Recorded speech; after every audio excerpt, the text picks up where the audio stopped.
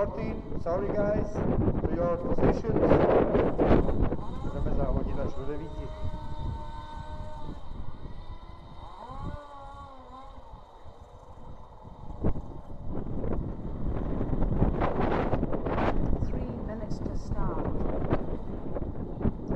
Do startu.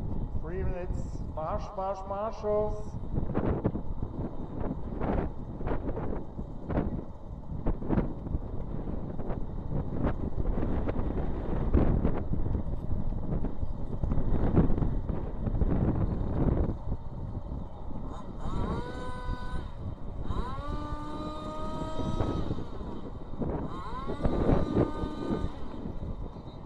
Mechanics, please take a reflex switch. Tim van der Elst, marshal number 3. And do we miss marshal number 6, number 8, number 9? Come on, guys. Group 14 to your marshalling positions. Let's go.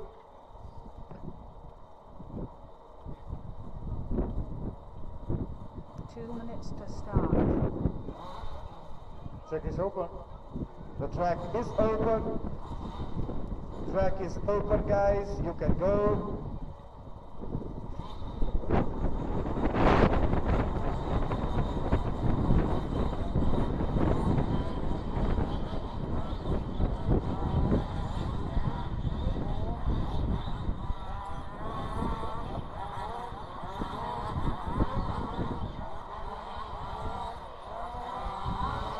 This is just warm up.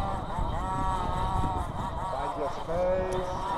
The track. Hello and welcome to Stařeč in the Czech Republic for the 2023 Large-Scale Off-Road European Championships, brought to you by EFRA and Elcon Models.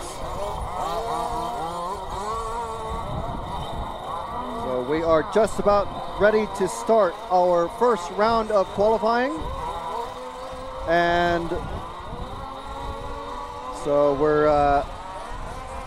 got cars out on track. First round is out, and these drivers, I'll read them off the names for you. We've got Richard Smith from the UK. We've got Bjorn Blair from Germany. Gerald van het Goor from the Netherlands, Mike Loeffler from Germany, Joost Zandbergen from the Netherlands. From the UK we have Wally Oates. From Germany we have Rinus Visser, and from Germany 2 more racers, Nekta Yaman and Boris Voss. So these are the first drivers out today. And just to catch everybody up, these are the first cars that have actually been out on track today. So we've had a bit of a slow start to the day just because of the weather. But that's racing, it happens quite often in fact lately. We have lots of drivers and their mechanics and spectators and family members out watching the proceedings and seeing what the track is like. This is the first time vehicles have been out on track. First time they've been driving with sand. We've got the sawdust, sorry, not sand, out on the track.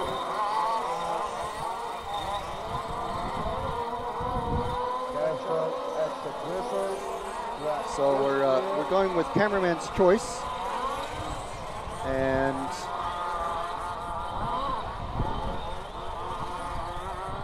don't have live timing at the moment, but we're going to be working on that as we go through.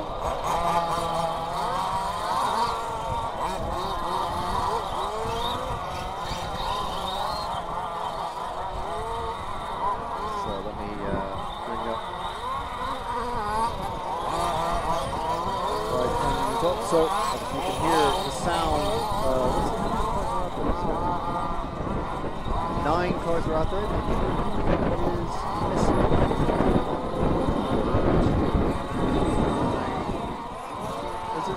We only have 1. Oh, everybody's out there.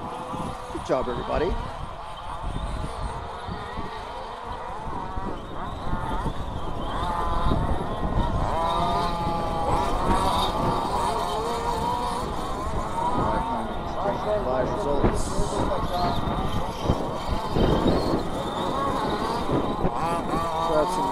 good chats with everybody out in the pits. Some good interviews with good talks with several Alpine racers. Oh, number 6 ran out. That's Wally Oates. So this is going to be critical actually for that number 6 car, Wally. He's being retrieved. I think that's Patrick Schweitzer. Number 6 has got the taxi on the side of the car.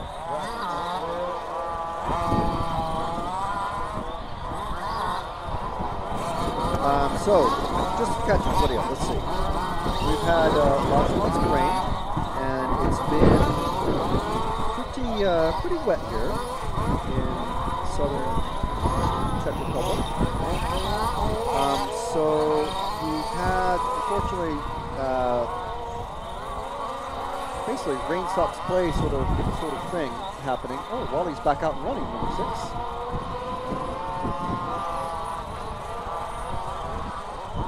So there's been a few team manager meetings, and unanimous votes required on all of these things.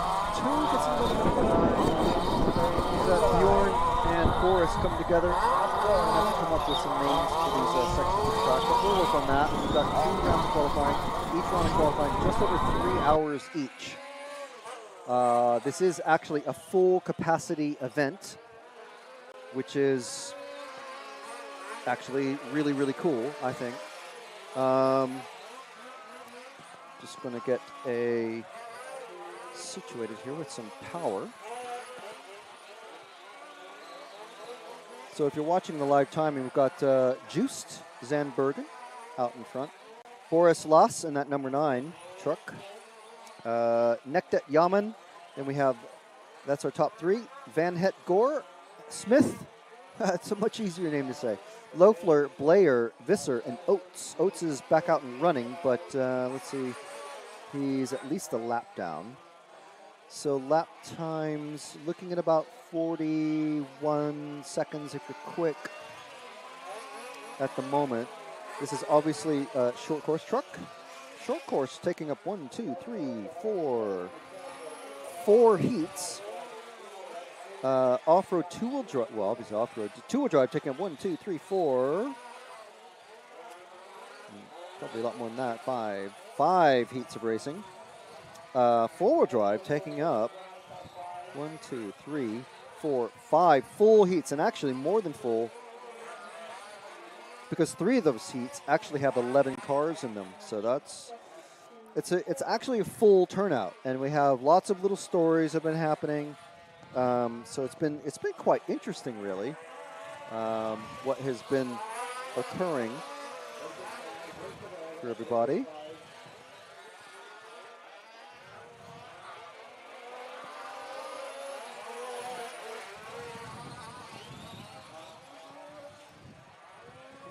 We have our usual Italian racer, or not Italian, Australian racer. How do I think he was Italian? Callan Gunn is here, and he's had some. He's overcome some pretty significant issues to be here, and we'll get into that very, very lightly, briefly.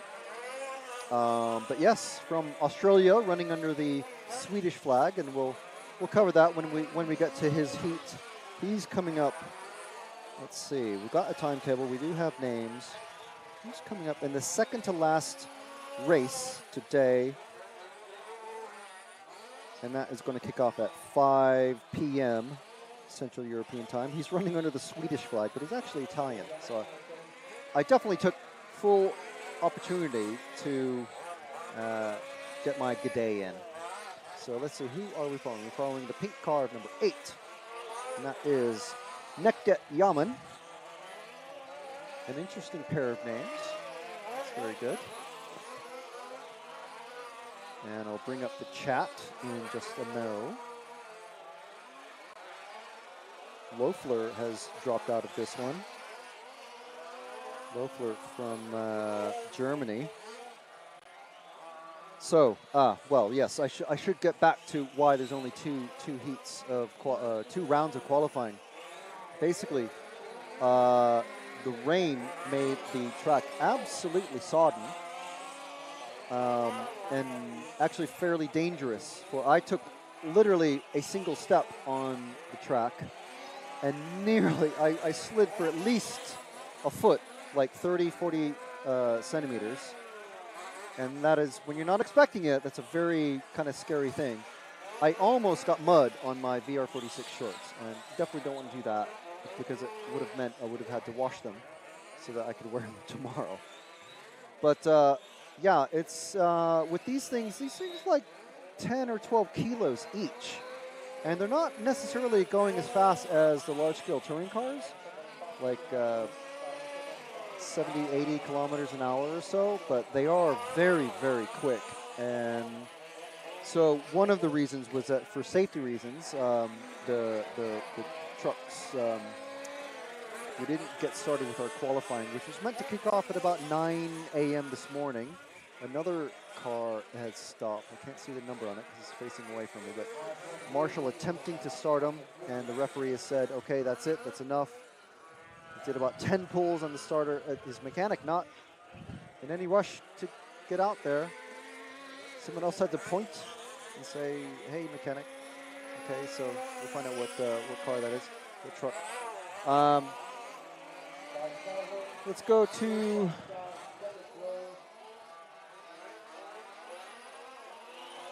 car number 1 is still number 8. Car number 2, the green car, is our second place car, truck, going down over the tabletop. That's a very easy one.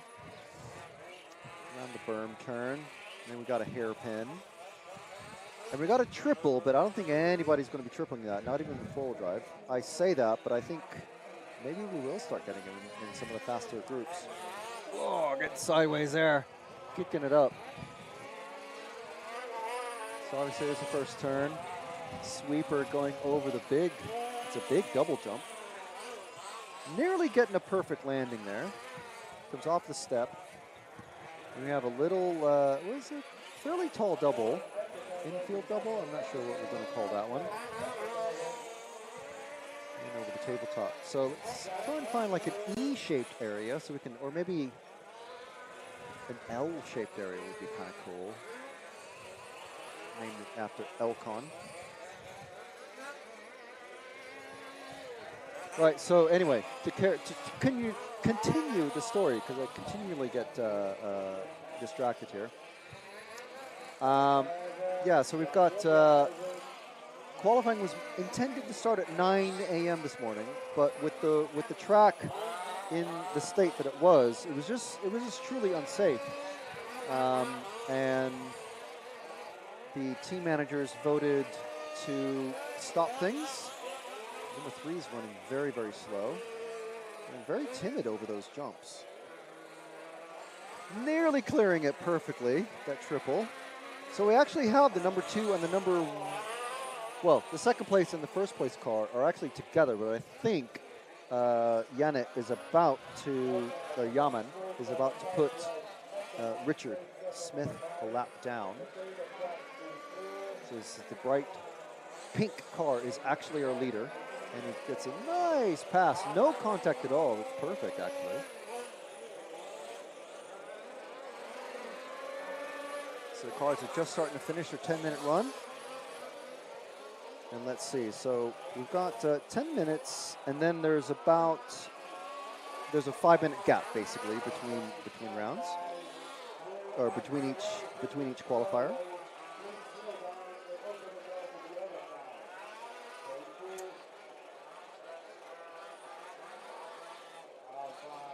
So Yaman taking that one with 15 laps in 10 minutes and 3 seconds. Richard Smith taking second. We're still waiting for Boris Loss to finish in 4th, but Zandbergen has finished in 3rd. Where's that number 9 car? Oh, he's just about to come over. He's very timid over the final triple. And there we go. So Boris Loss finishing in 4th. And you'll see the rest of the results on your screen. So the next group of racers.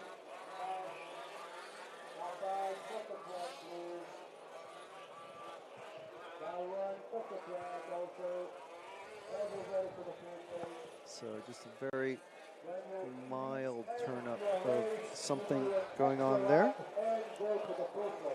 So many screens to look out for, and we're doing all sorts of things here behind the scenes to bring this amazing coverage for you, straight to you from Stařeč in the Czech Republic. We're about 3 hours south of Prague, and I think a couple hours north of Vienna in Austria. That's driving-wise, but as the crow flies, it's straight distance is a lot less, obviously. So we do want to thank our RCTV heroes. So we do have one who is actually watching right now. It's Olivier Vierda. Sorry if I've messed up your name, but Olivier is one of our first RCTV heroes. How do you become a hero, you might be asking? And what do you get if you are a hero? Well, first of all, you get shout-outs. You like this, of course. If there is a particular person that you want us to follow, we will make sure that we follow them first before we pay attention to anybody else's follow requests. So the next group of drivers are coming out just for the warm-up laps.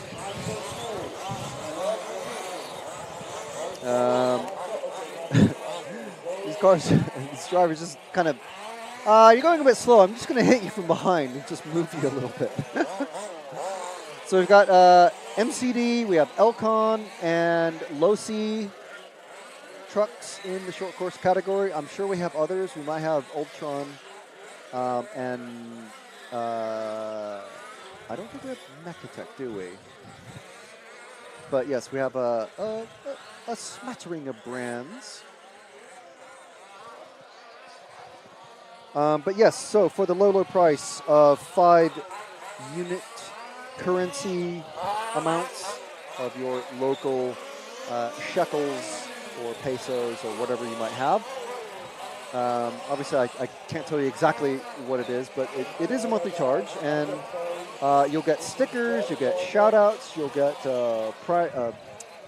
primary follow requests followed. I can't remember. I'm just kind of babbling. But anyway, any requests that you have for races to follow, we will do our very best to follow them first.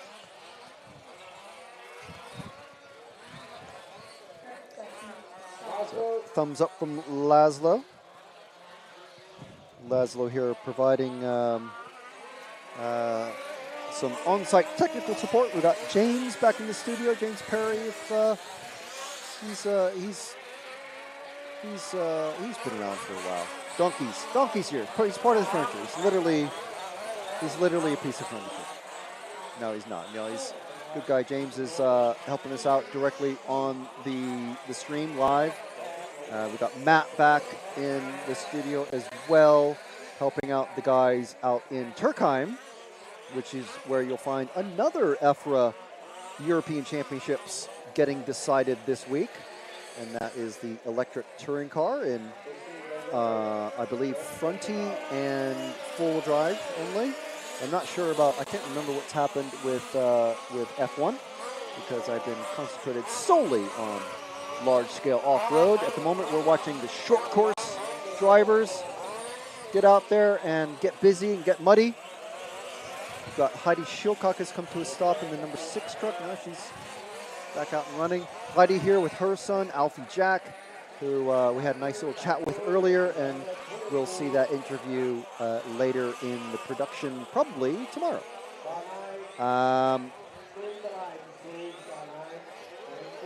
And let's see, who else do we have in this one?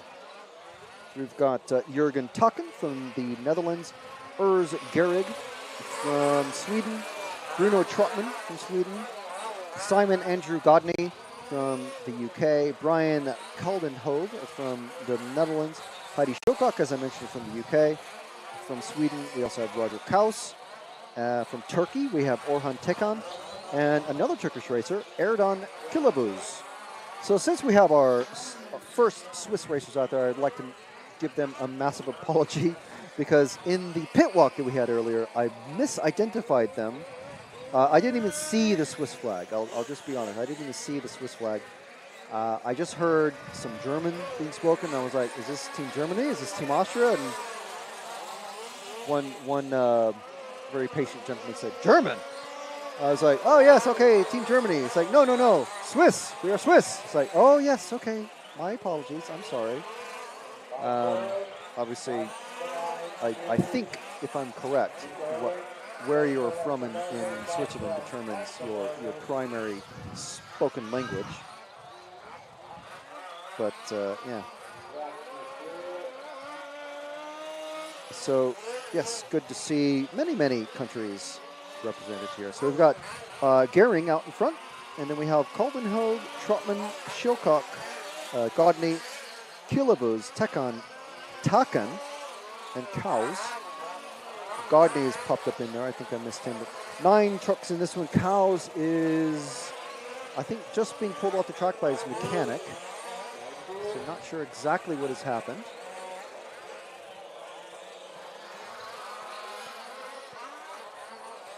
See Mark Kreisig out there, Mr. RC Fox himself. He's out and running. He's not feeling too confident. He was one of the early European champions, I believe, in this in four-wheel drive. It may have been short course, like the first run of the first time short course was a thing. And there was, I think, maybe 2 heats of them. And now look, they're like dominating the amount of racers in the UK National Series. Over 100 racers in each of those, in each of the national events, and basically attracting the faster drivers in the national series for large-scale off-road, which is fabulous to see. And we were there. We were there in Nene Valley the first time that they were run. MCD was the, I think, was the first and only course brand to support them for quite a while. And now we've got Elcon, we've got several Losi drivers. Although Losi is, this is the only class in large scale that they cover. I'm not sure how much support they do. Feel free to shout up in chat and correct this, but I believe large scale short course, it's good fun.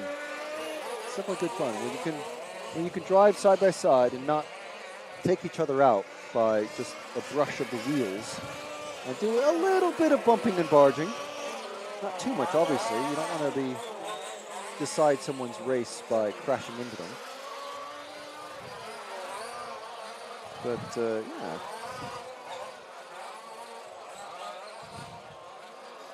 Good stuff. So, yes, we have had some rain delays. We are live here in the Czech Republic. Some may call it Czechia, but I think the Czechs that I talk to prefer Czech Republic. Just going to see if I can venture into the chat and see what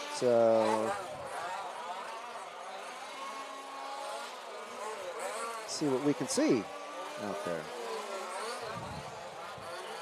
So we do want to thank Elcon Models for providing, helping to bring this coverage to you. Elcon actually present in all 3 of the championship classes this time around. They do have a short course truck, a little bit longer wheelbase, a little bit wider than the four-wheel drive buggy, but essentially the same. It's a little bit slower, a little bit. I guess if you're sort of new to the class, it would definitely be easier to drive because it is longer and wider. But that also means it's just a little bit slower, not quite as nimble as a couple of the Elcon racers were telling us. But again, enclosed wheels, basically, running the same, I'm pretty sure the same wheels front and rear as the four-wheel drive buggy cars. But I'm sure definitely real good fun. So Super Savage saying, used to race a Losi 5.2, such a fun truck to race, yes. Simon Miller saying the track looks awesome. It is absolutely nothing but praise for the track and the organizers. This is the RCA Stařeč track facility. owned by a gentleman named Martin, who's very nice and very passionate about the RC hobby, which is always great to see. And this is actually, we're not going to be showing it on camera, just to let you know, Jim, in case we have been.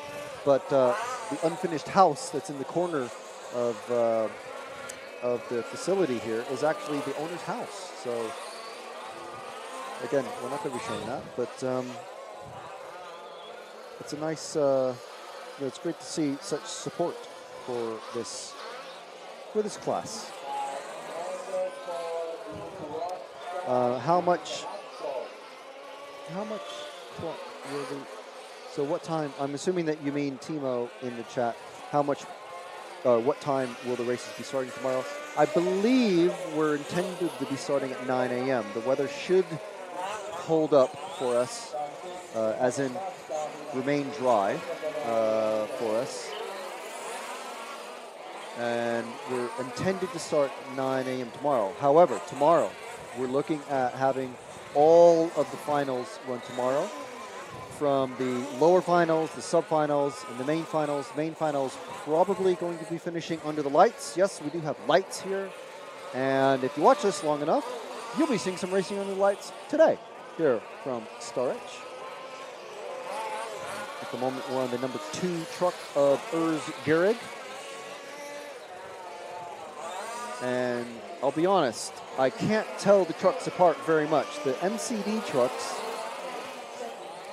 kind of have their own body without a rear spoiler or wing or anything like that. The low-C trucks, they have a particular look to them with a built-in kicker-up spoiler on the back, and then an added, you can add extra spoilers, it seems. I don't know the technicalities of the rules, necessarily. And then the Elcon trucks, and, well, I mean, they can be fitted to anything.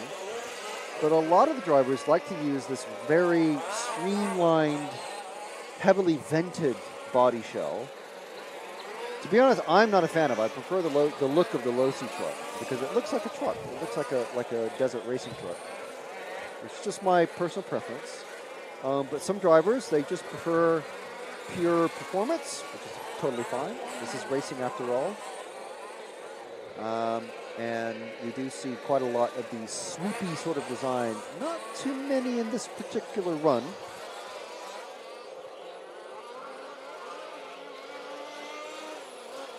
But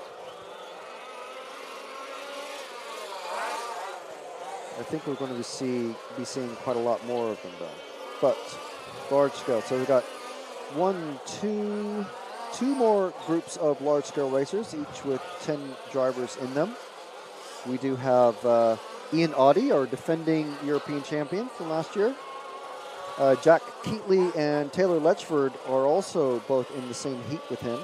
That's the final group of large-scale off-road, and that is going to be kicking off Group 5 at 3 p.m. local time. And that is not very long from now.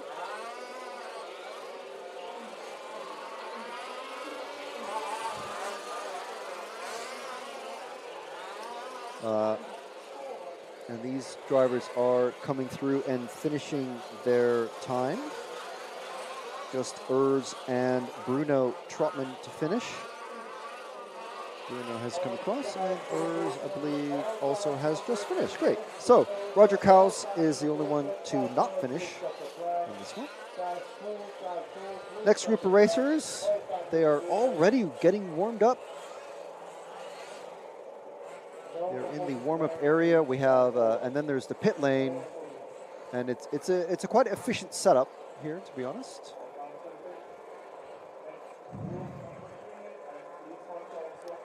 Drivers have they even have like a little waiting area to stand and wait.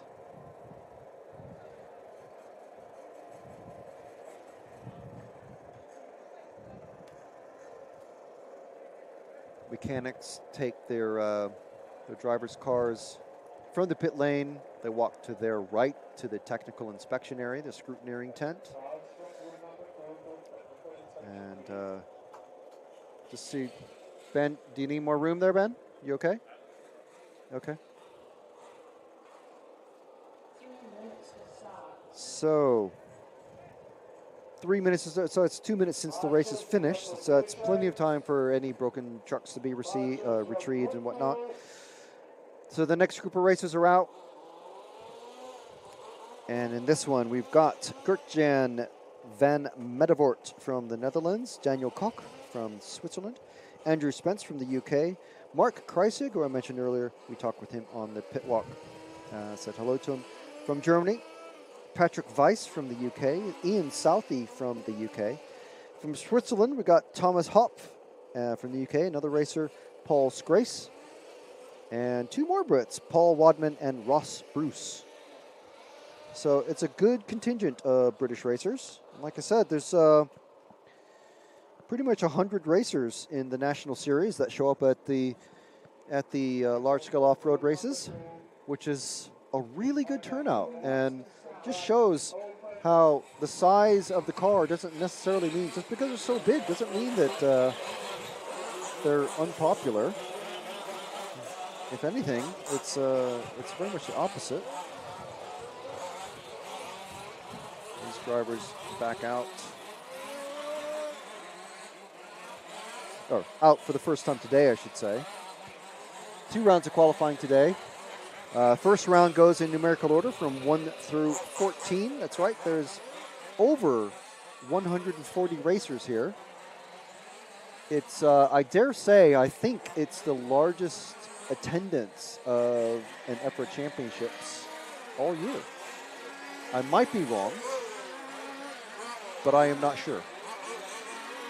I stand to be corrected. I welcome the correction.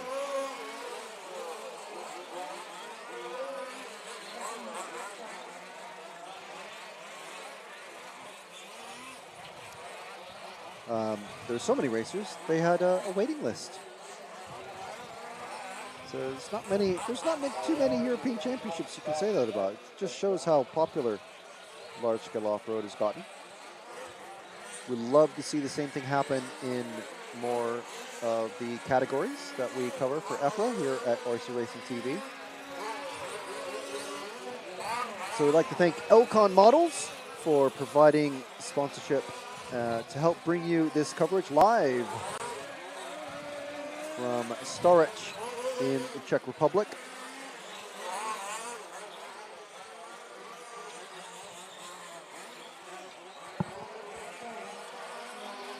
Let's see.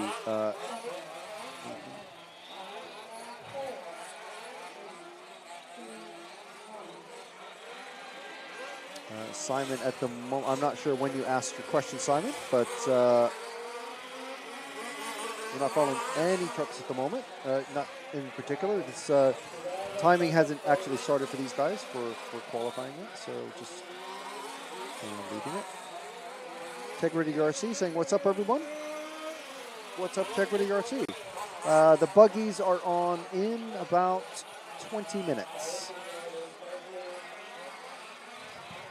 I'll give you an exact time. 2-wheel drive.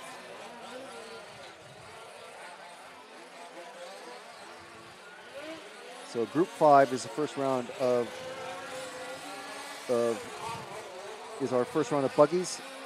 They're on at 3 p.m. local time. Just so you know.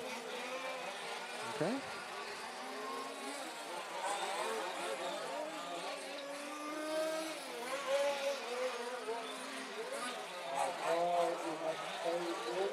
The next time short course is out is at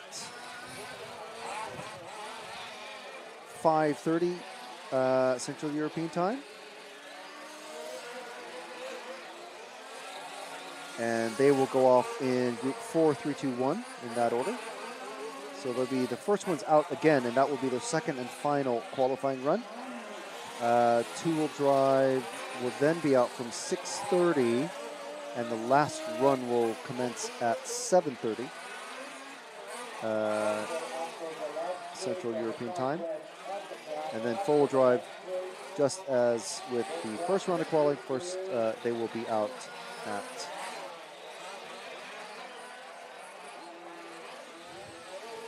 from 7:45 to 8:45. Actually, their last run starts at 8:45 local time, and so that means they will finish at 8:55. So 10-minute qualifying runs, and then there's a couple minutes for them to come in, and then about 2.5 minutes of warm up.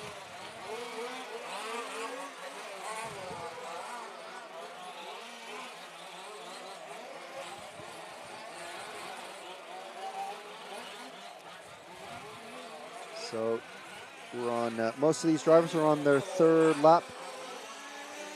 This guy's doing 38-second laps-ish. 38 to 40 seconds per lap, which is pretty good. Obviously, each group getting just a bit faster, just a bit faster. The next group of racers includes Jack Keatley, Ian Audie, and Taylor Letchford. Ian is looking to defend his 2022 European Championship in this class, but we have Elcon racers Jack Keatley and Taylor Letchford out there to, basically take it off for him.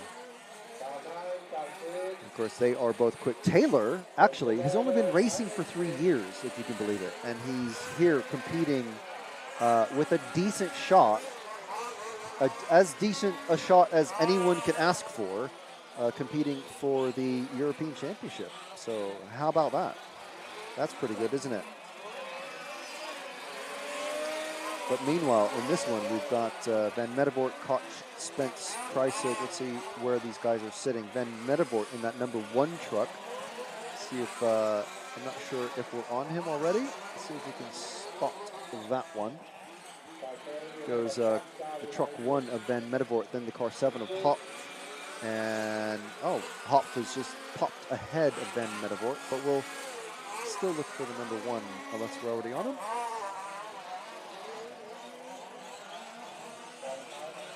Even with the numbers as massive as they are, almost taking up the entire side of the trucks. Oh, there we go. Going into the first corner, over the first big jump, is the middle of the 3 trucks about to go over the the double. So we've got the 6 and the 9 just in front of and behind him.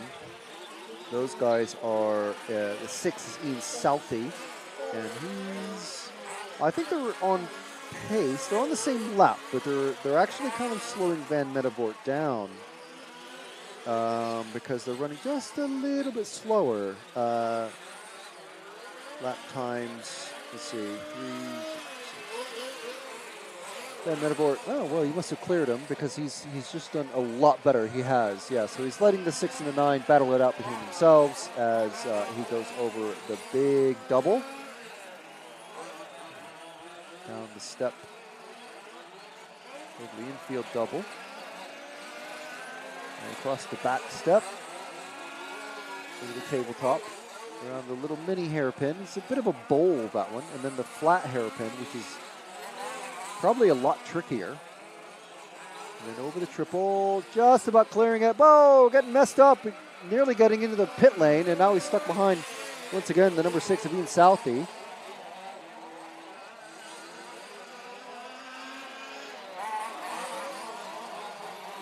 So now he's got to clear Southey once again. Oh, and nearly getting collected by the number 9 of Wadman. So Van Mettevort is the meat in between 2 slices of British bread. The Dutch meat. Oh, and he's got passed by Wadman now. So he's got all that work to do all over again now. And Wadman goes over. So that makes it easy. See what Van Mettevort does now with Southey.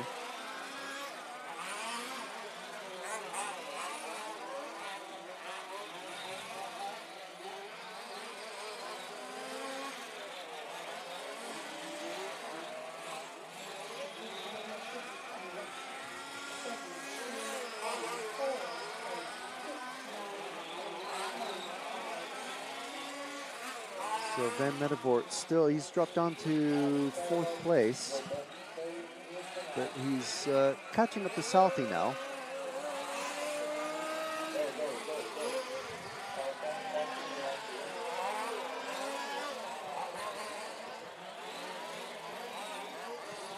Who's that? Number 3. Man, massive crash from Andrew Spence. He's 8th place out of 10, so it's not, he's not battling for the lead in this one. Let's find the number 2 of Koch, Daniel Koch. Where is he out there? He's one of our leaders. He's pulling away on time. He's pulling away from Van Medevort. None of these trucks have numbers in their front windows. They're only on their sides, so it makes it very handy. Oh, there we go. The number 2 is on the back section now, going over the tabletop in the green truck, around the bowl, and through the flat hairpin, and around the berm. Oh, nice clearance on that triple, and he's catching up to Wadman. And is that Van Medevort cleared him okay? No. Yes, it looks like. Van Medevort way ahead. So Koch looking to come up on traffic. There's Wadman, gets past it very easily. Number 7 truck is next. Thomas Hope from Switzerland.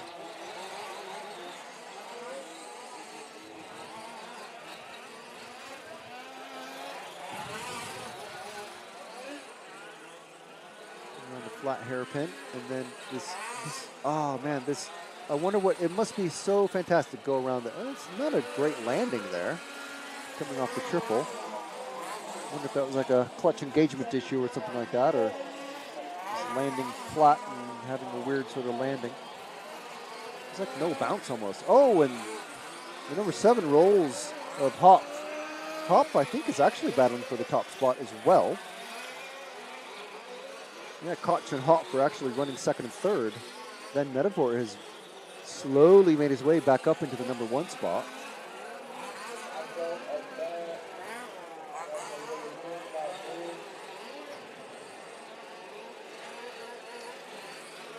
So running order currently: Hop, Van Medevort, Koch, Kreisig, who he didn't seem all that positive about his pace, but he's running 2nd at the moment.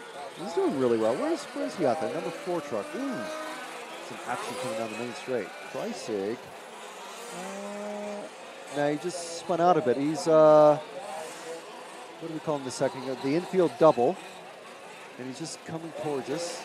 And then now coming away from us, going towards the back section. About to go over the tabletop. Around the little bowl hairpin. Here's Mark Kreisig. One of our early, I think our very first European champion in the short course truck class. Lots and lots of holes drill into the windscreen there. Get some cooling air. Plenty of air going over the air filter. All the trucks seem to be running fine. It's a weird bounce there. Track seems to be holding up okay. I didn't, in all my questions to all the drivers, well, I mean, no one mentioned any issues with the track breaking up or potholes appearing. Not a good bounce there. And now full speed in that first corner, drifting it around the first hairpin. And sounds like he's on his last lap.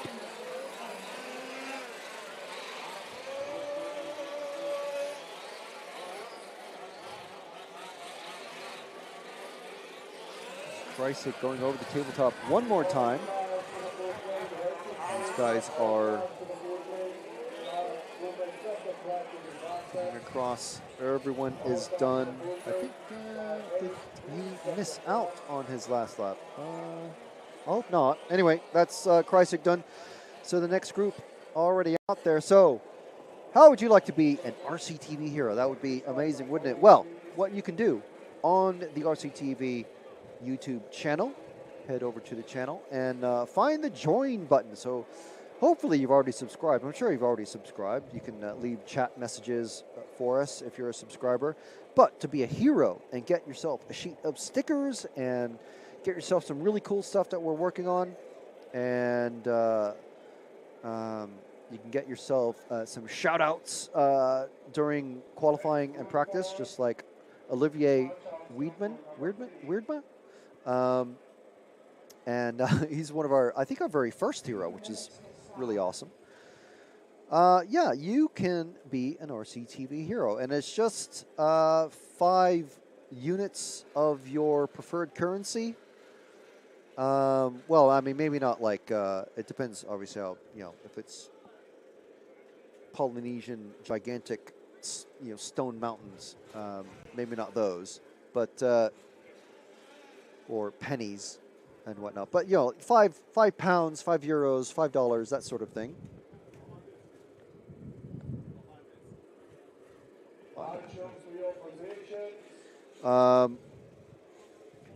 And you can, rupees might be an option as well. I'm not sure. But yes, you can be an RCTV hero, and you'll get a really cool shout out if you ask us to follow anybody in if we have a moving camera during practice or qualifying. We'll definitely follow your suggestions first before we consider anyone else's. And the coolest thing is that you get a set of RCTV stickers, which normally you can only really get if you're physically present at an event that RCTV is broadcasting from. So check that out. You can also check out the merch, RCTV merch, which we're all wearing today, which is amazing. Really good stuff. We've got a cool camo trucker hat with the new RCTV logo on it. We have I'm not sure if we have a windbreaker, but we definitely have a hoodie, which I'm also wearing. We have a couple different options of hoodies. We have various shirts, as I'm just watching Alfie Jack get a little wild going down the main straight. And yeah, so you can check out, there's a bunch of different shirts, and I can vouch for the softness of them, the quality of them. They're very nice. Yeah, do check that out. You can use the RCTV10 to get 10% off your first order. How about that? Very cool stuff. So the next race, we've got the fastest group of short course, large scale racers in Europe here right now on track in front of us. 10 racers. We've got Jack Keatley, we've got Ian Audie, the defending European champion. We have Taylor Letchford, we have Alex Mulder, we have Keys Jimink, we have Fabian Morat, we have Alfie Jack Shilcock, who is definitely going to be the top junior racer in this category, I'm sure. Matthew Stokes, we have Michael Puziat, and from Germany, Daniel Scholing. And this is not practice, this is qualifying. This is heads-up qualifying. Well, not heads-up, I shouldn't say that, because in the States that means proper racing. This is qualifying to the clock. So every driver has their own clock. I think they have started already. I believe they have. They have not. This is still practice. This is not practice. This is their warm-up period. So I think about 2.5 minutes of warm-up after the previous group has been called in.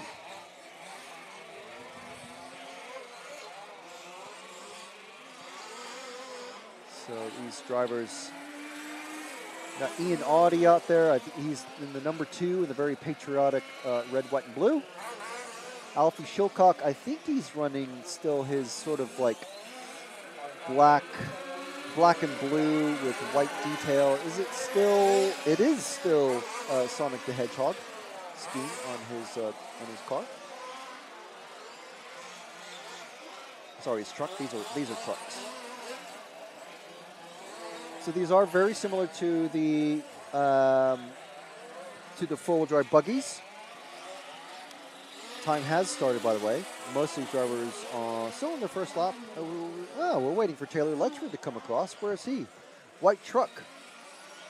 He is not running. He is actually in the pits. That's not good. What's happened with Taylor? He's one of our fastest 3 drivers in this group. And he's not running. Something has gone wrong.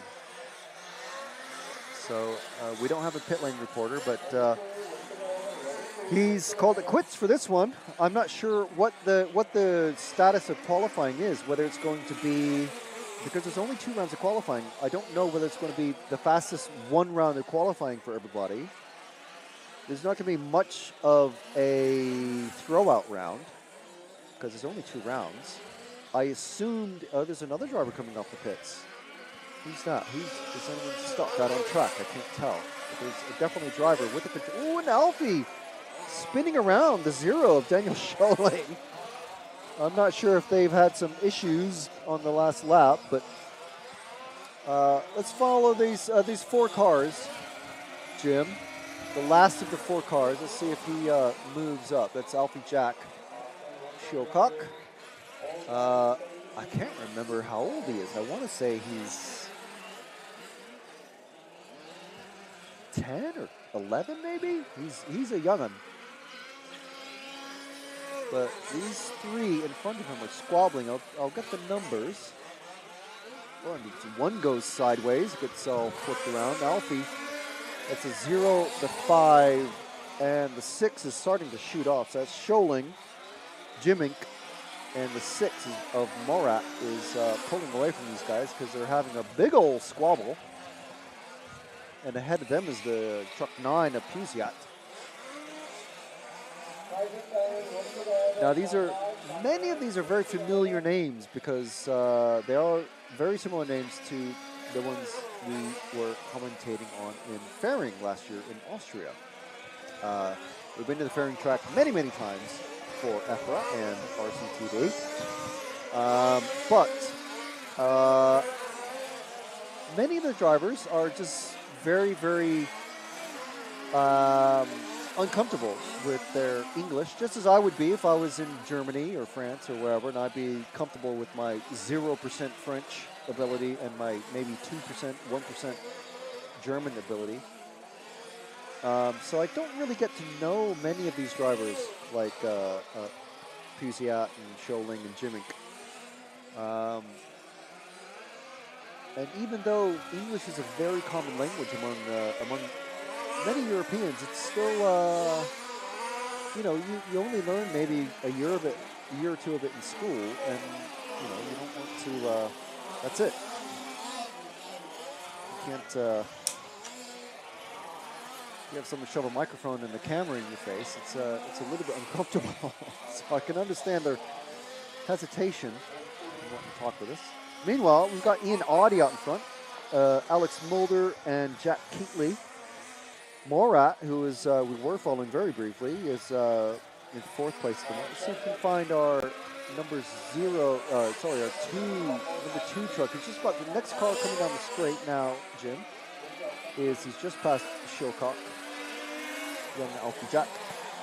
Okay, so actually we have our number 1 and number 2 trucks in a row here. So the number 2 truck is this red, white, and blue. It's more white, red, and blue, but still. Behind him is the dark and yellow truck, number 1 of Jack Keatley. We talked with him, and he gave some of the ins and outs of his Elcon machine. Car 10 has been told to watch his driving, and they will get called for a stop-and-go penalty if they start to take out drivers. It looks like Ian Audie is pulling away very slightly from Keatling. We're hoping that Letchford and Keatling can give Ian a good run. We don't necessarily cheer for any particular driver. We cheer for a good race here at RCTV and EFRA. At the moment, Keatley's dropped down to 3rd position. Alex Mulder in the number 4 truck taking over the 2nd position. Let's see if I can spot him out on track. As Ian rolls over and gives up loads of space to Keatley. Number 0, the wild driving car of Scholing just ahead of them, and he's given them plenty of space, and he's let them go by. Nice and clean. Very good. Excellent job. Number 4 is... Okay, I've spotted the number 4, but he's kind of on his own, not doing anything supremely special. But it looks like Keatley is just going to let Ian clear the way and move traffic out of the way. So Ian is catching up to the traffic and encouraging the referees to call the traffic and make him move aside. that means he gets a bunch of, yes, he's moving quickly, but he's moving not necessarily as quickly as Keatley, who's just behind him, all over his back bumper. But Keatley, let's see, so he's only running about a second behind. If Keatley is able to get ahead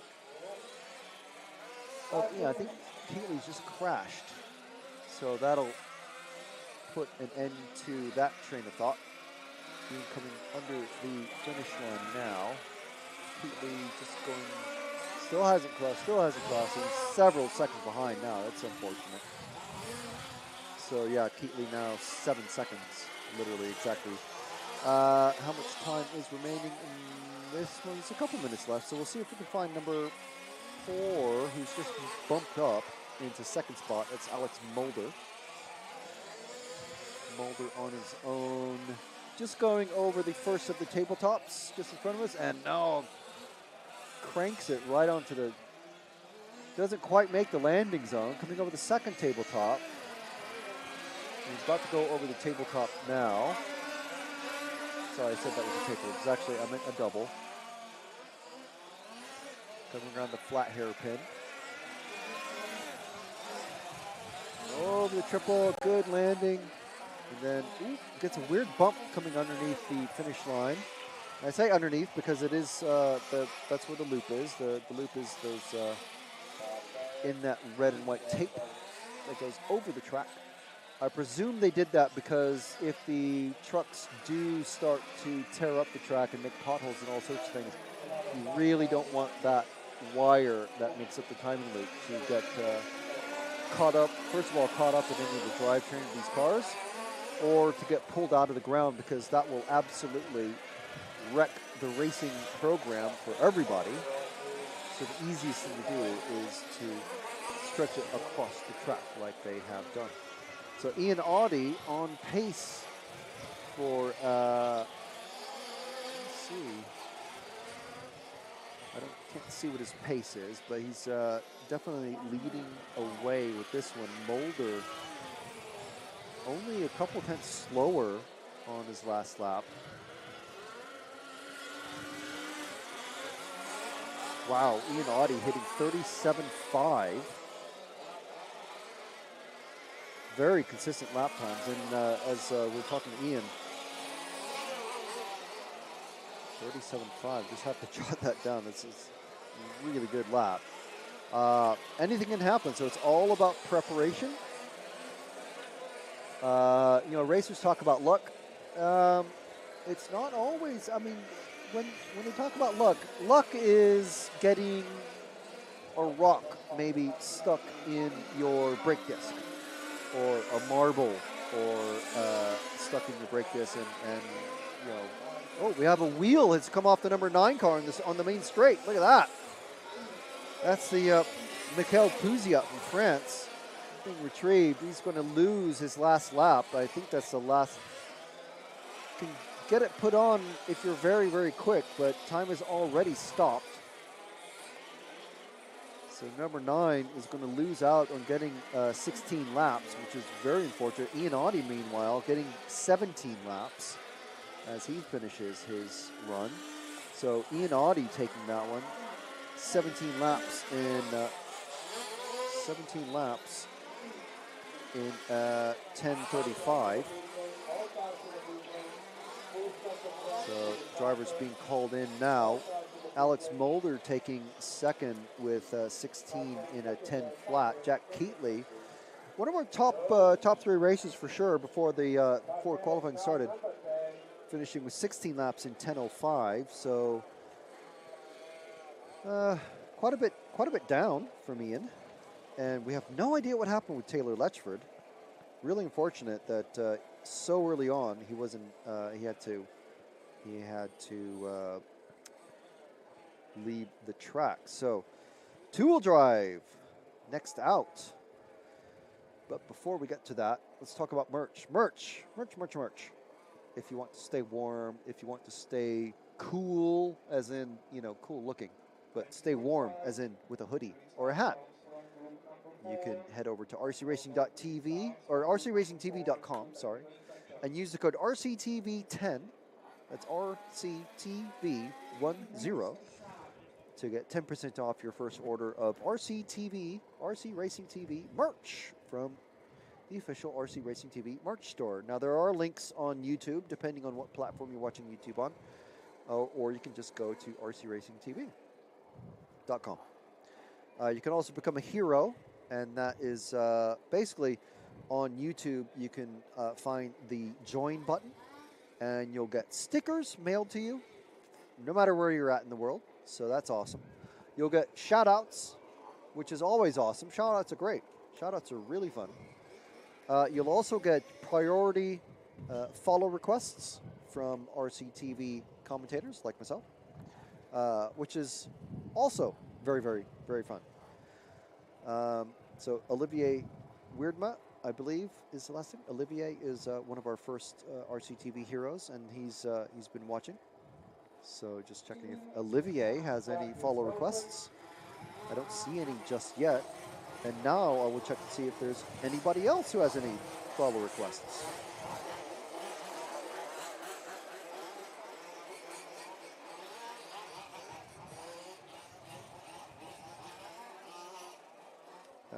Timo is saying, is it already decided in which country the EFRA race is next year? I don't know. I think there's talk, but it still has to be voted in at the AGM at the end of the year. So I believe it's coming up in October or November. And Other is saying, I have never seen this format before. Very cool. I used to race 10th buggy in the 80s. Yeah, so 10th buggy. Let's see. The tires are literally about half the size across. But the actual cars themselves are probably 2.5 times the length of the classic JRX2s and Ultimas and RC10 Gold chassis, that sort of stuff. They are huge.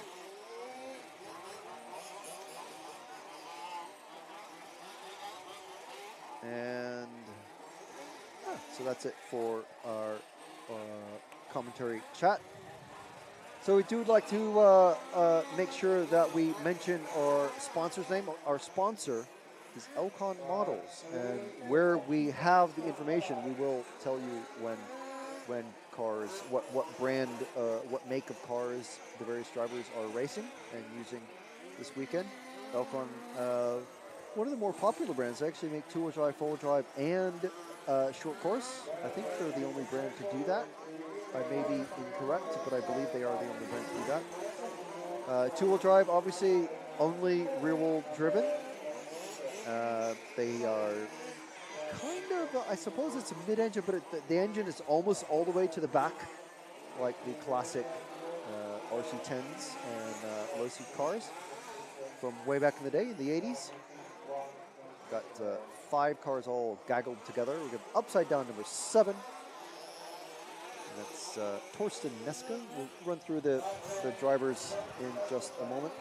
Four-wheel drive are obviously four-wheel drive.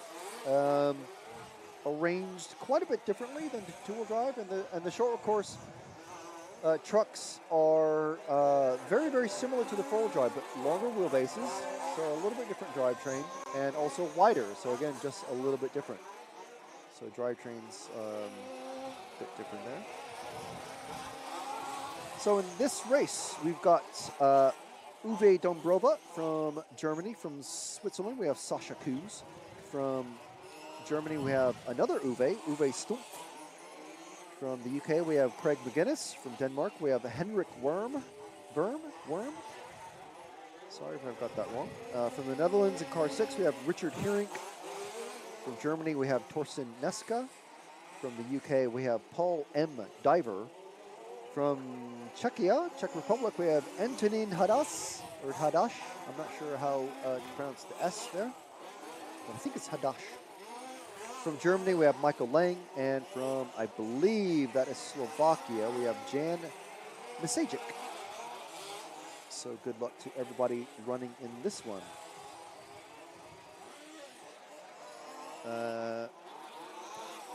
Question in the chat, why are these cars so slow? Well, you might think they're slow, but they're about 10 to 12 kilos in weight and nearly a meter long.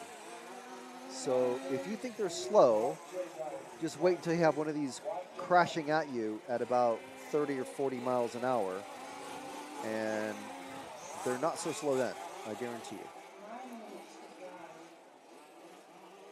So 1 minute down and 9 minutes left in this one. So at the moment, we've got Sasha Kuz going out in first place in the number 2 car. Number 3 is Uwe Stumpf. Then we have Michael Lang, Craig McGuinness, Paul Diver, Richard Hierink, Torsten Neska, Antonin Hadas, Henrik Worm, Uwe Dombrova, and Jan Nisajic. So we'll try and find the number 2, unless we're already on it. No, it's, I think it's you're on him. Jim's already on it.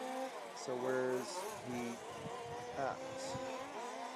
Also, another reason why these cars are quote-unquote slow is that this is the slowest group of racers after time to practice. The fastest group of racers, which will, to be fair, they will be quite a bit faster than these guys by a few seconds per lap, potentially. They will be out, fastest group of racers, including our defending European champion, I believe. No, he's in four-wheel drive. But our fastest drivers are going to be out in Group 9, which is coming out at 4 p.m. Central European time. And immediately after that starts four-wheel drive qualifying. So 2 rounds of qualifying today, and then we have the finals coming at you right in your face tomorrow.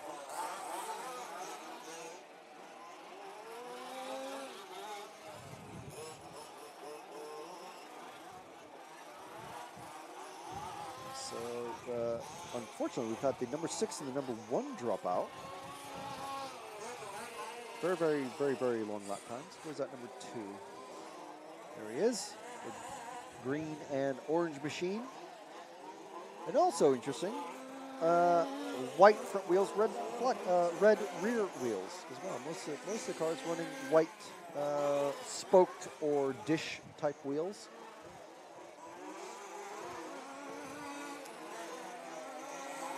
I've never seen one of the tires break, but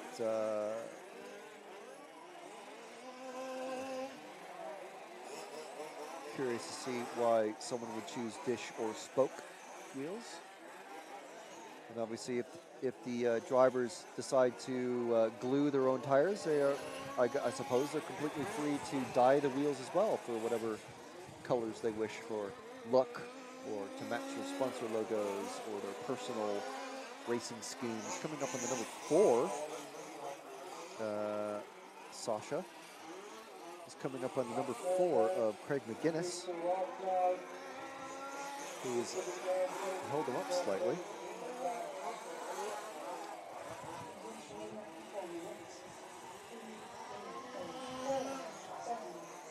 And then McGuinness gets tangled up with the number 7, who's running a very, very similar scheme to Sasha, which makes it quite confusing. So the 7 is Torsten Neska.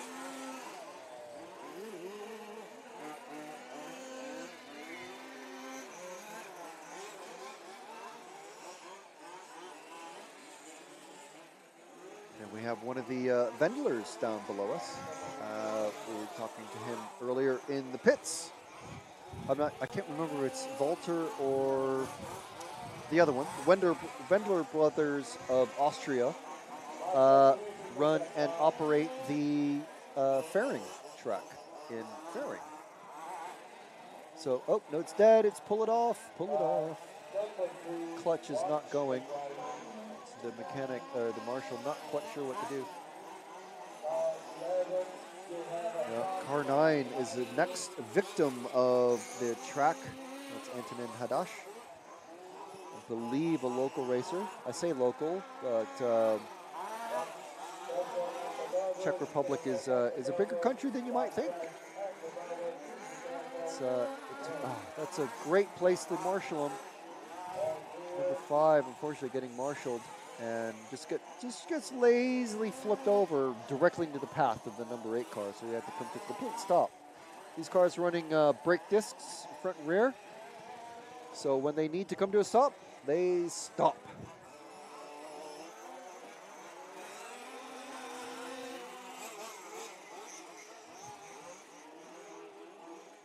So Sasha Kuz in that number 2 car, still out in front. Uwe Stumpf running second. Diver, then Masijic, Lang, McGuinness, Neska, Worm. I think Hadash, is he back out? No, he is not. I see the car being worked on, so Hadash is out. Hadash, Hirink, and Dombrova.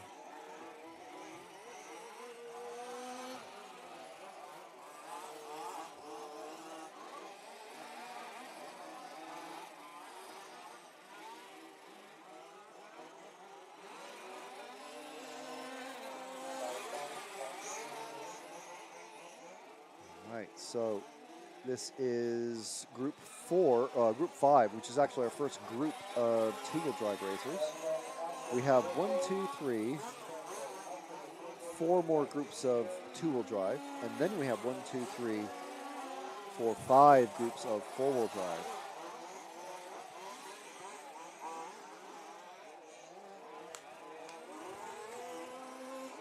Three minutes left in this one. Running order, well, no, McGuinness has popped up a bit.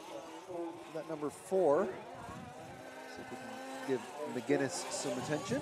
Not too much attention, you don't want to curse anybody. Number 4 is the Union Flag car, about to come over the tabletop now and into the bowl hairpin. Still need to find either an L or an E-shaped section of track. E is a very difficult one for us to find on RCTV and EFRA, but L is much, much easier to find. You might have a potential of an L-shaped section in that first mini hairpin as McGuinness is coming up with a number 5 of, is that Worm? I do apologize to no end if when I mess up someone's name, I do apologize. I do like to make sure that I pronounce people's names correctly because, you know, it's their name. We've got to be proud of it. So, not quite clearing that triple. Worm, well, not making it that easy for him, but he gets past anyway. Worm getting sideways, trying to drift it around the first corner and not quite sticking it. That allows the number 7 of Neska to get past as well, as we're still on McGuinness. So the next car behind is, now it's Neska from Germany. Running a very un-Germanic and almost British-inspired. It's almost like a Rasta sort of paint scheme with the bright yellow and bright orange and bright green. And then it's got like almost Union Flag colors on the rear wing. Well, the wing, I should say. Is McGuinness running a upside down wing? It's definitely missing the side air dam on the left side, on the right side. It's a broken, oh, now very slow rollover. That's unfortunate. Great landing there from Neska though. Very soft, pillow-like landing. Now he's got the number 5 behind him with Worm once again. So let's see where these guys are on the timing. Actually, I can see we've got, we do have a timing board up, which has the time and the car numbers, which is very handy. So McGuinness has dropped way down, well, he dropped way down the order, and then he's popped back up into 4th. So okay, but he's definitely dropped out of the top 3. I believe he was either 2nd or 3rd when we started following. So we definitely haven't done him any favors, I must say. I do apologize, Craig. But driving is finished for most of these guys now. Oh, and we have a dead car on the straight. This is car number 3 of Stumpf, Uwe Stumpf.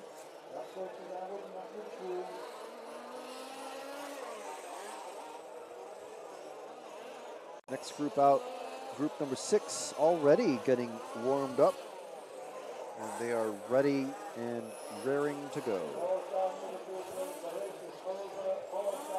So finishing order with that one, Sasha Kuz, Masijic, and we've already lost the time. But Kuz taking that one. Next group of racers, we've got Czech Republic, Latvia, Czech Republic, Lithuania, LVA. Did I get that one wrong? Latvia, Swiss, German, and Swiss. Once again, for any Swiss racers that are here and were present at me confusing you guys for the Germans or the Austrians, I can only provide my heartfelt apologies. It's hard enough for me to see my own feet at the end of my legs, but to which means it's very easy for me to miss the gigantic Swiss flag that was hanging on the front of the tent that all the Swiss racers are in. So, huge apologies once again. And you know, on this grass banking that's to our left, when you get back on the no rush, but when you get back on the camera, Jim, show the we have several viewers on the. We have like a big grass bank that separates the sort of the track area from. I guess it's like a horse paddock that's next to us, and yeah, we have several actual just people from town just watching. There we are. Showing them on screen now.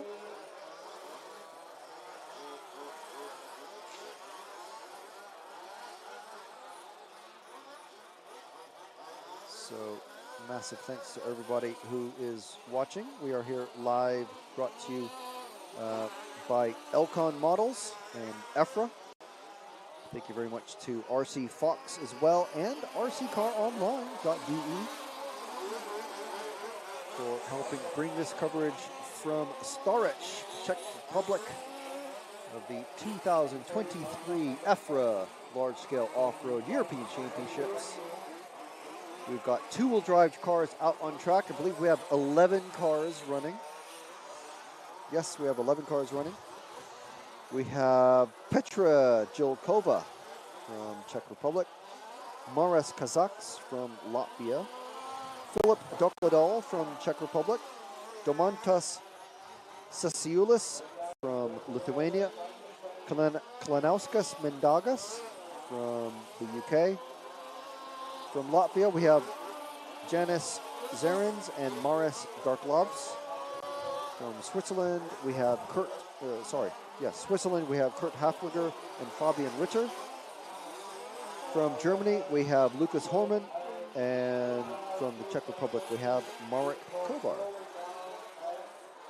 So these guys are out on track right now, and their time has just started, just a few seconds ago. So the first one to cross the line is the yellow wheel number 4 of Celsiulis, the number 9 just behind them of Ritter. So let's follow these two cars around the track. I think it's fairly easy to see. Actually, no, the number 4. He's running German colors. So that's very confusing.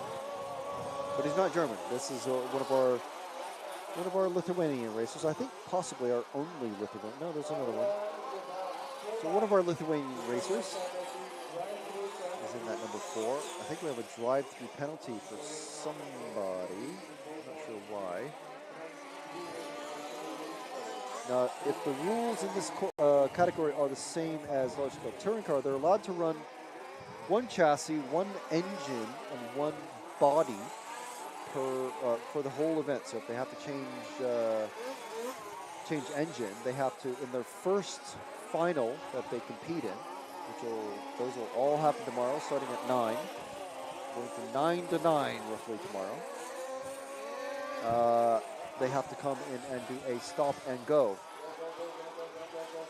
So someone has just come in, not sure why, but it was a stop and go for Petra Jilkova from the Czech Republic. So we're still on the, it's not quite a battle. They are attempting to beat each other, but this is not a battle for position necessarily, as the 9 is just able to squeeze by. Nice pass, a little bit of contact there, but it doesn't matter. Nothing happened. Yeah, good pass. coming off of the first of the doubles. So we'll follow these guys as they finish their lap, as they come over the triple. Ooh, a little sideways there from the 9. So see, he loses the traction, so he's not able to clear that triple. So let's go to this action in the midfield now with the 8 and the 3, the 7. The 0 is just flipped over, so the 8 and the 3, let's concentrate on them and see if they can take it amongst themselves to let the other 2 cars catch up. The 8 and 3, these 2 drivers are in the 8 car is Hafliger from Switzerland, and the 3 is Philip Dokladal from Czech Republic. And they are all together. Look at this group gaggle of cars. Now it's the 8, 1, 3, and 11. The 1 is Jokova, who had to do that stop and go. 11 is Marek Kovar from Czech Republic. There's 4 cars. This is what Nick likes to call clumping. It's like there's this whole big track that's out there. All this big, glorious area to run around in. And what do these guys do is they drive together. And you can just see maybe a flash of color behind them. The 4 and the 9 are also still together. So it's just how it happens with racing.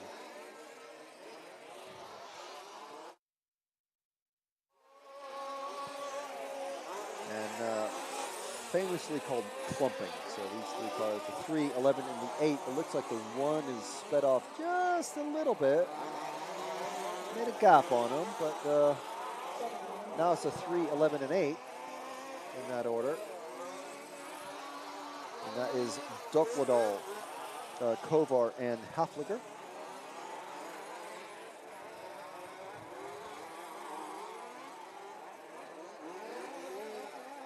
Coming around the bowl hairpin. It's a very short hairpin, that one. And then the flat hairpin, which is probably a lot trickier, especially if you're able to get a good acceleration out of that bowl. Maybe go up high a little bit, get some extra acceleration coming down the banking. Oh, and which one was that? It was a 3 flipping over, I think. I think that was the 3 getting rescued. No, the 8. Oh, and is it broken? Yeah, look at that. Look at that front wheel, definitely broken. That's the 8 of Hafliger, Kurt Hafliger and he's getting rescued by one of the Swiss, his mechanic.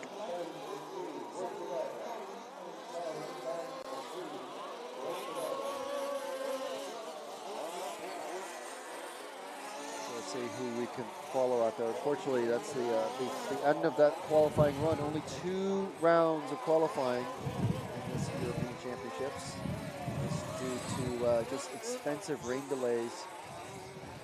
Several meetings with the team managers to try to decide what to do, whether to wait it out or just drive. And they decided to wait it out. And unfortunately, not able to get 3. If we were to get 3 rounds of qualifying in, we'd be here until about midnight. And I know it's the European Championships, and I know it's a beautiful country and all, but we don't want to be here racing until midnight, I don't think. Especially, probably the locals really wouldn't appreciate it. So, are we on the 3 and the 0 battling together, Jim? The 3 and the 0? Just coming over the second double. Well, now it's the 0 and the 4, and then the 3, and then the 11. So these guys all clumping once again, coming around the bowl hairpin, flat hairpin now. Over the triple, not quite making that triple, just not enough forward acceleration. Four-wheel drives should be able to do that. I think the four-wheel drives they're the same wheelbase. So they might be able to get better drive than the short course trucks, which have a slightly longer wheelbase.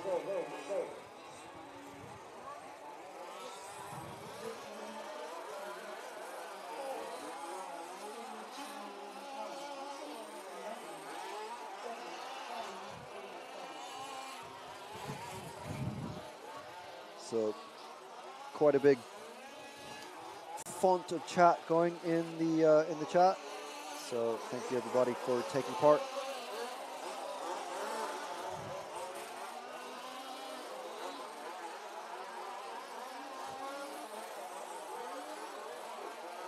So we do have subscriber-only chat. You don't have to be a subscriber, but if you do subscribe to the RCTV, Racing TV, or EFRA, and you're trying to chat on YouTube, if you're a subscriber, your chat message will show up immediately. If you're not a subscriber, it will take several minutes for it to actually appear. There is no two-wheel drive, two-speed transmission, just single speed.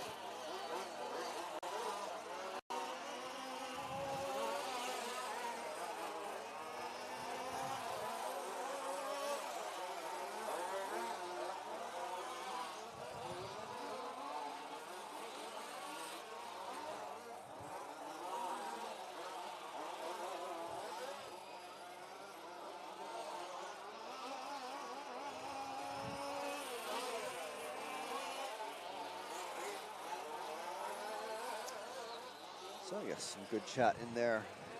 And don't forget, if you wanted to follow any particular car, we will assign priority to follow requests to our RCTV heroes. So you can be a hero by just finding the join button on the RCTV YouTube channel and joining that, and you'll get a cool little badge icon. You get a highlighted name in the chat, and you'll also get a set of stickers and also that priority treatment when it comes to follow requests.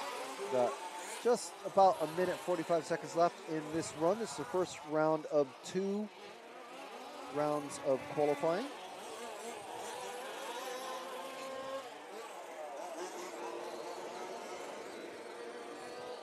See who our leader is and see if we can spot them.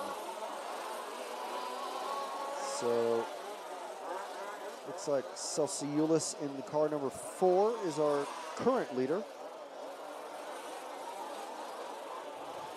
And then it's the car 2 and 9. Where's car 4 at? It's probably in this middle group of cars. Maybe not.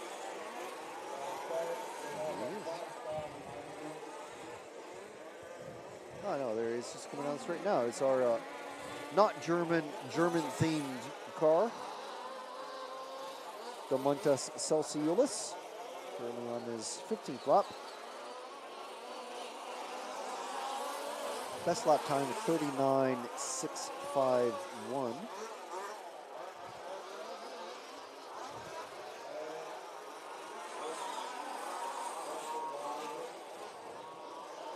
Four-wheel drive going to be out in first round of qualifying for four-wheel drive. They're going to be out at 4:15 at Central European time. So that is about 55 minutes from now. Upside down car. Who's that? The number 9. I love how on Marshall you can see the numbers all the way across the track. The 9 and 7 battling together and get slightly stuck with each other once again. There's that number 4 of Celsiulis coming over the second of the doubles that we've got on the track here. Time has expired. He goes over the tabletop, around the bowl hairpin, around the flat hairpin, and then over the triple. See what kind of, I think it's just better rather than trying to make the third jump, just double single it. It's just going to be the easiest thing to do. So that is it. So finishing with Celsiulis taking the top spot in that one.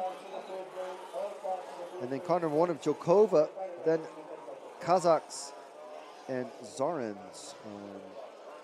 I've lost my timing already.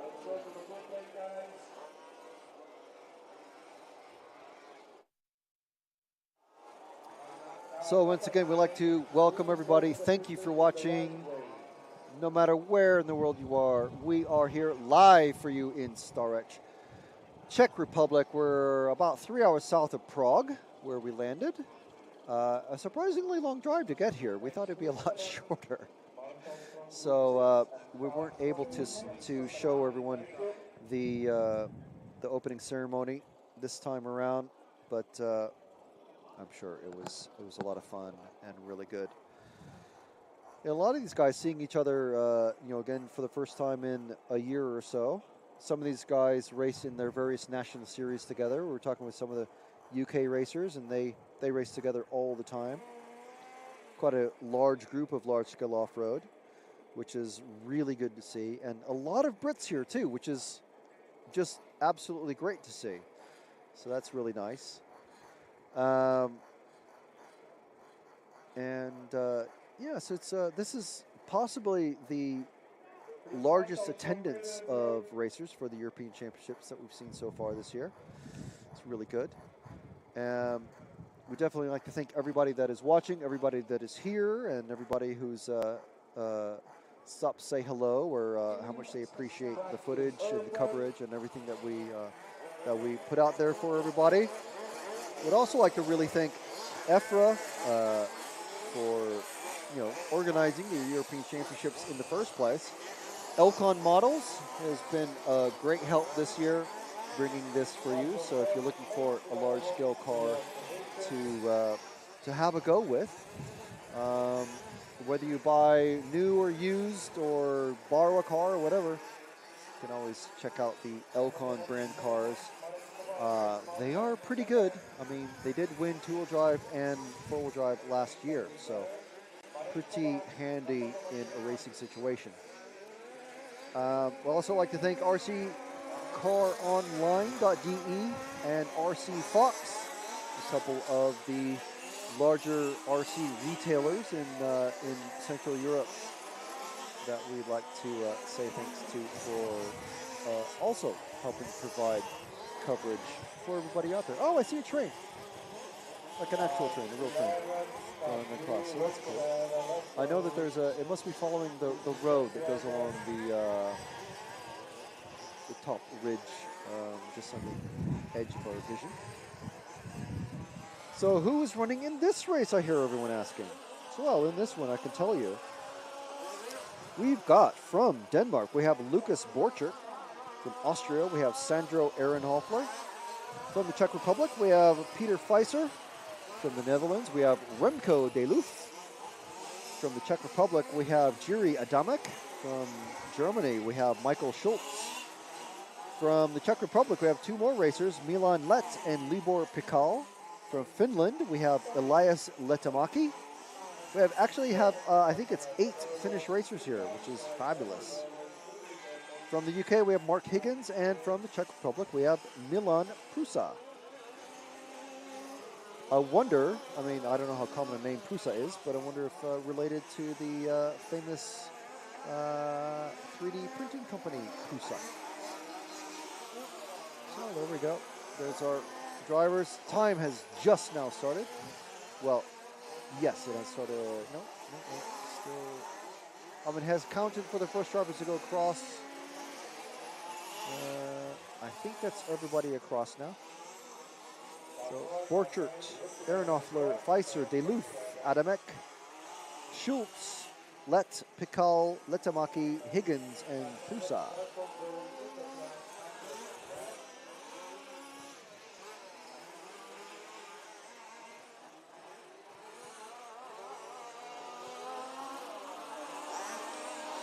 So Borchert in the early lead with this one, but it's not because it's because he's car one.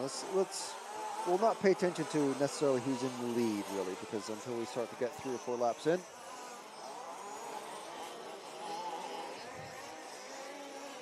But for purposes of following a car, what car are we on, Jim? We're on car 1, yeah. So we're following car 1. That is Borchert. And I think it's the car 2 which is behind. Yes, so it's car 1 and car 2.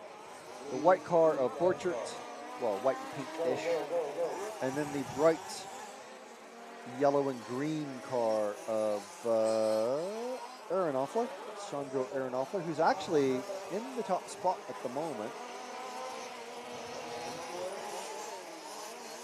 So let's see if if Sandro is able to catch up to Lucas, because that might slow him down then.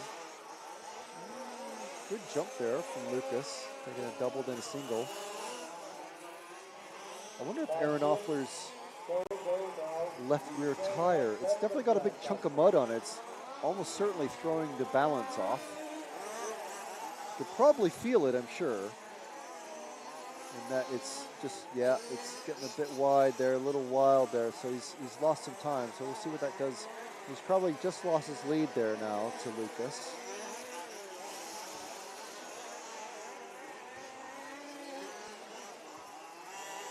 Every few minutes I feel the tiny drop of rain, but nothing's coming of it yet. So let's see where Sandro has just crossed now. He hasn't lost any time. Well, I mean, he definitely lost time, but he hasn't lost his position. 39.8 and 40.6 seconds for Lucas and Sandro, respectively.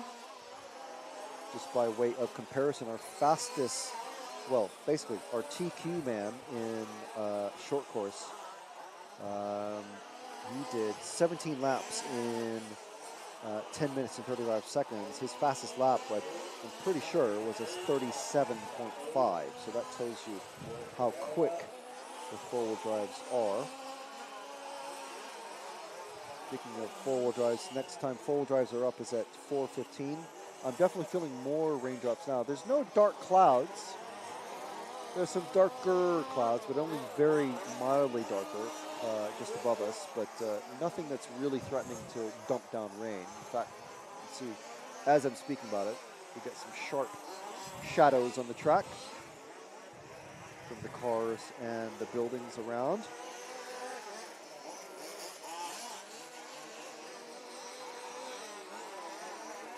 As Lucas is coming around once again down the main straight. One thing that the rain has done on the track is definitely kept the dust down, which is quite good.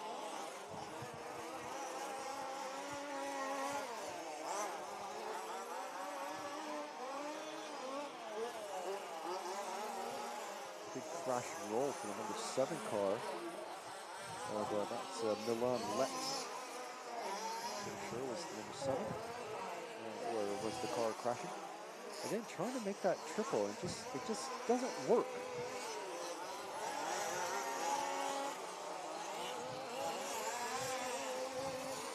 I think it's more just a factor of, and we have a dead car. Look at that. Look at the crash. Dead car in the first turn, the second turn actually. Pieces of it laying around the track. There's a mechanic already out there on the scene. You might not want to cross the track there, guy.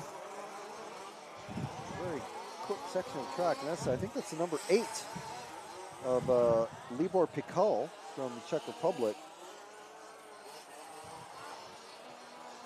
It is not good. And he's falling down the order, so I'm pretty sure that is Libor.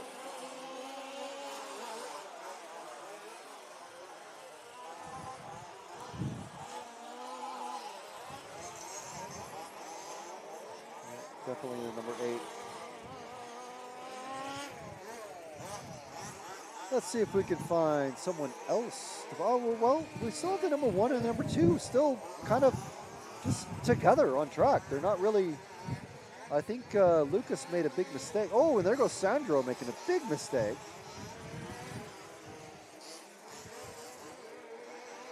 The 10 and the 3. Let's follow these 2 cars coming over the second of the doubles. The 10 and the 3. That is Mark Higgins and Pfizer. Higgins, now that's a familiar name, isn't it? I wonder if that is the same Higgins. Potentially? I was certain that there was a Higgins in short course. Maybe I was imagining it. Must have been.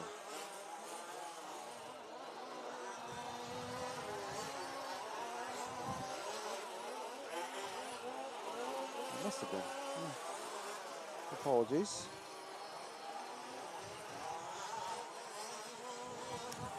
Meanwhile, Sandro still in the lead, even with some major mistakes.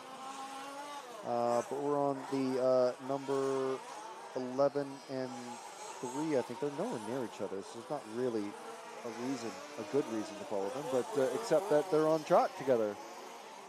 So we can kind of take care of two birds with one stone, so to speak. Number 3 running a interesting sort of like a honeycomb themed side pod.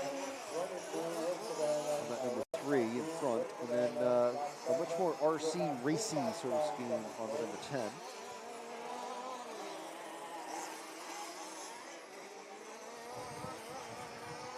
Oh, here's a good demonstration. Look at the number 7. This is about the third of the 3 cars coming over the second of the doubles.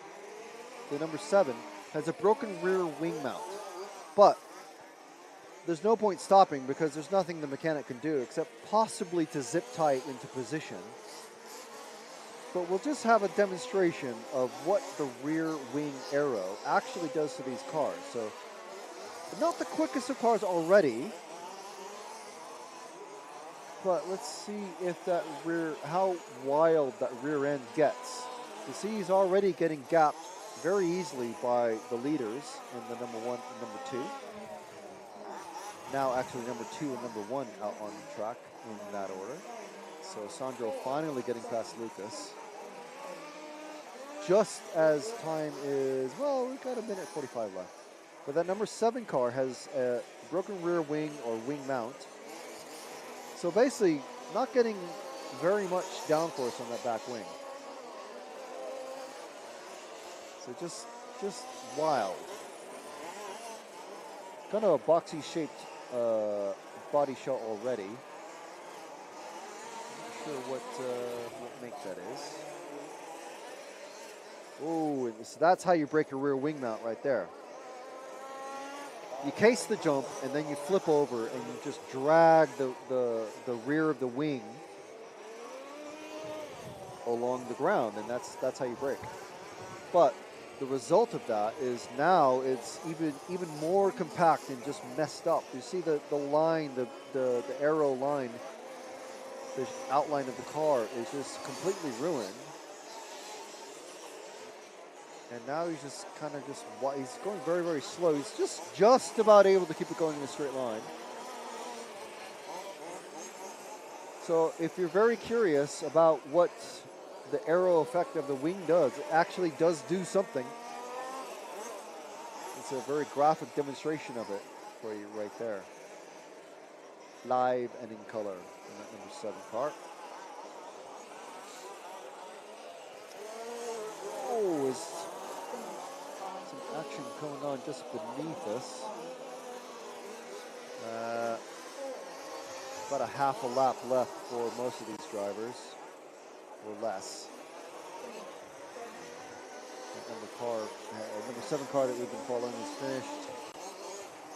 Let's just go on these 3 cars that are just coming over the tabletop now, just so we have someone to follow in these last 20 seconds or so.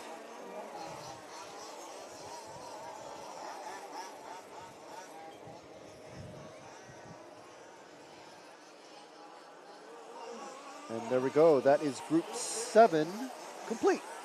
So Group 7, next group out, guess what? It's going to be Group 8.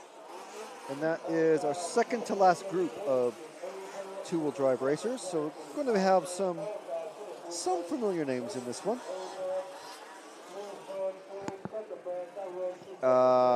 If you're familiar with 10 Skill Offroad, we've got Wesley Van Helmond, who he's running an Elcon. He's not feeling too hot today. So not sure how well he's going to do, but I'm sure he's going to do his best. He's running the number 11 car. In the number 1 car, we've got Danish racer Ronny Lund Borchert. And in the number 2, we have Czech racer Radek Bambula and also Daniel Hoffman, both of those guys running from Czech Republic. From Lithuania, we have Danius Mikelenas from Lithuania. Sword. Oh, come on, that's a really cool name, isn't it? Lubelinkov from the Netherlands. From Holland, we have Michael Zabludel. France, we have Ethan Leruzik. From the Netherlands, we have Kevin van Medevort. From Czech Republic, we have Peter Korsik. From Finland, we have Asa Letamaki. And yes, there is another Letamaki running elsewhere in the program. And then, again, as I said, we have the Dutch racer, Wesley van Helmen. So let's see where Letamaki's relation is running. We have a few Finnish racers in this one. Letamaki is... I swear I saw Letamaki's name somewhere else. Yes, we did. So in the previous run, we had Elias Letamaki, and in this one, we've got Asa Letamaki. So just to prove to our RC Racing TV fans that we do look at other Finnish racers, we do look at Finnish racers other than Pekka Laitinen, okay?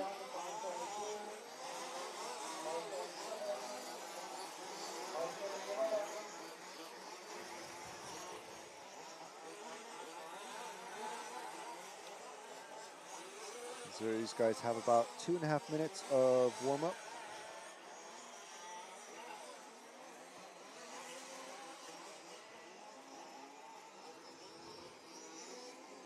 And then their time will start. 2 rounds of qualifying today, and that is it for qualifying.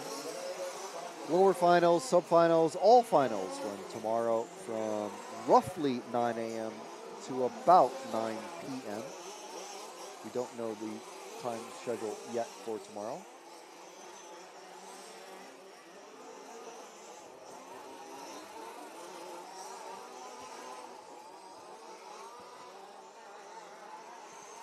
So we do want to thank everybody for joining us here. We hope you're enjoying the program. Some good racing to come. About 30 seconds before the clock starts on this one here at the 2023 EFRA Large Scale Off-Road European Championships, brought to you by Elcon Models, rccaronline.de, and RC Fox. I'd like to thank all of our sponsors for providing this amazing coverage to you absolutely free. If you want to help support RC Racing TV, check out rcracingtv.com. Use the code RCTV10 to get some 10% off of some excellent merch. We're wearing it right now and very grateful for it because it's actually in the shade. It's just very slightly chilly. The wind is starting to pick up. So are we on the number 2? It's the number 2, the white, red, and blue car of Radek Bambula from the Czech Republic. Let's stick with our local Czech racer. Behind him, we've got a few cars squabbling over position. We shouldn't really be squabbling too much. I think it's just more that it's very slight mistakes, and then someone gets a slow lap. Oh, and our 2 is rolled over. Ah. Oh, okay, let's try and follow these 3 cars with the number 2, the other 2 cars. I mean, so it's the 8 and the 9, as well as the 2. 8 and 9, that is Peter Korchik and Asa Letamaki. Borcher is another one with a relation in the previous run of qualifying. Borcher's, Lucas Borcher ran in the last race, and Ronnie Lund Borcher is in the number 1 car this one.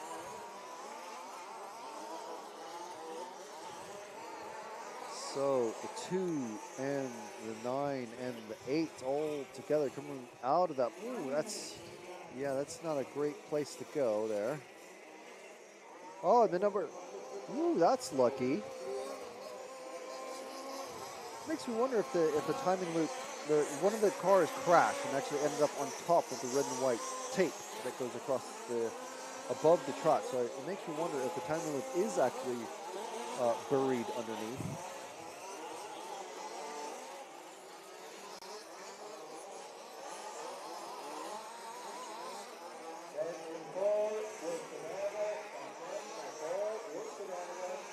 So we're still on the 2, Jim?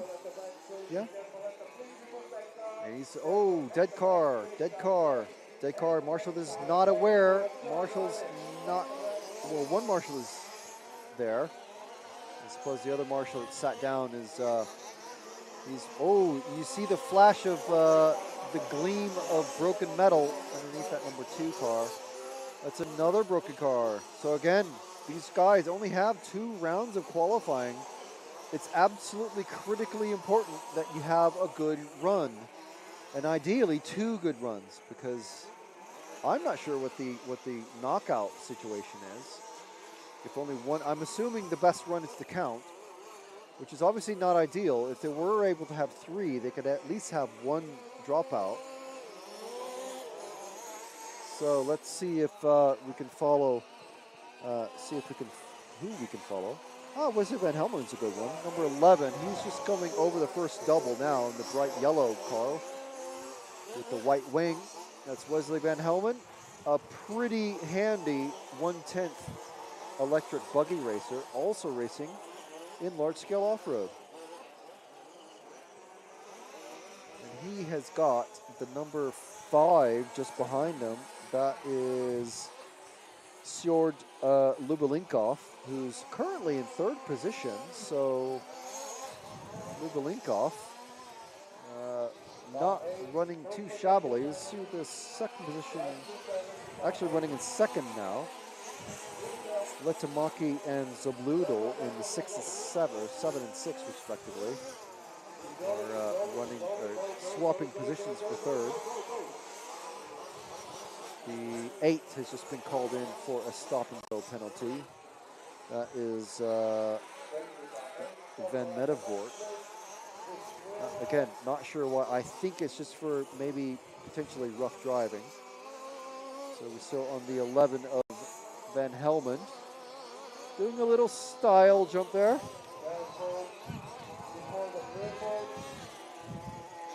Doing pretty good. To say he's not feeling well, he's pretty, oh, weird bounce there, landing on the pipe.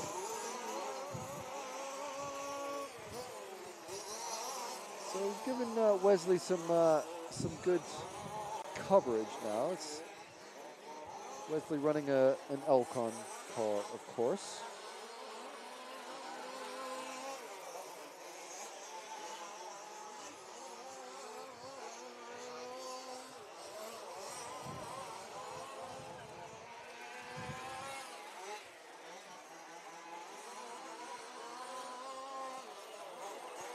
See who else is running in the top spots. So we've got Van Helmen, Borkert, and Lubelinkov. Where's that number 1 and number 5? I saw the number 5.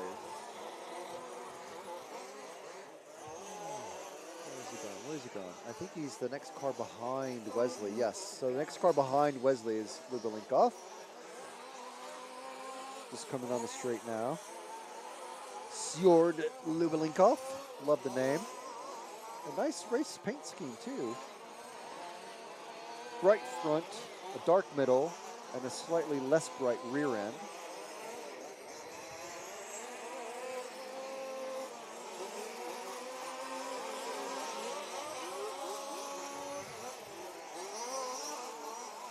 Lubelinkov, you can see it. Feathering the throttle and very, very light touch on the steering. You can see the tires moving back and forth, steering back and forth. Nice landing, taking a double single. You don't want to try for the single, you don't want to try for the triple, because in all likelihood, you don't have the speed or the traction to make it over. So if you double it, land on the down ramp properly, of the double, you can get a good launch off of the single and just carry on your merry way and not try to style it out and get that nail the triple. You're just not going to with the two-wheel drives. So it's one of the cases where you don't want to be on full throttle. You just you want to finesse it and land properly on the double. downslope.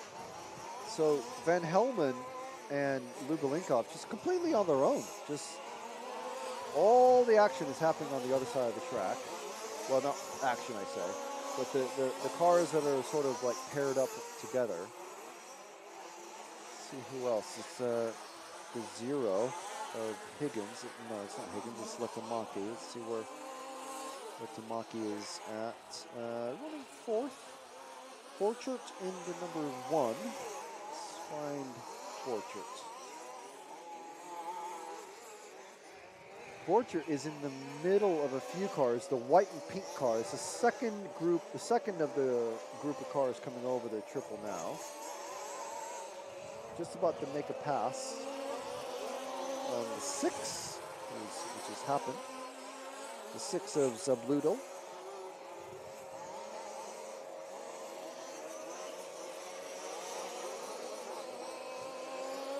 This is Borchert, who I'm not sure what the relation is, but a relation. Lucas Borchert was in the last run, and we're following Ronnie Lund Borchert. Currently running third in this one with 2 minutes left. And let's catch up with the chat and see if there's anything happening in the chat. See if we have any new heroes who have joined.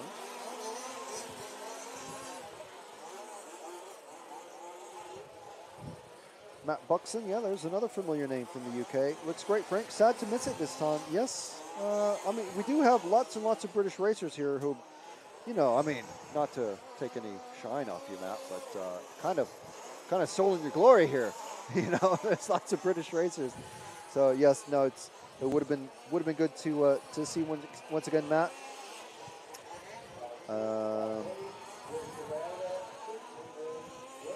Super Savage 35 saying, I loved racing in the large scale nationals here in the UK. Matt saying, good evening from Australia. Hey, there's another Matt with 1T. So I'll have to make sure Matt with 1T hears about that. Jack Keatley for the win this year, says John Bell. So, yeah, we'll see. We'll definitely see. Joey says, hello from the US. And we have, of course, a few racers saying, go Wesley, go Holland. And some interesting info here. Ronnie is Lucas's dad. Okay, so I wonder how young Lucas is, because usually it's the son who's faster than the dad. So it's curious. I call it pre-qualified, but after time practice, obviously Ronnie ending up approximately 10 or 11 spots ahead of Lucas. So we'll see. We'll see where they both end up in the actual finals. Ooh, the 7 gets a nice flip. It's off camera. So I believe we're still on the 1, and who has he just passed? It's the car 8 of Van Metabort. And the timing has just finished.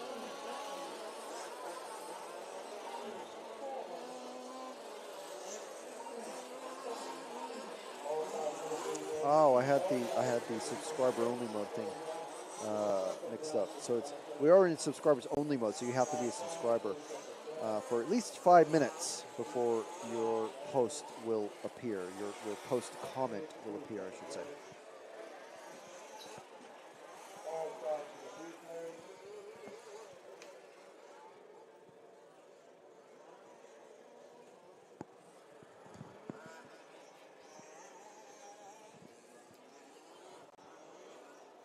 So just seeing what we can see. And Ben has left us. Mr. Body, where'd he go? He definitely can't hear us. Huh? I don't know what you're saying.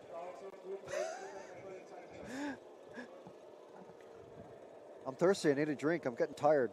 I need a Coke or something. So we need. Next time we see Ben, we need to flag him down so we can get some extra sustenance. And if Jim is going to sit down, I'm going to sit down. Jim's been standing most of the day, as have I.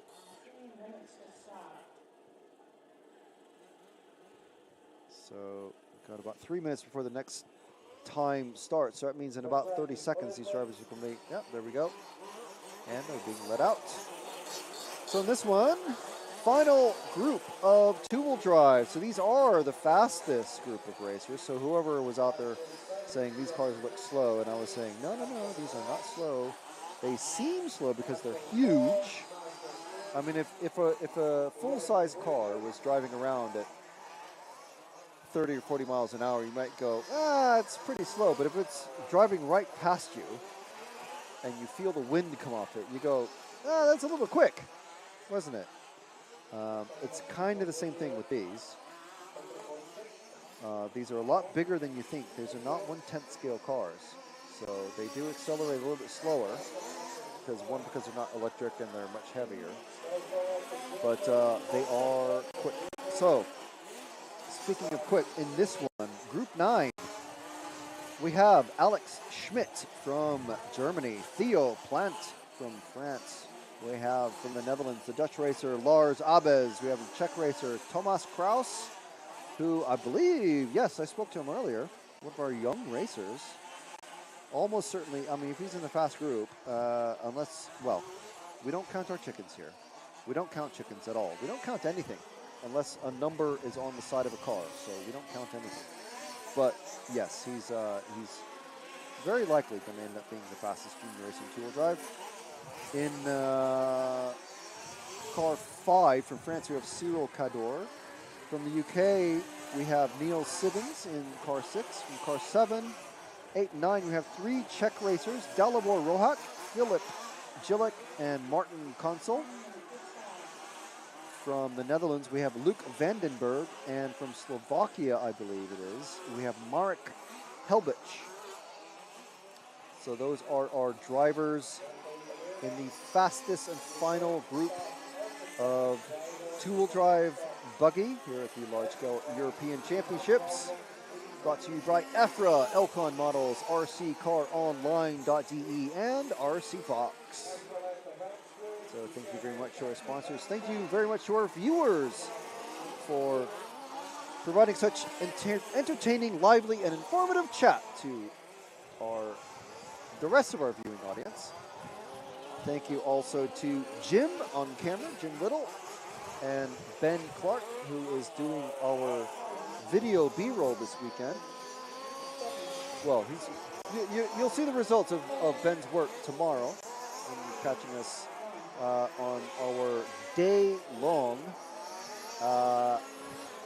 finals coverage, which it'll be pretty good, I think. It'll be pretty good. So looking forward to it. It's going to be a very long day for us, but it's going to be entertaining and action-packed, I'm sure. So time has started for these drivers. We are off and away. 10 minutes of qualifying has started.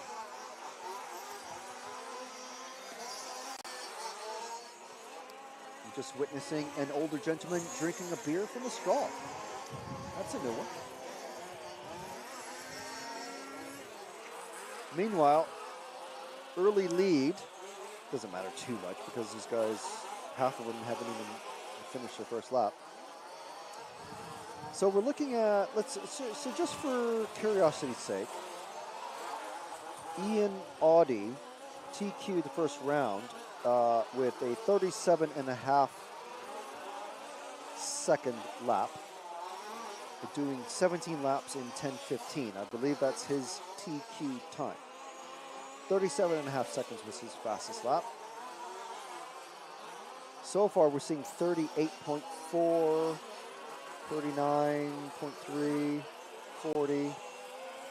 So that's kind of what we're looking at for two-wheel drive. Again, these are two-wheel drive. Short course trucks are four-wheel drive, slightly longer wheelbase, a little bit wider, so a little bit more ponderous to drive. Not that much, but a little bit. I mean, if the top racers are saying these are a little, quite a bit less nimble, then I'm going to go with what they say. They're less nimble, period. But two-wheel drive is going to be a little bit slower because they're only driven on the rear wheels. So it's Theo Plant is currently in the lead. What car are we on, Jim? We're on the number 2. We're on the fastest car already. Very good. I'm going to assume that Jim figured out that the bright red timing screen to our far left is showing the time and the order, the fastest drivers and all that. I'm going to assume that he figured that out before I did, and not assume that he's doing a better job at camera work than I do. He's saying that's definitely it. Option B. I'm going to go with 1. He's saying 2. So Theo here in the purple and blue number 2, again with the odd colored wheels. Odd meaning, you know, the mismatched wheels, I should say. So this is our fastest group of two-wheel drive racers. We should see our top racers coming out of this group of racers. Now what these guys have been doing is they've been here all week. So from Monday, they've had free practice all day Monday, I believe it was. So you go out, race, drive, not race, but you practice, you get your setup, you get your eye in, you learn the track, basically is all that's really meant to do. You learn the track, just learn the track. And then you start to sort of dial things in. You go, okay, well maybe we should lean the tires in a little bit more. Maybe use a softer shock oil, maybe use a harder spring, that sort of thing. You start to get a little bit faster. And then you start to work on things like fuel and, you know, making sure you can make 30 minutes, which is going to be one of the last things that these guys actually get around to doing. Because in the final, it's going to be a 30-minute final, 1 tank of fuel. There's no refueling in this category, remember. I don't think we're going to see any tire changes because that will take absolutely ages and you'll lose probably a lap and a half. Maybe a lap or so, almost a lap, I would say. So 30 minutes of racing, and it's so intense at the very end. So we'll see what happens. Still on Theo. Let's see who this number 7 car is. That is number 7 of Dalibor Rohak. Let's see what Theo's actually doing in that number 2. He's still in the lead. Well ahead of the number 1 and the number 4, and that's Alex Schmidt.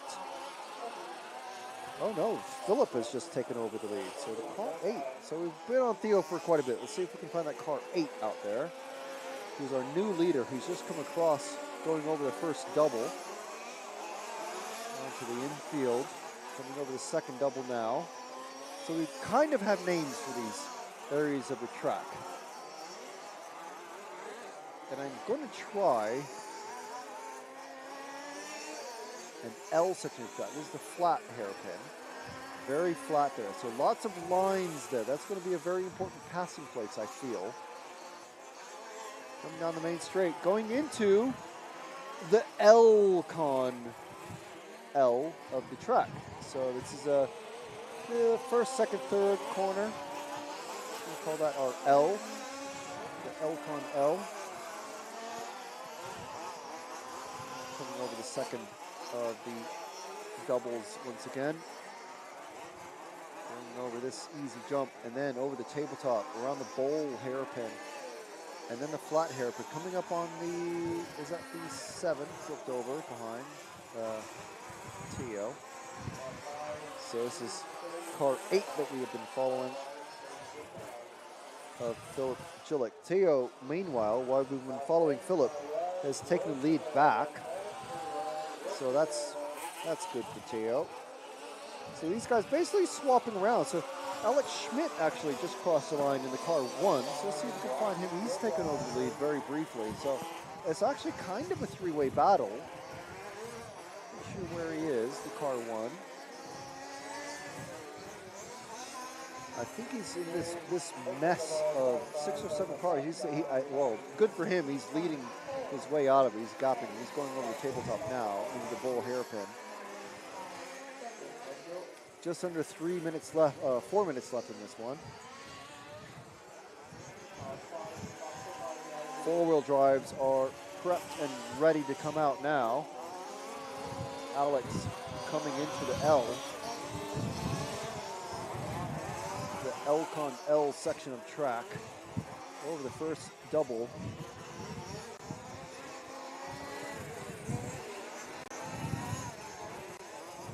Now we were told when the rain was at its worst and the mud and the clagginess of the elements were at its worst, most cars couldn't even make 2 laps around this track. That's how heavy and thick the mud was. So we're not hoping to see a repeat of that, although I do always appreciate and love endurance racing, especially off-road endurance racing. Things like Baja 1000, Rally of Africa, that sort of thing.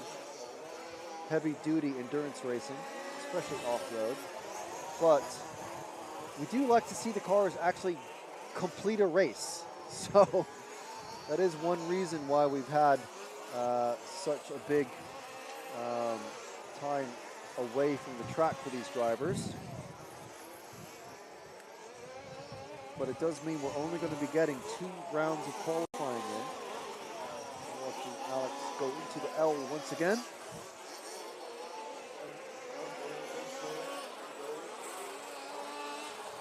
Next group of racers is going to be our first of 5 groups of four-wheel drive racers going out there. Our defending European champion and the last year's two-wheel drive champion are both in this one. We've got Patrick Schweitzer and Peter Hartmann. We've got Tim Vander Elst in that one. Pekko Ivanen, who came so close to winning it last year. Dario Rosselli is not in the top group, but he should have a good run, hopefully, coming up soon.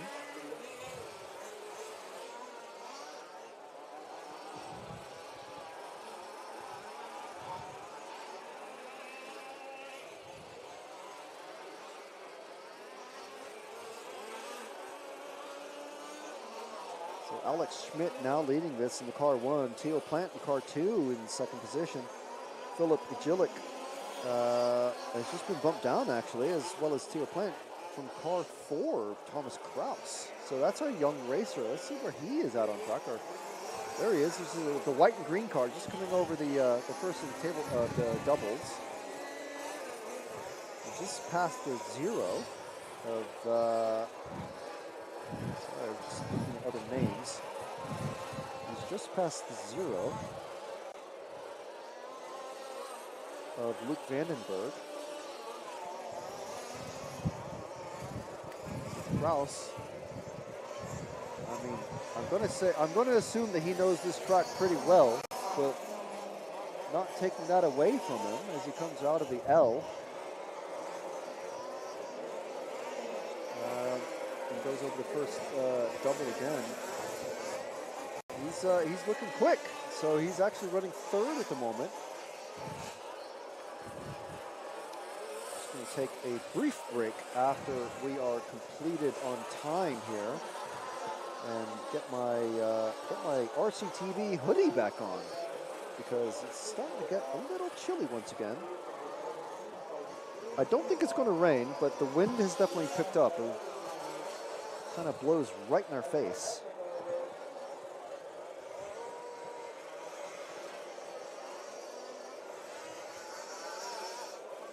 So Thomas Kraus, oh, now he's been passed by the number 0.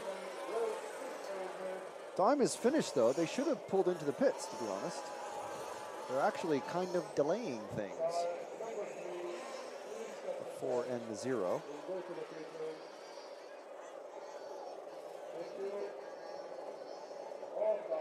All cars to the pits, all cars to the pits. So when they say that, the referees mean it. So just go off mic, just very briefly.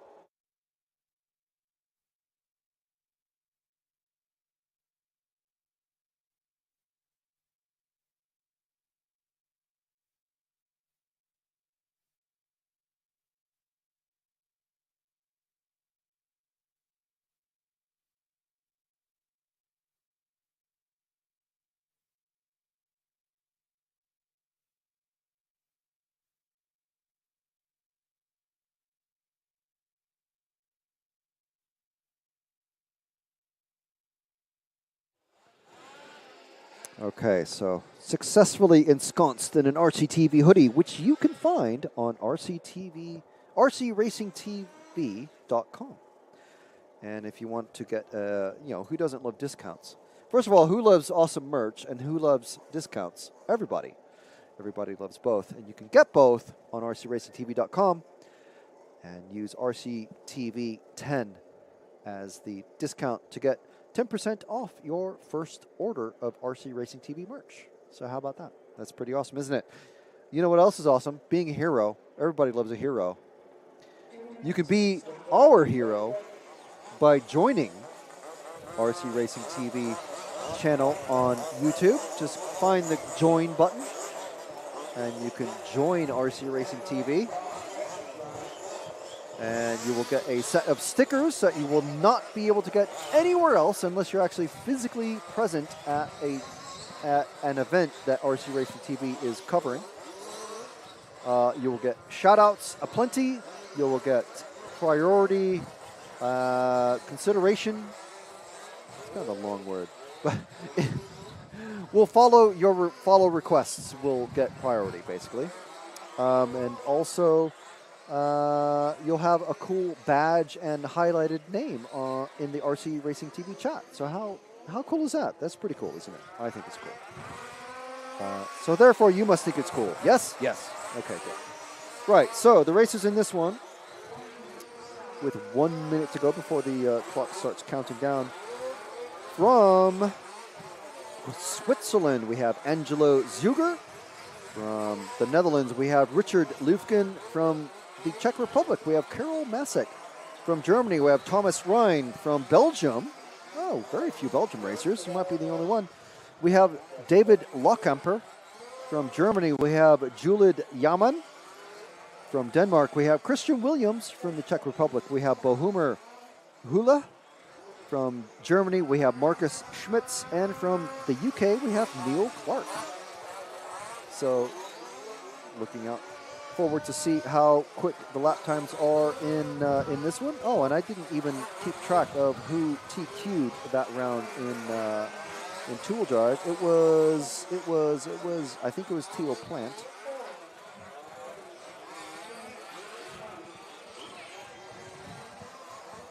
So I'll just have a quick look on the MyRCM RC timing to see what I can see about that.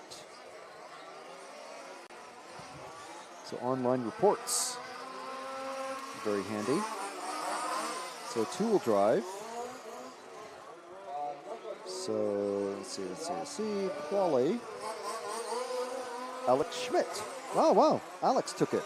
Okay. So, and his run was, let's see here, 16 laps in 10:19. So, and I'll just confirm what Ian Audie's run was in short course, his best result, or his TQ position. Ranking lists, Qualy. Ian Audie is officially TQ at the moment. 10 laps in 10:35, which is what I had put down.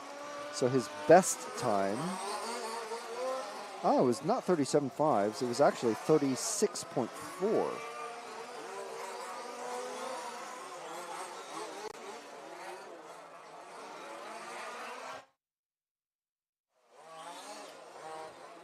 And now that makes me need to go back to the Tool Drive results and find the best time for Alex.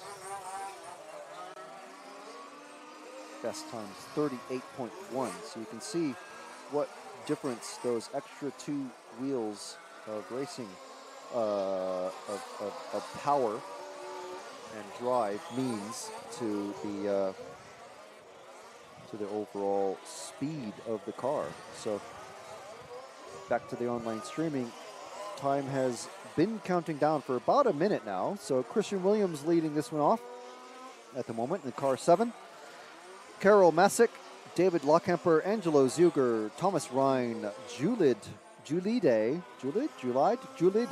Yaman, Marcus Schmitz, Richard Lufkin, Bohumer Hula, and Neil Clark has got a DNS. So not sure what's happened there with Neil. Hopefully he's able to get running to at least get some time on the track. Because like I said, this will be one of 2 rounds of qualifying.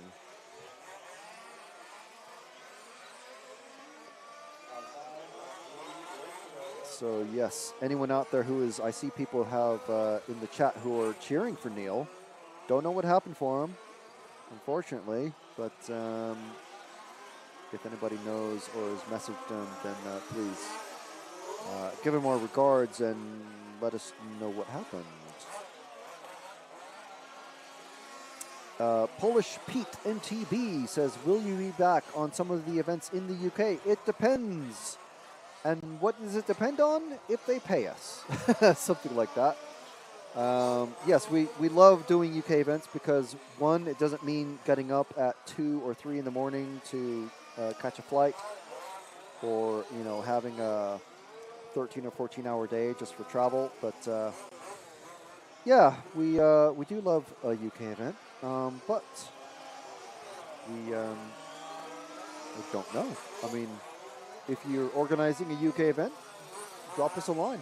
Get in touch, say hi, and let us know that you want to some live, awesome coverage of your RC event.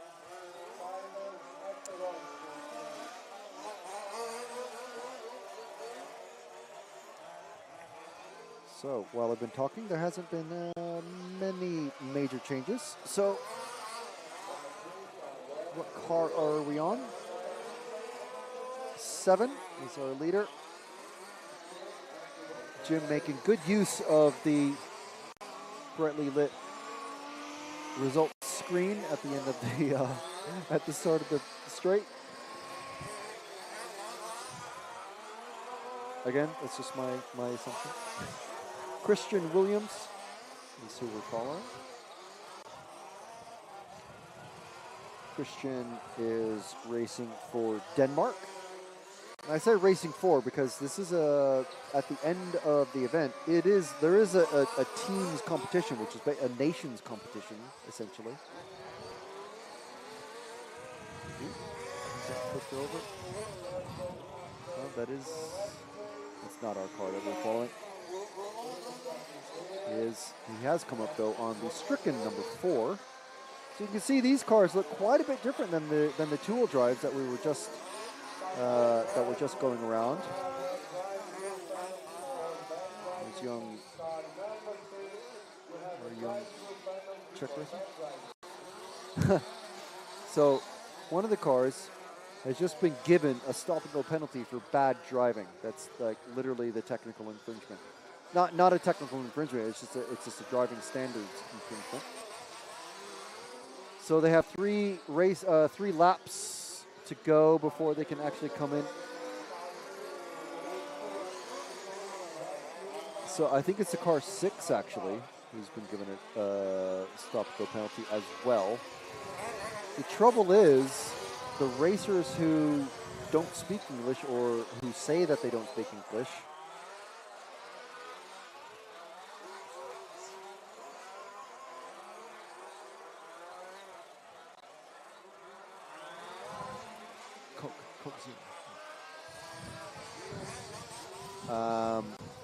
unfortunately, there are quite a number of racers that don't speak English.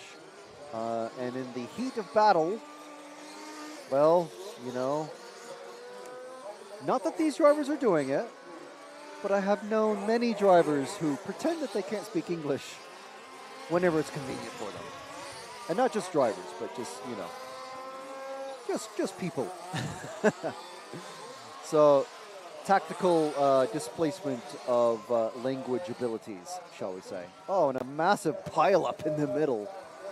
That's unfortunate. Collecting up, that was the, I don't even know, that was the car 1 and the 2 and the 4, the 6, and then the 3 gets involved. So, yeah. Car 6 still hasn't gone in for their stop and go. So they may just lose this qualifying run. the referees will have to stop them. Be the bad guy, like not just be the bad guy, but like really be the bad guy and say, are you car number 6? Yeah, I'm sorry, you just lost all of your qualifying. So you know, you just had to nullify your entire race because you didn't come in for your stop and go.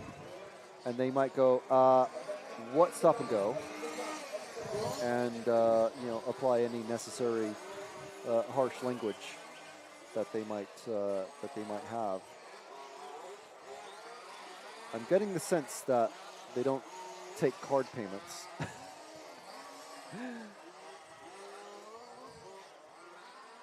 Is it great? Okay, so that's no drinks for us then.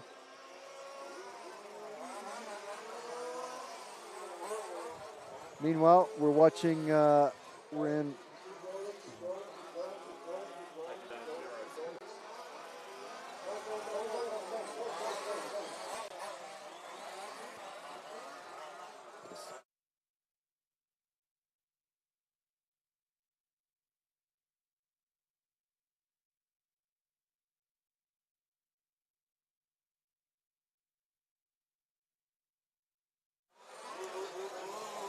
Sorry, just trying to sort out some sustenance requirements for the team here. Christian Williams in the car 7 still leading this one off.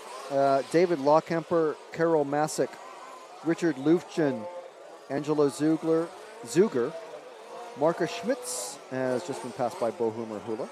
And we have Julide Yaman, Thomas Ryan has just popped up in there, and then Neil Clark. Unfortunately, we don't know what happened with Neil.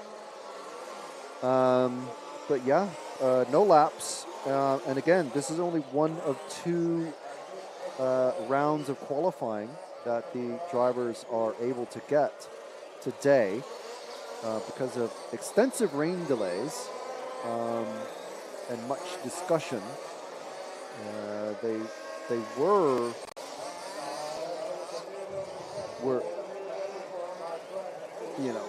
subject to the whims of the weather in many cases. Yeah, so that's just a situation that we find ourselves in. So let's see what kind of lap times these guys are doing. And again, this is the first of the four-wheel drive heats, which means that it's the slowest group. We do have faster groups coming up, including defending European champions coming up. So Carol Masick has already finished their run. Christian Williams still in the 7. Has pretty much led from start to finish. I think I did describe, or I started describing how the process works here. So these guys, basically, they take the weekend to arrive, whether they're driving or flying. Many people drive because they've got motorhomes, caravans, trailers, that sort of thing. So they will take the weekend to drive. Some may have been here since Friday, camping and just getting to lay the land and getting to know the neighbors and working on the cars, make sure everything is tip top, nicely oiled, and everything is running straight, pointing in the right direction, that sort of thing. So from Monday and Tuesday, they had free practice, and then they had controlled practice where they were arranged in the heats. And basically, they would have been sort of pre-arranged. Looks like we do have some drinks coming. Excellent. They would have been pre-arranged in heat. So the fastest drivers, say, from the previous year's racing, or like at national champions or top 10 finalists, stuff like that, they would have been put in the 1 or 2 fastest groups. Thank you very much, Ben. Basically, the guys who are like new to the scene, they would have been put in the slowest groups because not really sure who's top dogs in these groups if they're all unknown. It's a bit like the Reservoir Dogs scene where they're oh, I want to be Mr. Pink, or no, I don't want to be Mr. Pink. Well, no, Mr. Pink's okay. So, well, Mr. pink's okay to you because you're Mr. White. You've got a cool name. So just remember that scene from Reservoir Dogs. And then you have, once there's been a few rounds of that, then you have time practice. And the time practice is basically what puts you into your seeding order. So you can imagine if you watch Wimbledon or something like that, these all the players, competitors are arranged in a seeding order. So you have your top seed, second seed, and basically, you know, the favored to win, basically, is kind of how that works out. But it doesn't always work out like that in reality.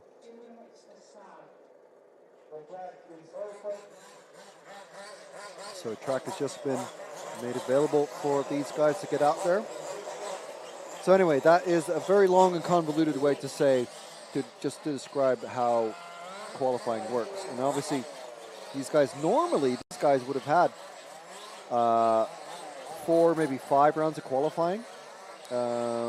At least, well, they would have had at least 3. I don't know how many they would have had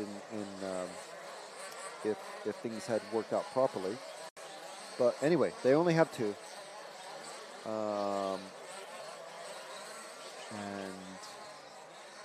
And that's just how it is. Sometimes not everybody gets as much running as they would have liked.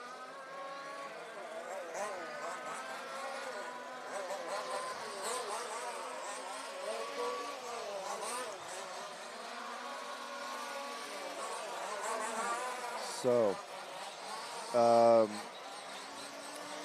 just Ben, if you're unaware, there's a big timing screen at the end.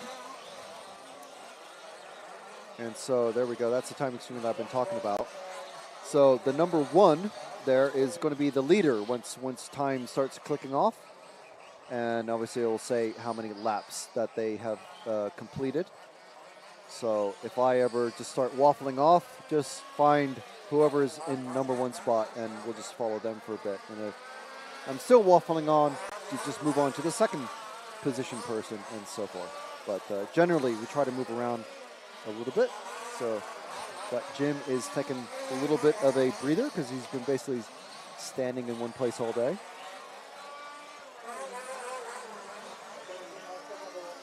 Which doesn't sound like a bad idea. So let's see. In this group of racers, is Group 2. Time has just started. The horn has just sounded.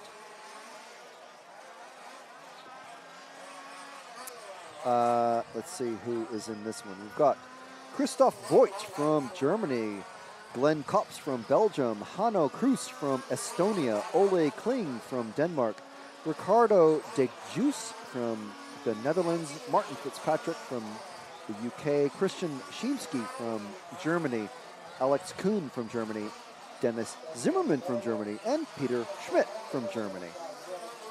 So many Germans in this one, obviously. Let's see if anything is happening in the chats. The race line holds moisture well. It does, yeah. It's actually doing really well, track-wise. There are a few little holes starting to appear, so remains to be seen what is going to happen.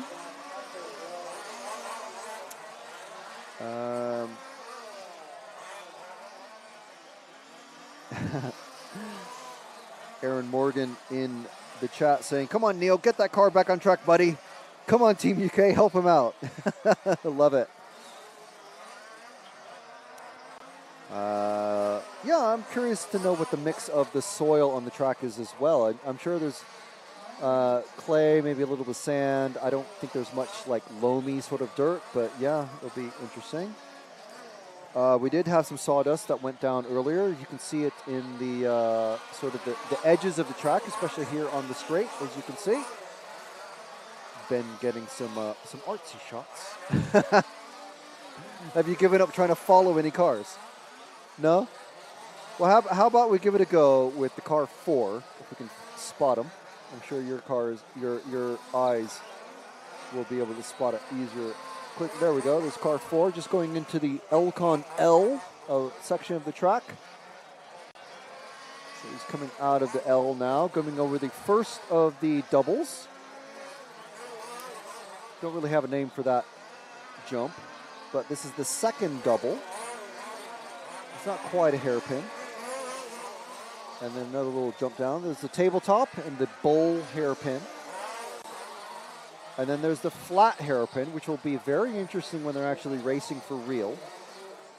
And then the triple, which, see, they can make the triple very, very easily. So there we go. That's a lap with our leader, the car 4 of Ole Kling from Denmark.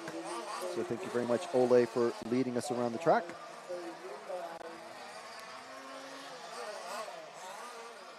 So Matt is telling us there's 6 qualifiers normally. Wow. Okay, so yes, what has happened is basically, I haven't mentioned this, but the finals day, which is normally Saturday, is gone, off the schedule. There's no racing that will be happening on that day. So that means, because we're expecting loads and loads of rain yesterday, that day, just like we had earlier in the day, and on Tuesday there was very, very heavy claggy mud.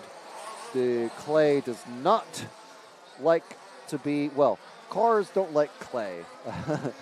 Cars were coming off wing twice the amount that they would have. Clutches were burning out, brakes were burning out, and the cars basically hardly anything made it past 2 laps on track.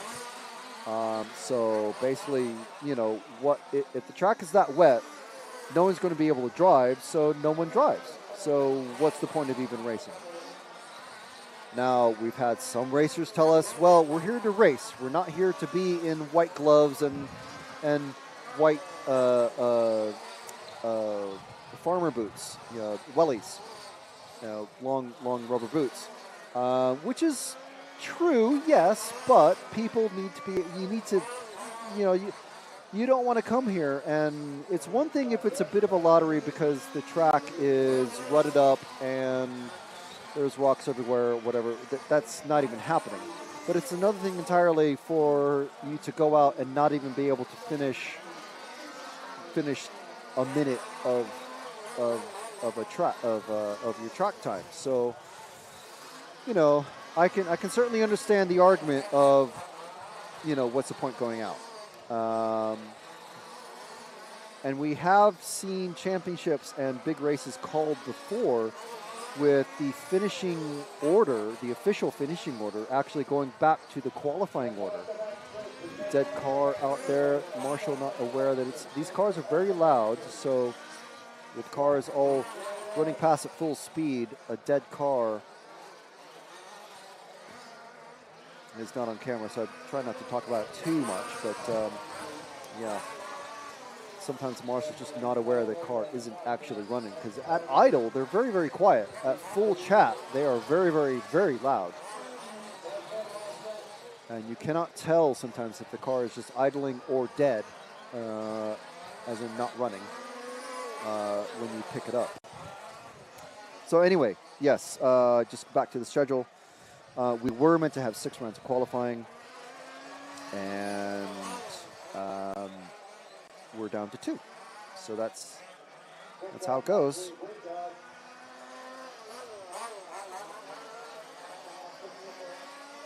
Aaron Morgan in the chat just absolutely just giving Team GB is all. He's saying, let's go, Martin. Keep it together, mate. I've seen you race. You can do it. And then big strong arm emoji. So, yes, very supportive. What you need to be doing, I'm assuming there's got to be a group chat for these guys. You need to be sending these messages to those guys as well in the chat.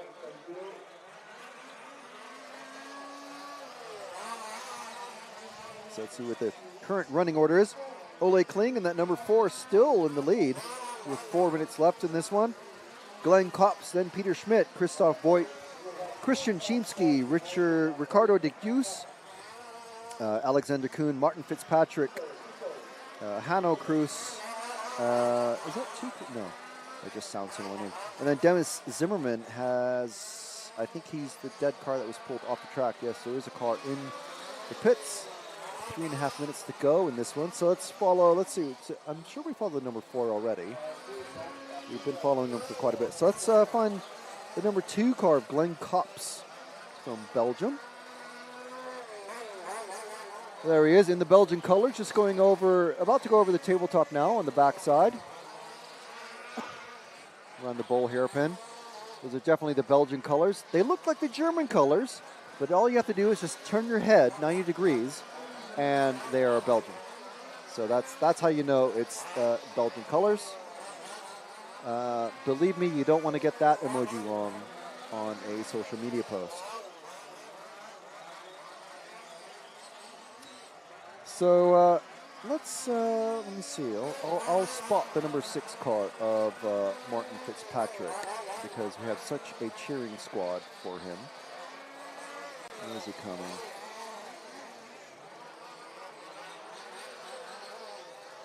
Oh, actually, he's just on him right now. So our Belgian racer of Cops is just about to pass Fitzpatrick, working on that orange and blue car with the black wing. Trying everything he can to get past him. Now, this is qualifying. It's not a heads-up race, so they're not actually racing for position. So if a faster car is coming up on you, the smart thing to do is when you're able to and you don't take too much time. See, now he's let 2 cars past and he's made a mistake. Just casing that jump, and then the number 3 car gets caught up in it as well. So that's just unfortunate. Oh, and that's a lucky bounce. I must say that was not that was not a suspension-friendly bounce, shall we say? So Martin able to make the triple easily. That other car behind me, who's that? The number 3 car of Cruz, Hano Cruz. For some reason, taking the triple as 3 singles, which is very much the slow way to go. But Martin casing the jump again. He's just not getting good drive. He goes very slowly around the... There he goes. He's able to get the drive. He just has to line up for it.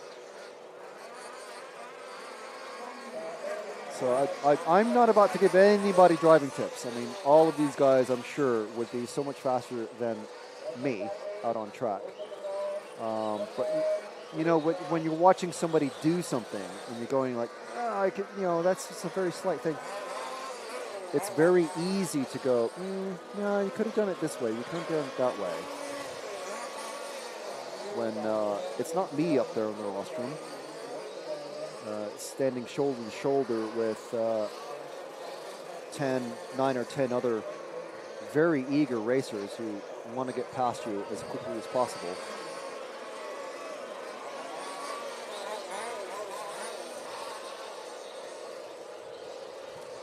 So it's Martin Fitzpatrick taking us around for a few laps. Let's see who else we can find out there.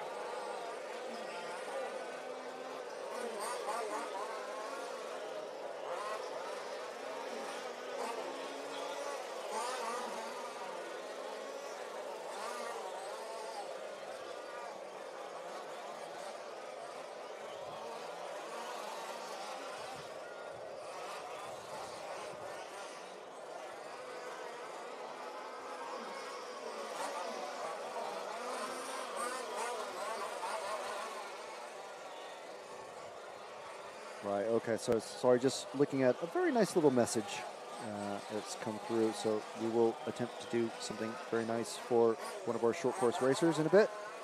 But I think that is everybody finished. That is definitely everybody finished. Let's see. Peter Schmidt, Kops, Voigt, is Kling, Schmidt, Kops, Voigt, Shimsky, Deuce, Kuhn, and Fitzpatrick with Cruz and Zimmerman, I think. Finishing, well, not actually finishing, unfortunately. So 3 more groups of racers, my bad.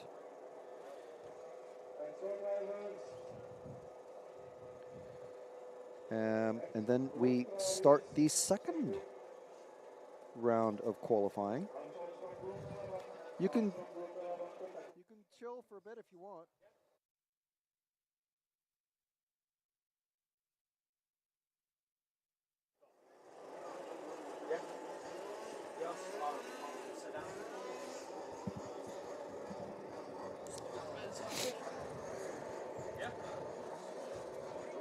So next group of racers out already.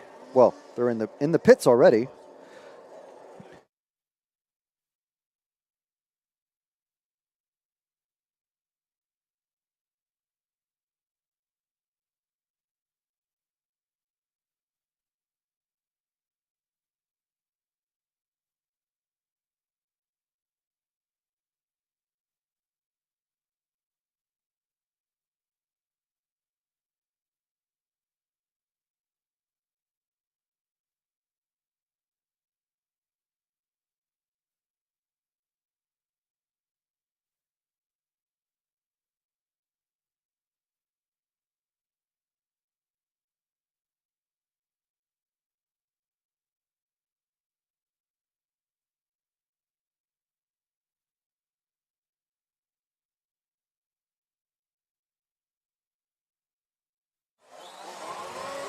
All right, so next group of racers are out.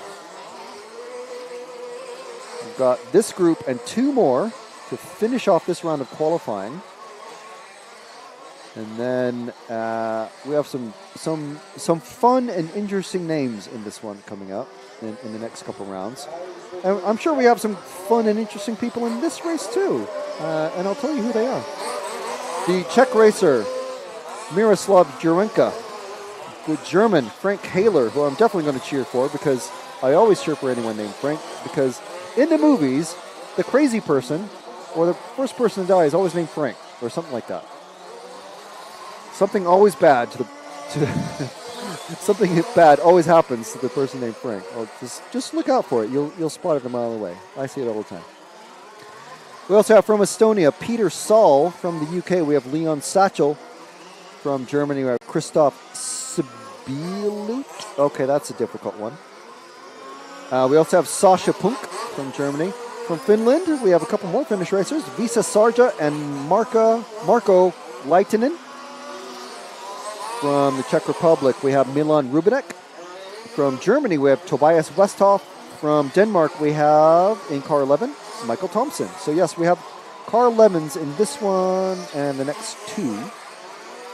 So we actually have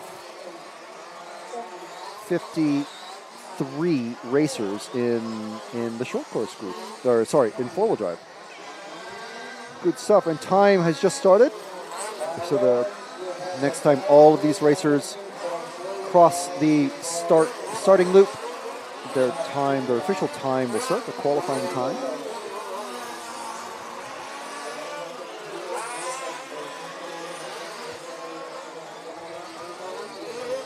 So we'll let things settle down for a minute or two.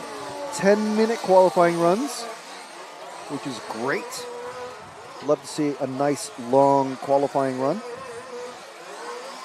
I mean, in some classes of full-size racing, you don't get, you'd be lucky to get 20 minutes, and that's full-size. So there's Frank taking the top spot, but it's probably going to be taken over by someone. A couple of guys have come through. Tobias Westhoff comes and takes it off of Frank. Waiting for Visa Sarja to cross. And there they go. So early leader, Tobias Westhoff and Frank Haler and Peter Saul. Of course, it's only after 1 lap. So it's only after you start seeing 3 or 4 laps completed that the times actually start to mean anything. Oh, and the red and white tape has finally been broken by a car crashing into the top of it, so I'm sure that's going to get repaired. A marshal needs to get out there and pull that tape off of the track. Are we on the 3? 3? That's our current leader, is car 3 of Peter Saul. Actually, just taken over by 7, but we'll stick with the 3 for another lap or so. It's quite a gaggle of cars. Whoa. I'm just watching crashes. We shouldn't be reacting to crashes off. Oh, and Peter. Okay, someone has retrieved the red and white tape off of the main straight. Look at the braking action happening on these things.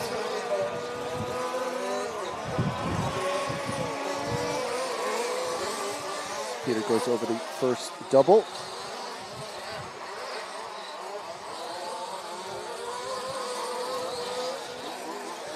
And over the second, about to come over. There's spots of rain falling once again. It's not heavy, but it's just enough to put a little bit extra moisture into the surface of the track.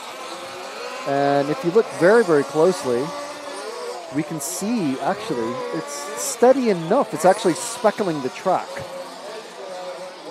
So after this race, we might zoom in on that, just so you can see. But it's definitely keeping the dust down and helping maintain the track, weirdly.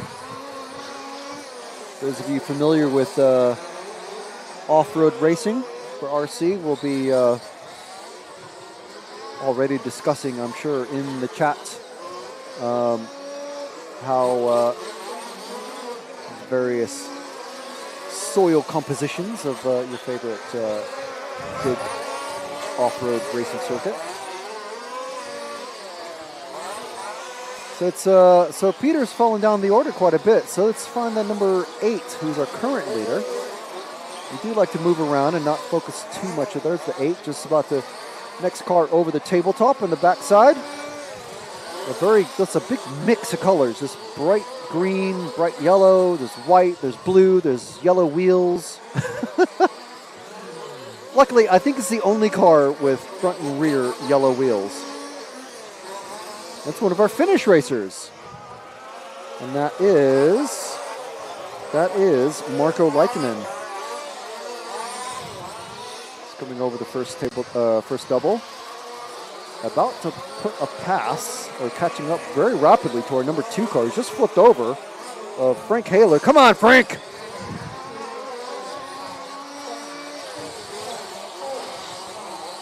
We never cheer for a driver here on RC Racing TV. But come on, Frank. Come on, do it for the Franks.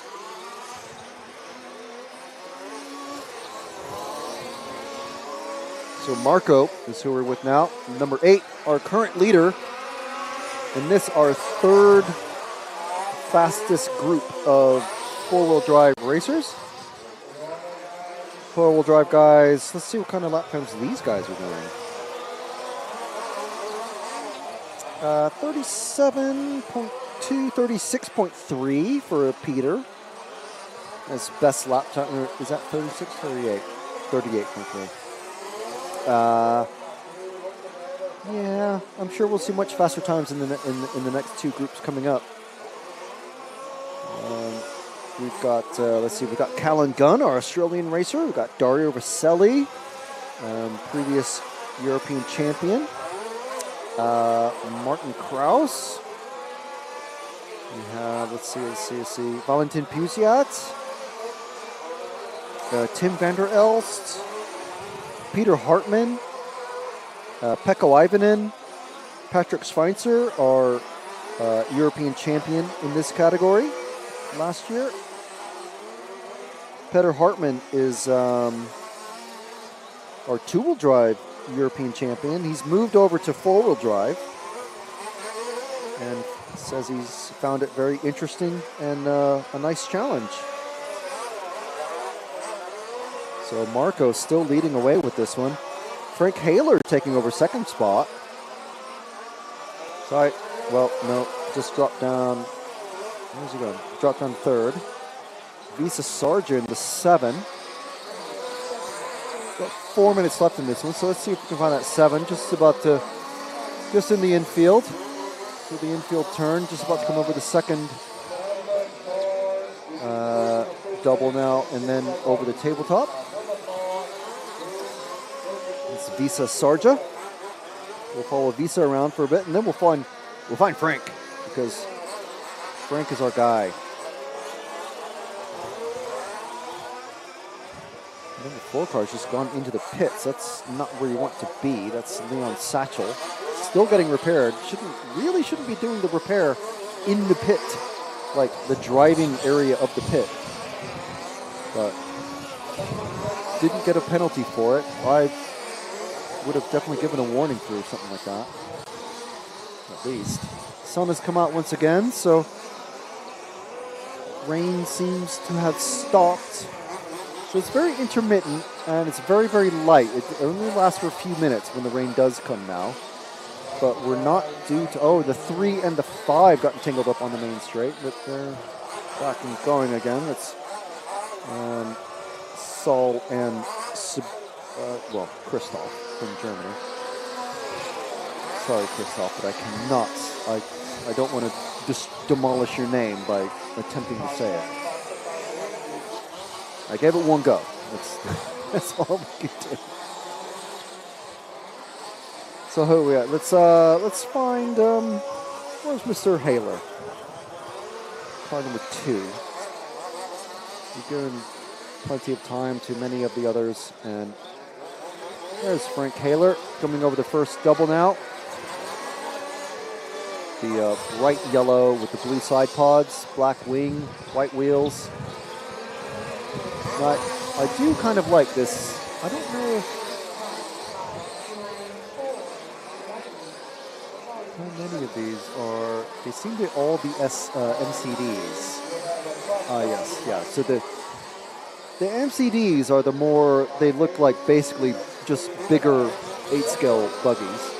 The Elcons and the other cars are just more streamlined. They look a bit more like 80s Tamiya cars, if you remember those. They're very streamlined, futuristic-y looking ones. And the MCDs, I believe they're basically laid out like just a bigger 1/8 scale car. So the shock shafts are bigger, the hinge pins are bigger, the suspension arms and the uprights, everything is machined aluminum or aluminium, alloy, whatever you want to call it. Whereas the Elcon machines have quite a funky clutch and front and rear clutch brake system. So you can actually tune the front and rear separately. Not just for brakes, but for actually for clutch and plate engagement, if I understand it correctly. And I'll get some more information on that because it is quite unique, and I'm sure it provides an advantage. So it will be interesting to see who takes it this year. Of course, last year, 4-wheel drive was won by Patrick Schweitzer running an Elcon. So, of course, he's going to say, yeah, the Elcon's the faster one. Okay, so time is starting to finish now. As the second fastest group of racers are prepping to go out. So once these guys are done, it starts to move around a bit. So we've got basically each group, each category of cars will go out in order again, but basically in reverse order by number. So, for example, short course in qualifying group in first round of qualifying went out in order 1, 2, 3, 4. Very easy, very simple. This time, well, in round 2, they're going to go out in 4, 3, 2, 1 order. And then it'll be 2-wheel drive, and they will go out instead of 5, 6, 7, 8, 9, 5, 6, 7, 8, 9. They will go out 9, 8, 7, 6, 5. If you get what I mean. So that means this next group of racers, they're going to be this second group of 4-wheel drive to go out. For example, at the moment they're the second to last group of racers to go out.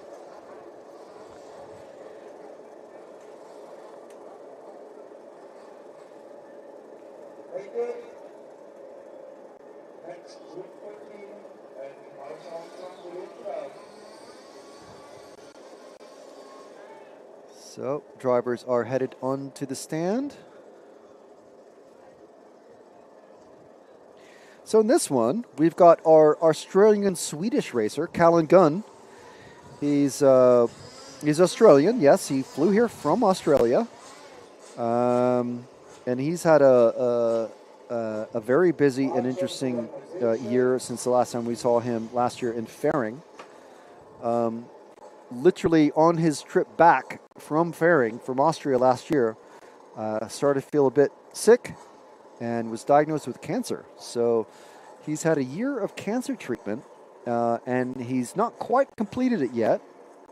And we hope to see him next year once again. He's our favorite Australian Swedish racer. Callan Gunn running an Elcon. Dario Vaselli running an MCD.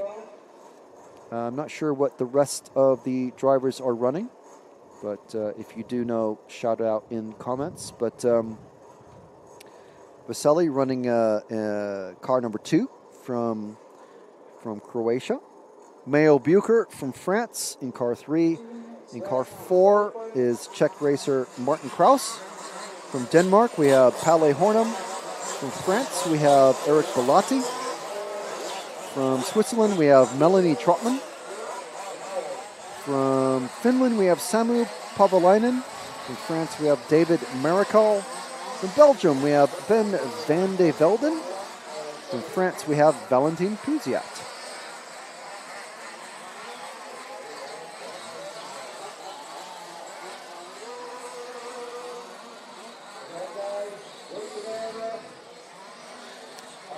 So these guys are obviously all quick and confident. And again, after time to practice, they're in the second fastest group of racers.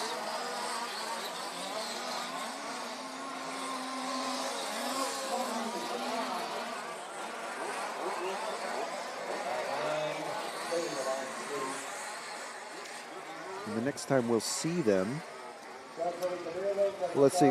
I suppose the easiest thing to do is just to say when the next groups of cars are out. So at 5:30, we're going to start with the fastest group of short course. They're going to be out. So it's Ian Audie, Jack Keatley, Taylor Lexford, etc. Two-wheel drive fastest group will be out Group 9 at 6:30. And the four-wheel drive fastest group, which in our case here is going to be then also the next group of cars we're going to see after the guys that are on track now. They will be out at 7:45 tonight. So again, starting with the fastest, ending with the slowest groups. But let's follow car 1 out first. It's our Australian racer, Callan Gunn. We saw his car earlier. I can't remember. There it is. Just coming through the L now. Callan running that Elcon. I think the shape of this car is actually coming to me now.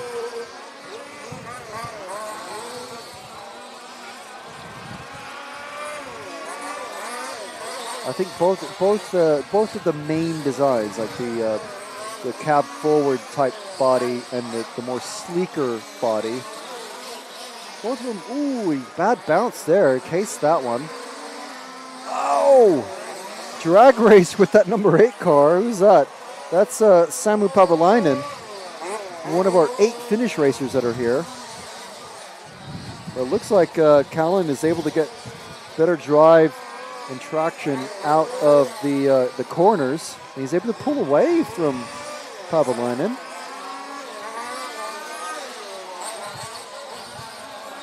Ooh, Pavalainen goes off the track. Marshall off to retrieve him. That's not something you want to be doing very often. As Callan goes into the L once again. Not landing absolutely flat, but most of the cars landing on their front left, coming off of that first big jump. Probably the highest speed jump that we've got on the track, but because you're turning, most of them land on the front left quite hard. Callan, is that Callan pulling off? What's happening to Callan? He's broken. Look at that front left. Exactly the wheel I was just talking about. And unfortunately, our Australian-Swedish racer, Callan Gunn, pulling off. He knows exactly what's happening. He's already walking off the stand. So tragedy in the first of his qualifying runs. So let's find Dario Rosselli. Certainly not where he wants to be in the second fastest group, but the car 2 just coming down the straight now and into the L. Landing flat, but getting a weird bounce there. Rosselli's always distinctive paint scheme of yellow and blue with that Croatian checker.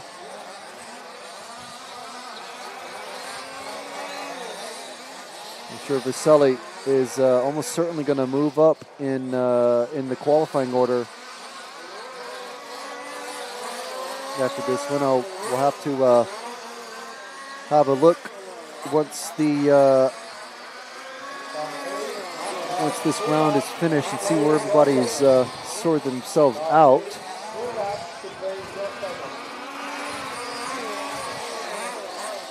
Actually, I think the MyRCM live online timing will be able to tell us.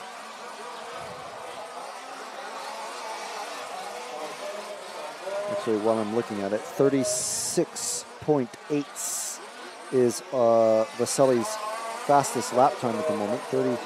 He's just been beaten massively by 35.7 by Mayo Bucher. 35.7, wow. 35.7, I'm going to write that one down. But I'm just going to come out of this timing and see if I can find... What was I going to look for? The overall qualifying for two-wheel drive. I think we already looked at that, didn't we? Because that is Alex Schmidt. But you can see,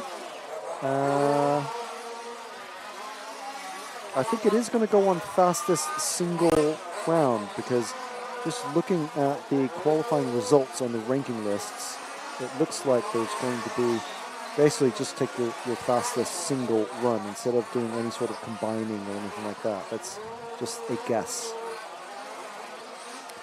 But back to live streaming, we've got Dario Rosselli, Ben Vandervelden, Eric Bellotti. Mayo Bucher keeps popping up into the top spot. 35.7, still fastest lap. That's the car 3 of Bucher. He's just gone over the first of the tabletop, first of the doubles. Coming over the second double now in that white and blue. Kind of a weird bounce there.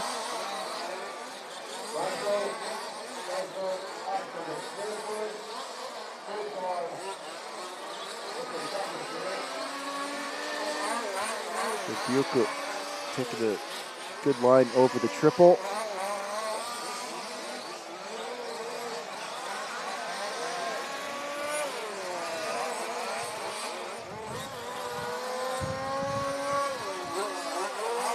So Rosselli and Bucher seem to be swapping spots. Ben Van Elden every now and then pops up into the second spot overall. So we're just going to give him some attention. That car 0. Where's he at?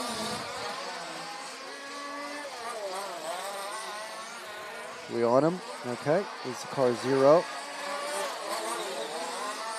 There he is. See how he gets over the triple. Not a fantastic landing, but he's good enough. Got very good drive in that number 5 of Palle Hornum. He's already passed him as I look down. He's coming up on Rosselli next. He's got a loose body shell. Car 9 is broken a wheel off. So that is Marikal.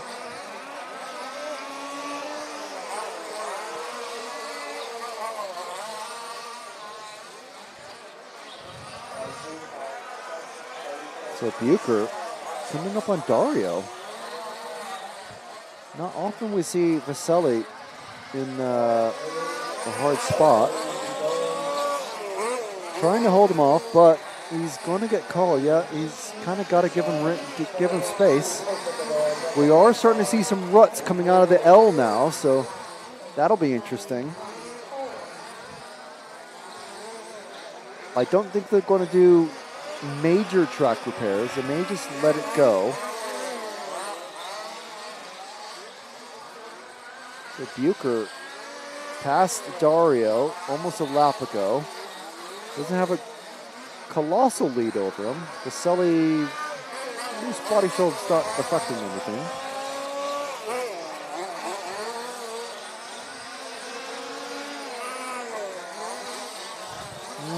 Just maybe a half a tenth here or there. Van de Velden, who we're with. Sorry, I thought we were looking at Bucher. Sorry. So Van de Velden is who we've been following in that car 0. Bucher pops back up there in the car 3. 3 minutes left in this one. Car 9 goes back out. Comes into the pits for a quick repair.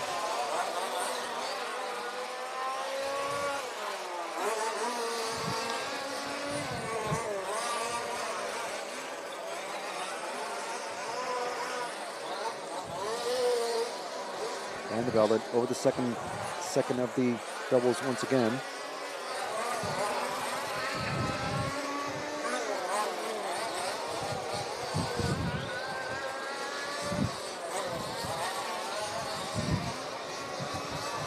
Good jump over the triple. A little bit long maybe, but I guess if it works, it works. So yes, the first turn is starting to get some potholes in it. Not from crashes or wings and tires. Ooh, that's not a landing you want to be doing. So 2 minutes left in this run. See if I can find Bucher's all completely on his own, not bothered by anyone.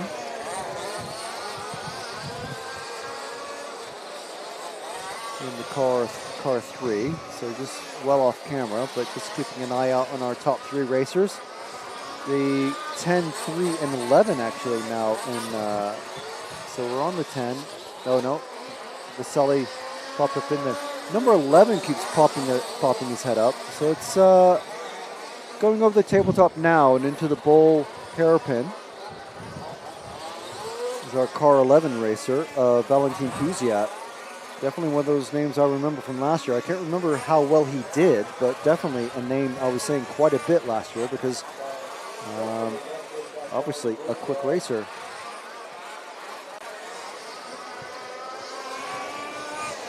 Puziat, actually with a really nice painted race scheme. It looks nice. Cars are starting to finish now. There's still 45 seconds on the official clock. Puziat, ooh, drifting around that. It's nice over the front. Oh, going past the stricken number 8. That's Pavalainen. Well, at least he didn't go off the track this time. He's just upside down. That's fine.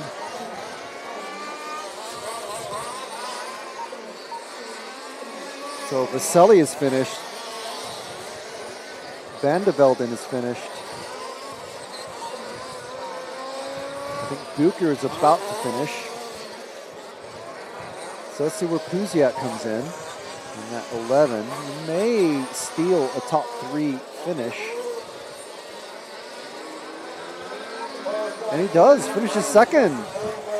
So that is Bucher, Puziat, and I believe Van de Velden. All right, so that's our second fastest group of racers in four-wheel drive. Well, second fastest racers overall.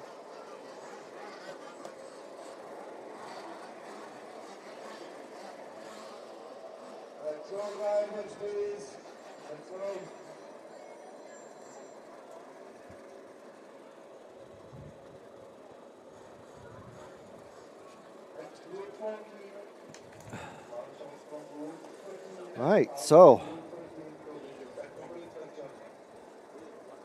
getting wrapped up in our RCTV hoodie, RCTV shirt, RCTV hat, RCTV rain jacket even.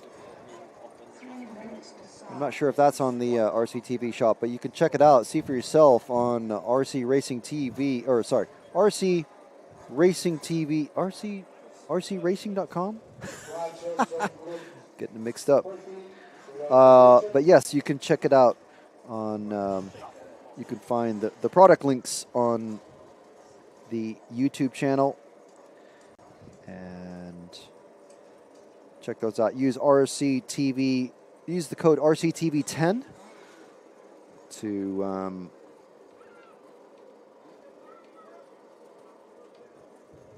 get 10% off your first order. Yes, Olivier, one of our heroes, Dario dropping off in pay. So not sure what happened there. It could have just been tires going off or something. I don't know.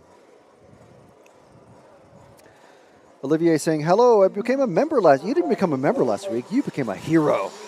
Olivier is one of our heroes. You can click that join button on the YouTube channel, and you will get 5 currency units of your local denomination deducted from your chosen payment system, and you'll get some stickers sent out to you as soon as possible. So there's answers your question, and you can. Aaron Morgan saying, "Let's go, Frank." Yes, of course, always. Let's go, Frank. So you get a cool. You get stickers. You get preferential treatment in the chat from us. Everybody will think you're awesome. Like everybody who doesn't have like a highlighted name and a badge next to their name in the chat will be like, "Who is this guy? This guy is cool." Guy or gal, we have no qualms here. We have one engine out there that sounds just very slightly different.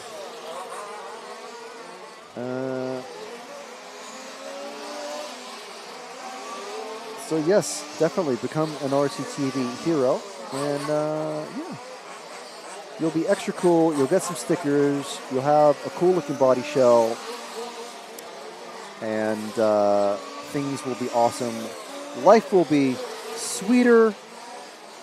Everything will taste better. You'll look better. You'll feel better. And everyone around you will go, "What is going on with this guy? They got some things lined up."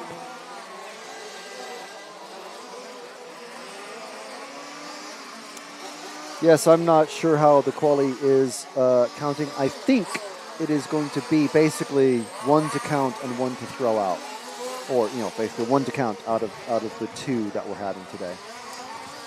Time has just started, so maybe a good time to go through the runners and riders in this group of racers. This is our fastest group of racers. And let's see who we have got. We have, after timed practice, Ferry Fernie from the Netherlands has popped up as our fastest racer. But wanting to take that title off of Ferry is Roman Walter from France, and also from Belgium, Tim van der Elst and Ken Valkiers.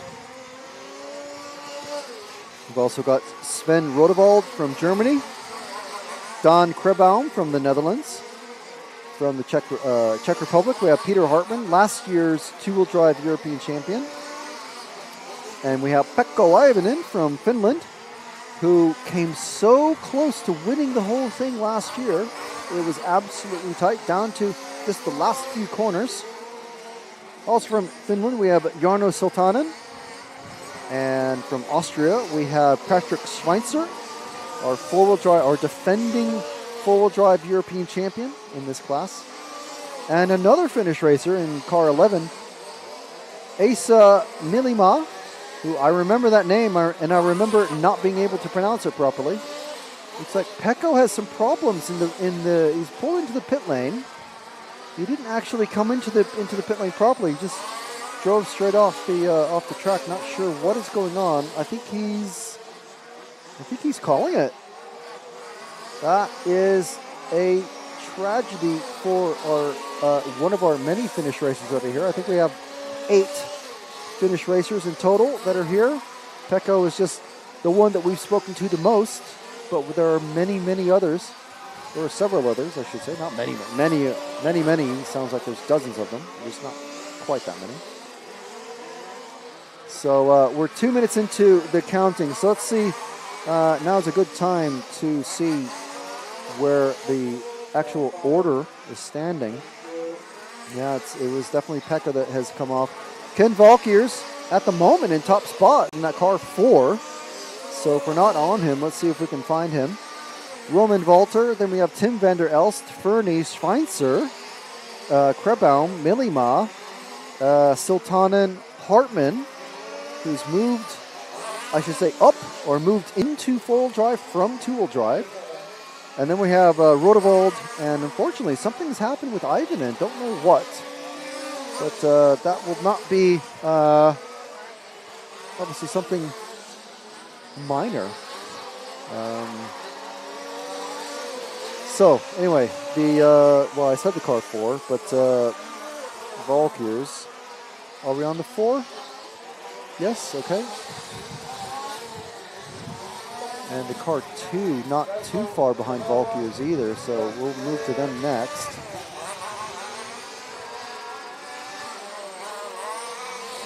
That's the 2. Where's the 4?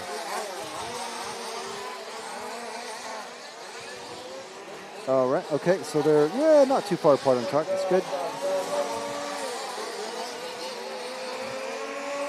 So Valkyrs in the white and red, in the green and white is Roman Valter. And then we have Van der Elst in the 3, who's just come underneath us. We'll move to him in a moment. So here's our car 4 of Ken Valkyrs. So we have a lot of, well, we have a few drivers to cover in this with 6 minutes remaining. So Van der Elst is just about to come over the through the bowl hairpin and into the flat hairpin. So let's move to him. It's Tim Van der Elst, one of the top racers in this one, in this category. Well, generally in large scale off-road. So we'll follow Tim around for just a little bit, and then we're going to move to the cars of Peter Hartman and Patrick Schweinzer. So I'll see where they are on track.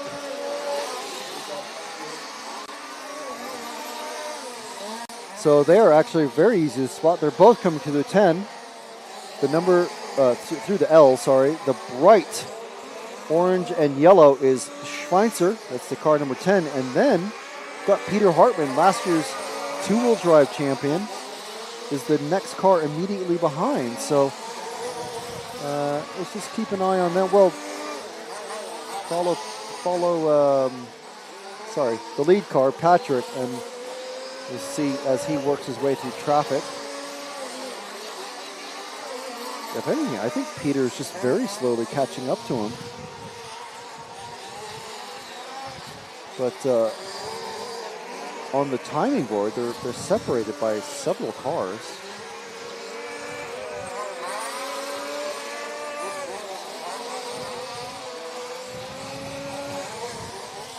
So Schweinzer about to catch up the Esa Millima, our Finnish racer who's remaining in this one. Good landing off of the triple. Peter Hartman now actually losing a little bit of time there. Not sure what happened. Probably just caught a pipe or something like that. Who knows?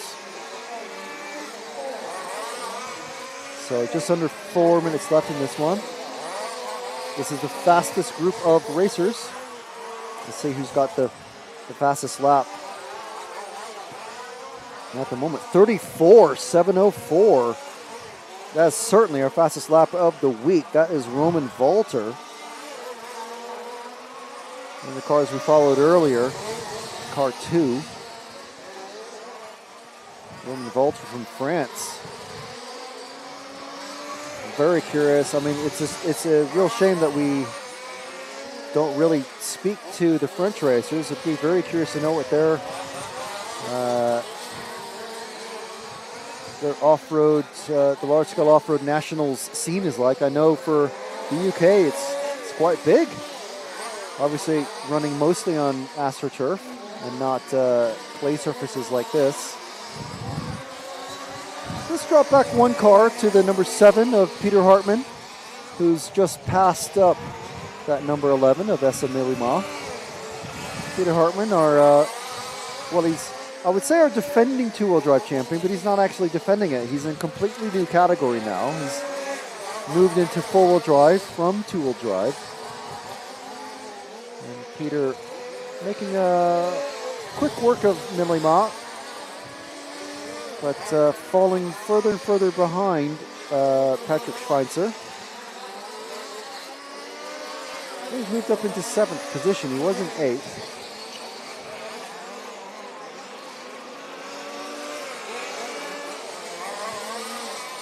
So, yeah, it's very difficult to. I mean, obviously the guy's he's a European champion. I'm sure he's a national champion as well.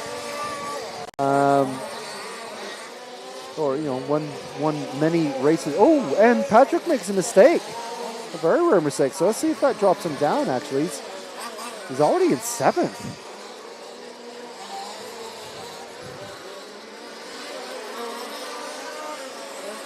Well, he was 7th just before crossing the line now, so he's in 5th. But he definitely made a mistake there. Lost 2 or 3 seconds at least. Peter was almost right on his back bumper. Not that these cars really have a back bumper, but you know what I mean. We speak in allegorical, mystical figures here on RCTV. So let's see,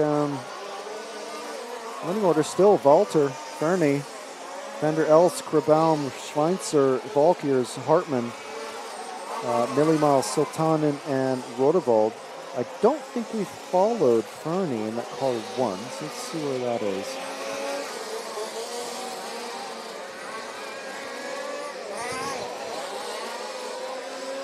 Car 1 just coming past us now. I believe that's going to be an MCD car coming through the L. The Elcon L over the first of the doubles. Around the unnamed corner and over the second of the doubles. Around another unnamed corner and over the tabletop now. Around the bowl hairpin. And then the flat hairpin. Who's that that he's coming up on?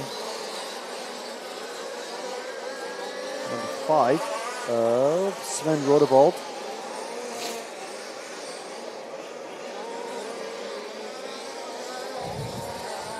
Potentially make quick work of Sven here.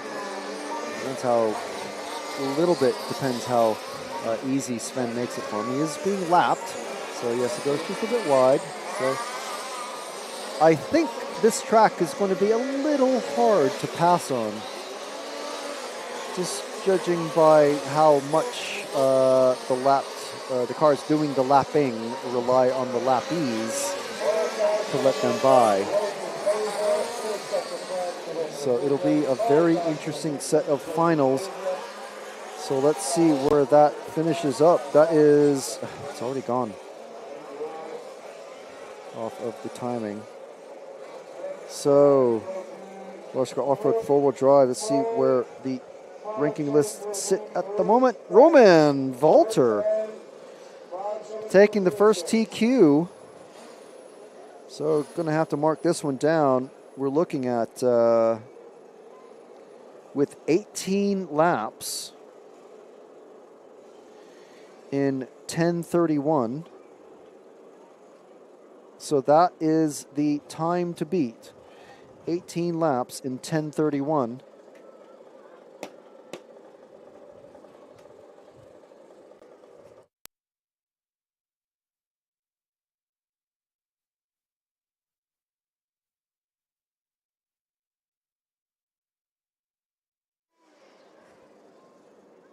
Right, so we are straight into round 2 now. So again, we're going to be starting with the fastest group of racers in each of the categories. So first up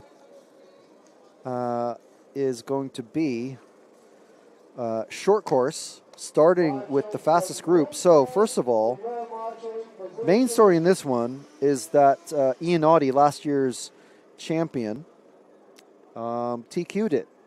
His best lap time was 36.4, and he did 17 laps in 10 minutes and 35 seconds. The other story in this one is that Taylor Letchford, for whatever reason, I don't know why, but for whatever reason, he didn't finish his run. So it's kind of a big deal. If he doesn't finish this run, or he has a poor run, he could be in a very low final, which means he will have to work his way through the bump ups and basically wear out his car and engine and be very, very busy in the finals. So for him, it's absolutely vital for him to do at least okay to get into the semifinals. He needs to do at least okay. He doesn't need to TQ anything, he just needs to be. The main thing is to finish. That's the first thing. And the third story is that apparently we've been told that Taylor and his mechanic are going to be getting married next week. No idea where. I'm guessing possibly Prague. I don't know, because it's not that far away, at least on a map. On a motorway, it's about 3 hours. Well, I say motorway. On a two-lane country road. Beautiful roads, I must say. Very nicely maintained. Much, much better condition than UK two-lane roads. I will tell you that. But anyway, he and his mechanic, Taylor Letchford, and his mechanic are going to be getting married next week. So very much congratulations to them.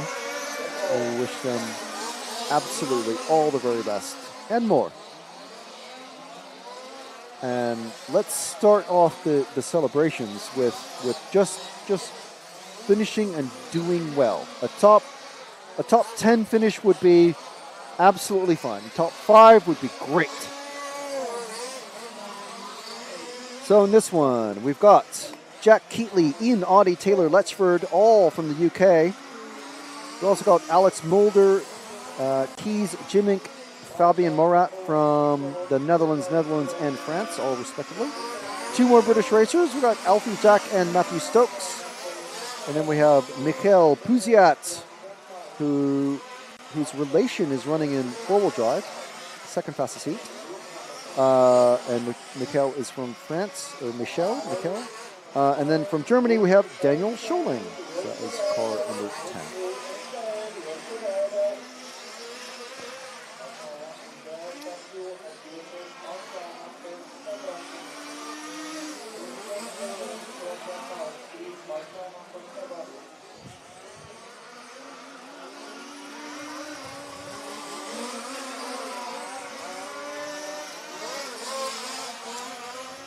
Okay, so while we wait for another round of refreshment to come through,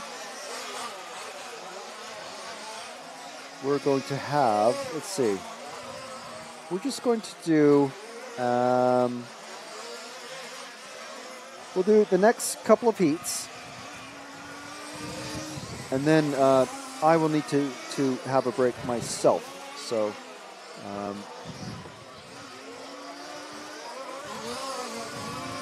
so for Group 1, which is the slowest group of short course drivers, just have a little bit of a break, and then we'll come back for the fastest group of two-wheel drive racing. Meanwhile, we got less than 9.5 minutes remaining in the second round of qualifying. So, are we on Taylor, the white truck already? Okay, good. Okay, and the truck ahead of him has a terrible bounce. It's Ian Audie. I was just going to mention them. I didn't curse him because he's not on camera. I did not curse him. So it's not commentator's curse. So no one give me any of that jazz. So Taylor swinging it out of the L over the first of the doubles. Come around the unnamed corner, over the second double, around the next unnamed corner, over the unnamed jump. At the tabletop, around the bowl hairpin, around the flat hairpin now. All white. And with a big spoiler on that thing too. You see how big that spoiler is. Loads and loads of downforce.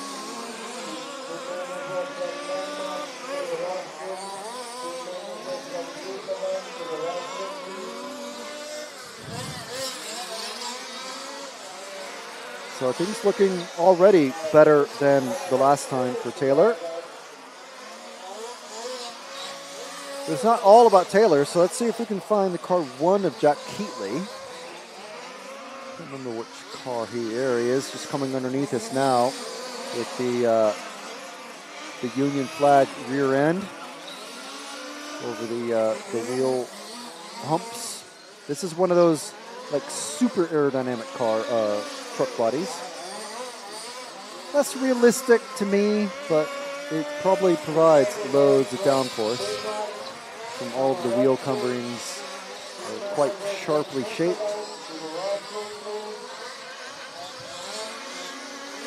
Jack Keatley, one of the other trio of British racers that is probably going to end up on pole position. Current pole position is Ian Audie, who's actually, we won't go to him just yet. Oh, Ian! Again, I did not curse him. As soon as I mentioned him, though, he flipped over and had to get marshaled, so now Taylor's gone past him. I think after 2 big mistakes like that, Ian he's well down the order, actually. He's only running 6th position. Actually, no, he's, car 2. At the moment, 9th. And where does he pop up to? 6th. So, yeah, not a good run for Ian. Not able to back up his TQ run from the first round. But it all comes down to overall time. Taylor has gotten past him on track. We're still with Jack Keatley. All 3 of these drivers from the UK, but let's see who else is snuck up in there. The car 8 of Matthew Stokes, also from the UK. So where's that car 8 at the moment? There he is in the, well, that's handy. One side is yellow, the other side is orange. So it's the orange and yellow truck. It looks like an MCD, I can't tell. I'm not sure. Coming over the triple. Good jump off of that. Down the main straight. And that is Matthew Stokes, currently running 2nd position, now 3rd.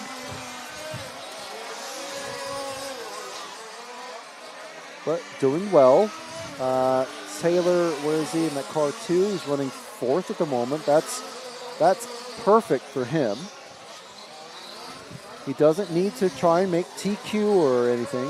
He's let Ian by, it looks like. And this has all happened off camera, so which is fine. We're not following him. So I'm just letting you guys know. So at the moment, we've got the car 3 of Letchford actually leading. The car 2 of Stokes in 2nd. Okay, now someone is crossing. It's all changed again. So it's 1, 3, 8. So 3 is Letchford, 1 is Audie. And then Letchford crosses again and takes the lead away. So we're over halfway through, and the times are still swapping and changing quite a lot, which tells us basically that the times are very, very close. The 10 has snuck up in there. So that's Daniel Scholing. Where's he at? The 10 is just coming underneath us now. That's like 80s rave color. He's like super rad, man. Look at that. He's got like checkerboard. It looks like a Vision skate deck. I'm definitely aging myself, but that's fine. Okay. But there we go. That's Daniel Scholing from Germany. Less than 4 minutes left now. Ian making another massive mistake, letting Taylor pass once again. Ian is hating that first set of doubles.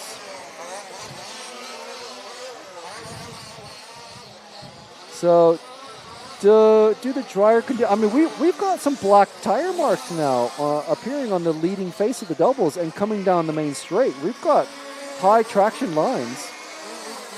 We're going to start getting traction rolls, especially once we start seeing the drivers get affected by the holes that are really starting to appear. Have we moved to the zero? I can't remember. Yes, we did, didn't we? So, okay, let's give Alfie Jack just a little bit more love. He's coming over the second set of doubles now, the number 7 in that Sonic the Hedgehog scheme. About to go over the tabletop and into the bowl corner. He's coming up on the number 4 of Alex Mulder. So Ian, I think, has made another couple of mistakes here or there. I think the track is really starting to get roughed up now, because this is a little bit uncharacteristic of Ian, although this is the driest we've seen the track. So I'm going to not quiz him. Ian's very tight-lipped, isn't he? He's very quiet about what his plans are. He kind of just like, well, we're going to see what we see, aren't we? Or something like that. He's very tight-lipped.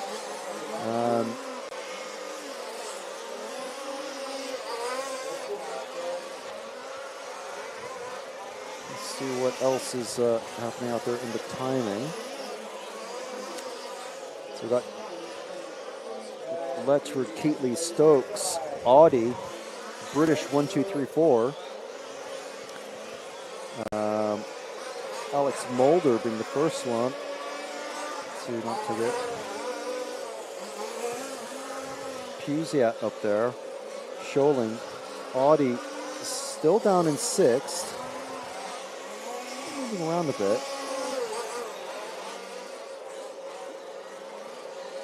Didn't realize, but the number 5 truck of Jimink Keys has stopped. Fabian Morat, actually number 6, actually the DNS. So we've got a minute and a quarter left in this one. Following young Alfie Jack. Oh, and it's a mess of crashes just at the start of the straight. Alfie Jack over as well. Not the most helpful of marshalling, but I suppose there's lots of hot and moving parts in these things, so marshals just a little bit more careful and tentative than others is all. It looks like Taylor, let's go back to the white truck, just coming over the second of the doubles now. Taylor Letchford, obviously, as we said, engaged to be married. Ian Audie's crashed out. Ian Audie's broken out. Last year's defending champion and number 2 truck has broken. Alfie Jack is also broken in the number 7. What's happened? Let's make sure Taylor Letchford gets across the line. So we got 15 seconds left in this one. Number 0 being very patient, letting him go. I think, is Taylor, what is happening with Taylor? Is he broken? Or is he finished? I think he's finished. That's why he's just cut the track, about half of the track out. I think he is finished, so don't worry about that cutting track. I think Taylor has taken it. There he goes, and there's his fiancée mechanic taking him off the track. And there we go. Excellent work. Let's see where that puts. See where that throws things, and if that changes anything from the order. I wonder if Ian's mechanic was telling him, because these guys all have radio headsets. They all know who's coming up behind them, who they're coming up on, and the times that they need to beat. Maybe, looks like, yes, Ian Audi still taking the TQ with his first run finish. However, Taylor Letchford taking second spot on going straight into the semis. So fantastic result for him. You literally couldn't ask for anything better. Alex Mulder finishing 3rd overall. And then we've got Jack Keatley, Matthew Stokes, Van Mettervoort, Hopf. Well, some of these guys haven't actually run yet. Van Mettervoort hasn't run yet, neither has Hopf. So those top 5 drivers, Stokes has run twice. So at the moment, that's what we've got. So we've got the next group of racers to go out, and then we'll have a better idea, because there is a slight chance Ian or Taylor could get dislodged from their current positions. So we've got Van Mettervoort, Hopf, Puziat has run. So the best he can hope for is to start 4th, because he's overall 8th at the moment. So his best possible start would be to be 4th in the semi. Kreisig not doing too shabby, even though he was kind of talking down his chances earlier. So yeah, very good for Ian. Another TQ, pole position.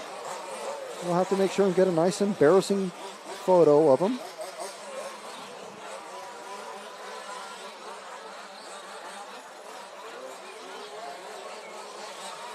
So the next group of racers out on track now. Gert-Jan Van Mettervoort, Daniel Koch, Andrew Spence, Mark Kreisig, Patrick Weiss, Ian Southey, Thomas Hopf, Paul Scrace, Paul Wadman, and Bruce Ross, or Ross Bruce.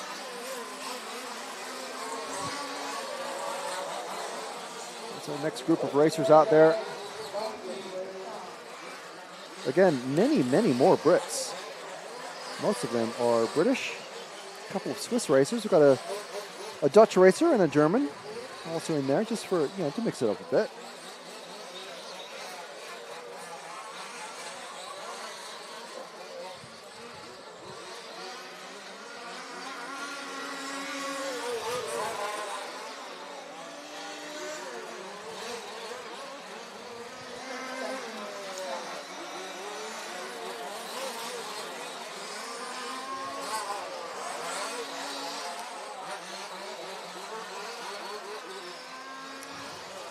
So, in this round of qualifying, second round of qualifying, single best round to count, it appears. We're starting with the fastest group of racers, which we've just seen. Ian Audie looks like he's going to retain his TQ.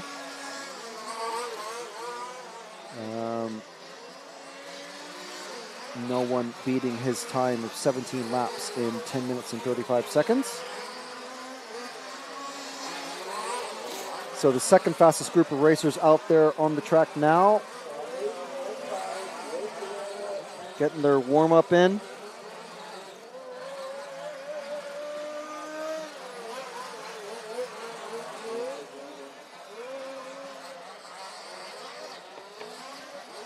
And then the third fastest group of racers will be out after these guys, as you would expect.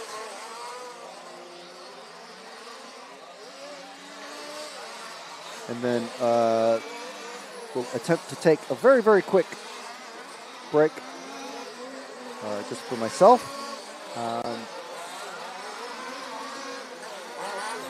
And we'll try to come back on the mic.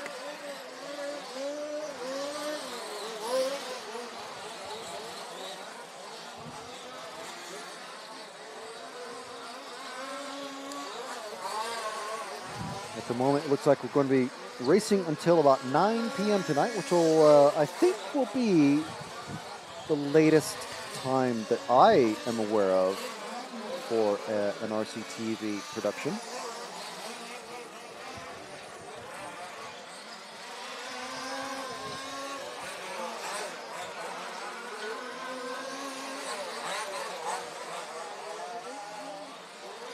And that will be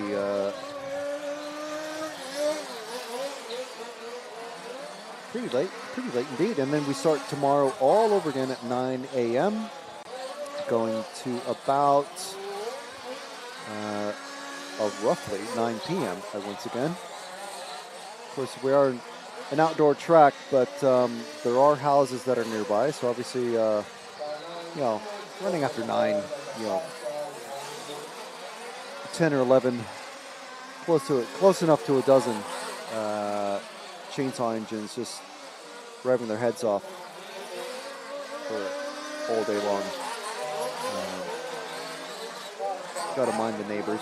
Looks like we have another Vision Skateboards tribute paint scheme out there. The pink and the yellow.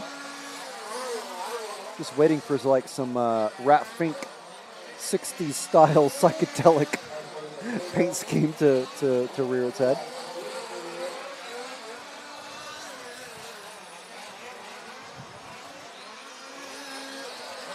I see a kid with some ice cream, and now I want some ice cream. That's how it works. So let's see what the order is. We've got Mark Kreisig out there. Mark Kreisig, Mr. RC Fox himself. Mark Kreisig saying, oh, no, I'm not going to do, no, I'm not, no. Well, he's currently leading this one, 5 laps. Best lap time of 38.6. Just been pipped by Daniel Koch. Then we've got Hop, Spence, Southeast just popped up in there. Van Medevort. What's happened with Van Medevort? He's not having a good run. Spence, Wadman, Vice, Grace, and Bruce not actually. He's dropped out.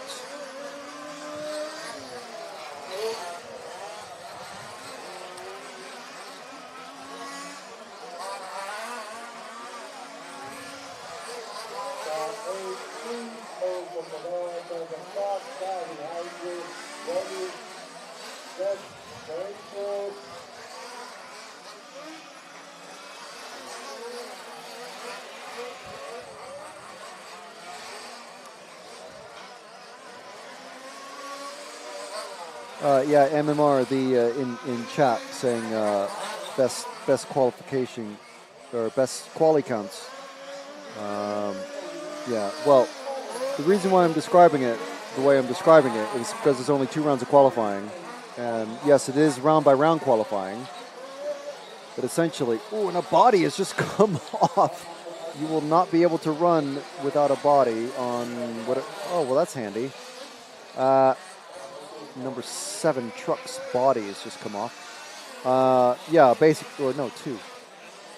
That is Daniel Koch. So now he's in the pits, stuck in the pits until his mechanic can get his body back in place.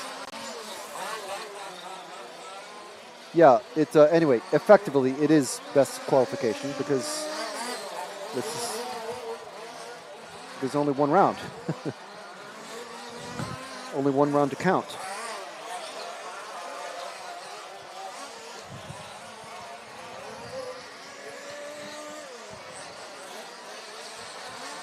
So, anyway, let's... Kreisig still in lead. Hop Van Medevort is just pipped by Ian Southey and Andrew Spence.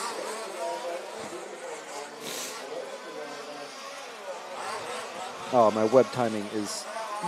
sometimes it's a bit glitchy and kind of slow to count, but Kreisig looking strong in this one. He will almost certainly move up in the qualification standings overall.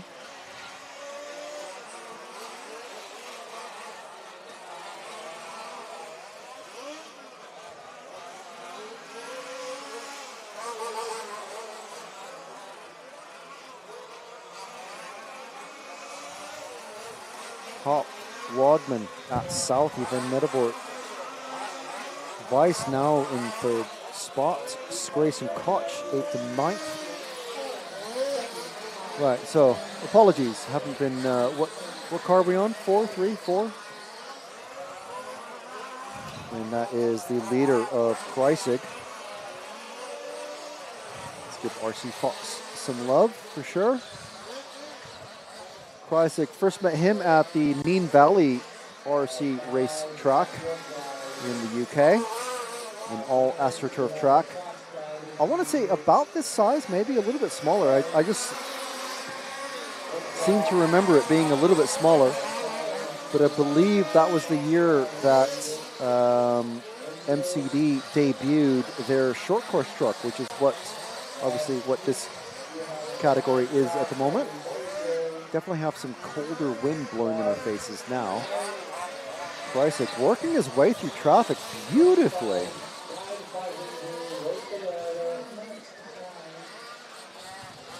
Very nice work, and now he's gapping that number 5, Weiss. And the poor, unfortunate Daniel Koch.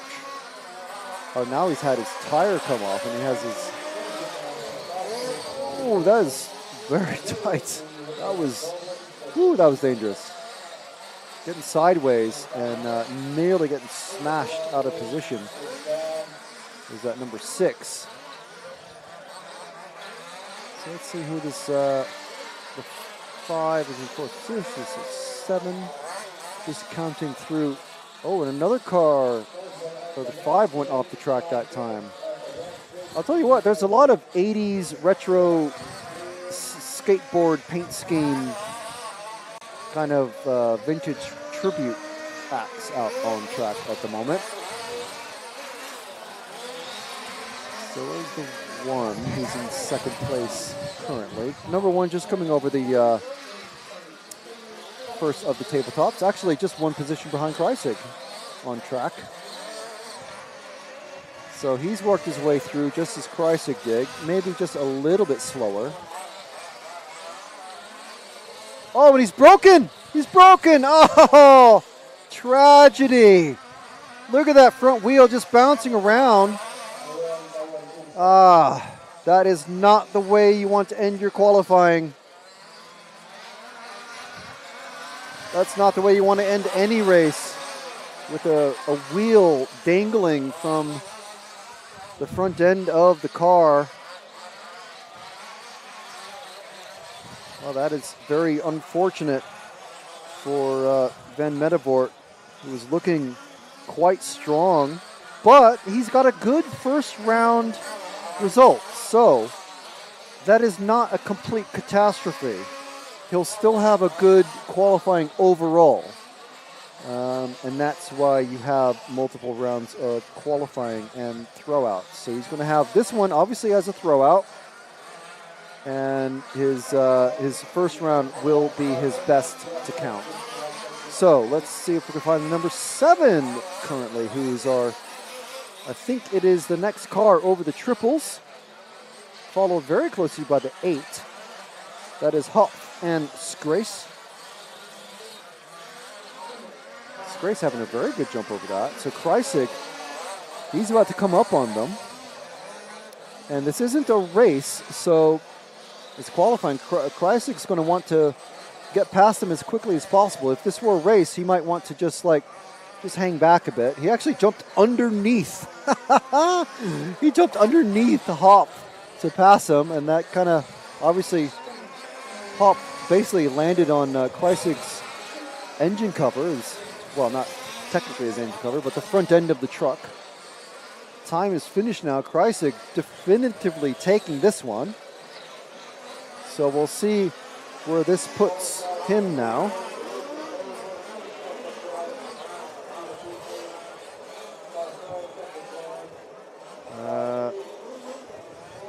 So after 2 rounds for the fastest 2 groups, we still have Audi, Letchford, Mulder, Keatley. Kreisig now almost certainly going to start 5th overall. So that's going to put him third,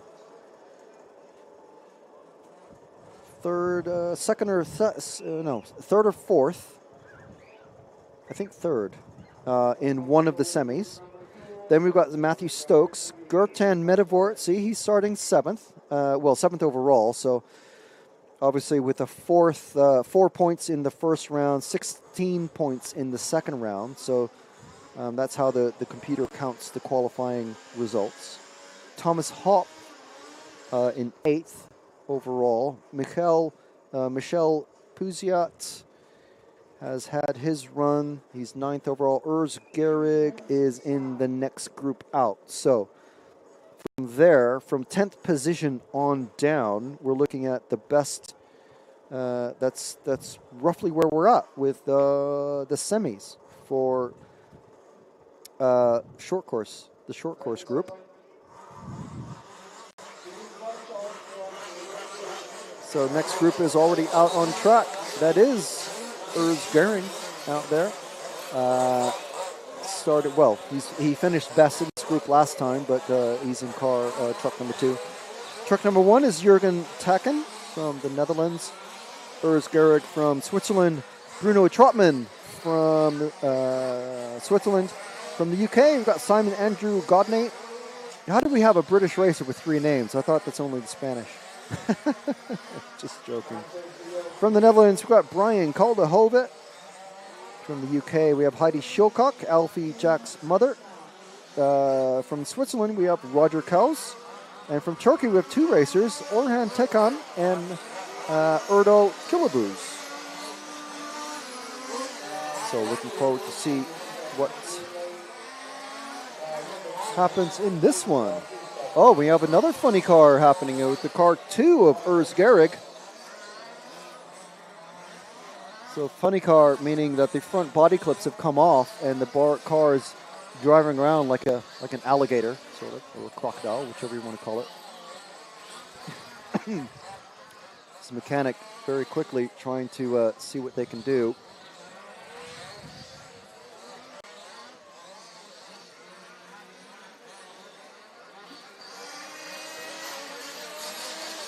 Did they just forget the front body clips? So if I were a mechanic or if I were a racer, I would say, okay, here's some pre-made big plastic washers to go, just in case the body gets ripped. Use these over the body posts and just to provide some extra coverage and protection to make sure the body stays on if the body ever does get damaged to the point where it comes off. Drive around like an alligator or a funny car. So we've got 30 seconds before the timing officially starts in this one.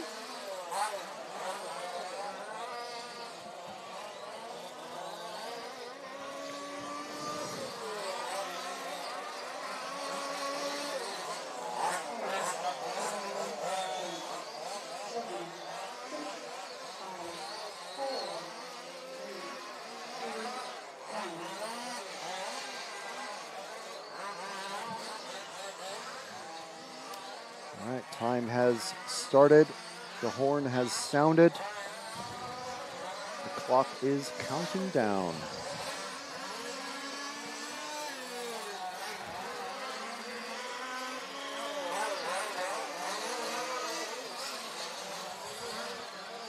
So it's going to take at least 2 or 3 laps before the time really, the laps start to mean anything. The lap displays, timing display.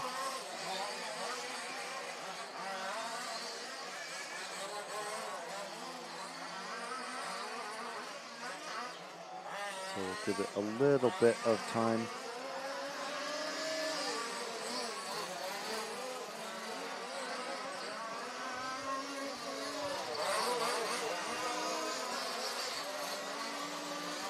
So hopefully, if large-scale off-road is not your thing, maybe on-road touring car, fronty, and F1 is. You can check that out on, see what the other RCTV team is up to this weekend. And they are live in Turkheim. They may have finished by now, I'm not sure. We've got our own thing going on here, obviously, with large-scale off-road. We've got two-wheel drive, four-wheel drive, and short course out on the track right now.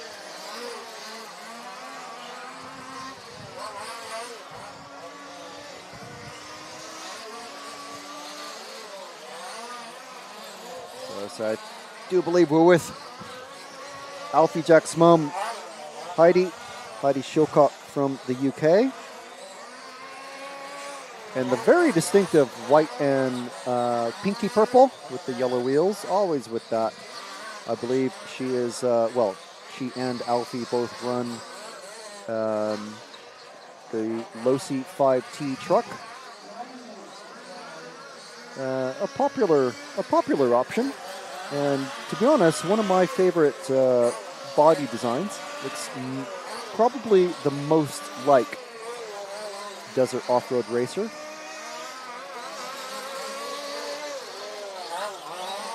I always prefer the realism when it comes to racing. It's quite good.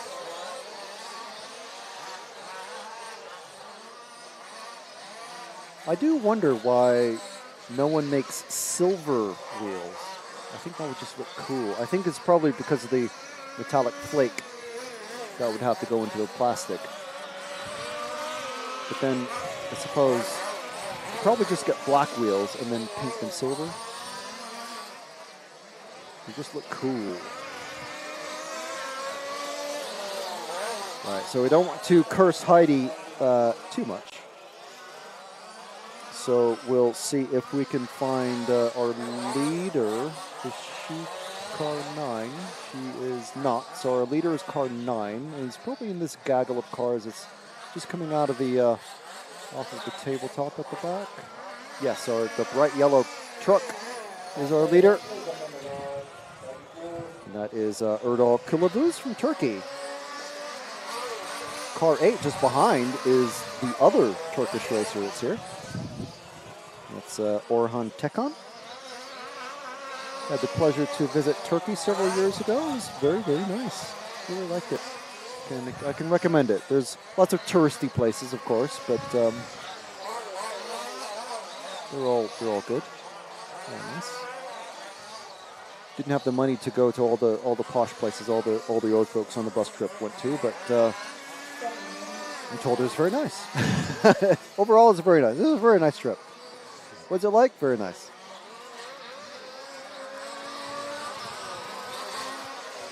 So, Erdal making a few mistakes there. Letting Orhan get past. Oh, now caught up with the number 7 truck of cows. That's not what you want to have happen. Number 8. We have a dead number 8 truck. Referee hasn't called it. I don't know why I'm raising my voice, because the other racers aren't going to hear me, but that's Orhan Tekan, the other Turkish racer that we were sort of following, is now out. Is it running? Is it back and running again? Looks like it is. I wouldn't have thrown it like into the path of the truck though, and then the kid's running up the pit lane, so it's maybe need to have a refresher course on some marshalling duties. But anyway, let's move to the number 6. Oh, that's Heidi Shokak is leading, so we've already followed her. Number 1 car of Jürgen Takin is in second at the moment, and that is, I believe, the white and the yellow and orange car with white wheels. Number 7 coming off, another one with the Roger Cows with the body coming off, and the referees will not let you drive around like that. First of all, you'll be very, very, very slow, and also no one can tell what car you are because you have no numbers on the chassis of your car. So unless you have that kind of forethought to put a number plates underneath the body of your truck. We have some slightly dodgy driving standards here, and marshalling standards, maybe. Looks like the number 4 is broken. Something is gone in that car 4. The marshal taking them off and saying it's dead. You're only allowed to pull start just a few times before the referees say, okay, stop now, pay attention. Yeah, the marshal shaking his head saying, no, that's not gonna run. So anyway, we're with our leader, Jürgen Takin. Well, our second place driver, Jürgen.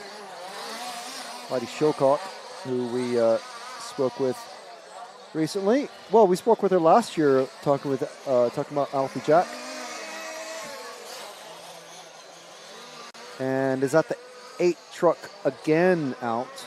So something has gone wrong with the clutch or the engine on that one. Mechanic out there again.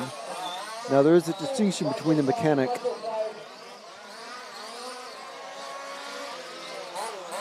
being a mechanic and a marshal. The marshals are the ones out there on the track. They're the ones who sit there. The mechanic is the one who goes and retrieves the dead trucks. And they are the ones who operate in the pit lane. The ones who are maybe take a little bit more money and seriousness into the racing, the mechanics will have headsets on their that they can talk to their drivers. So the mechanics act as spotters and say, okay, there's a dead car at such and such place, or second place is coming up on you, or you're coming up on third place and you're battling, so he's not going to let you by. You're going to have to fight to get past him. So that's what a spotter does. Erdal Killabuz still in second in that number 9. Number 1 is the very bright truck that we're following now of Jürgen Tocken. Car number 3 of Bruno Trotman. I don't think we followed them at all. Car 8 is absolutely stricken. And I'm sure the mechanics are tired of trying to fix it and retrieve it every time. So car 3 coming down the straight, or truck 3, that is Bruno Trotman, running in 4th at the moment. This heat is having a lot of problems with attrition. So, I mean, we've pretty much covered everybody at this point. 2 minutes remaining. So we'll follow Bruno for a little bit. I smell some tasty Czech sausage, I must say. I could be down for another serving of it. I had some for lunch, and I like it a lot. So just under 2 minutes remaining. Bruno going over the big jump. That's a very high-speed jump. It's a bit deceptive because they're going away from us. But we've seen a couple of cars break off of just landing bad, basically, off of that jump.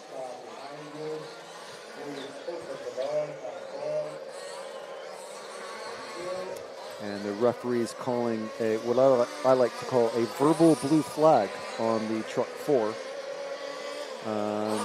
Because they're not literally shown a flag, so they're just told, okay, you have a faster car coming up on you, which the car 4's mechanic is not doing because they don't have a headset, for one thing.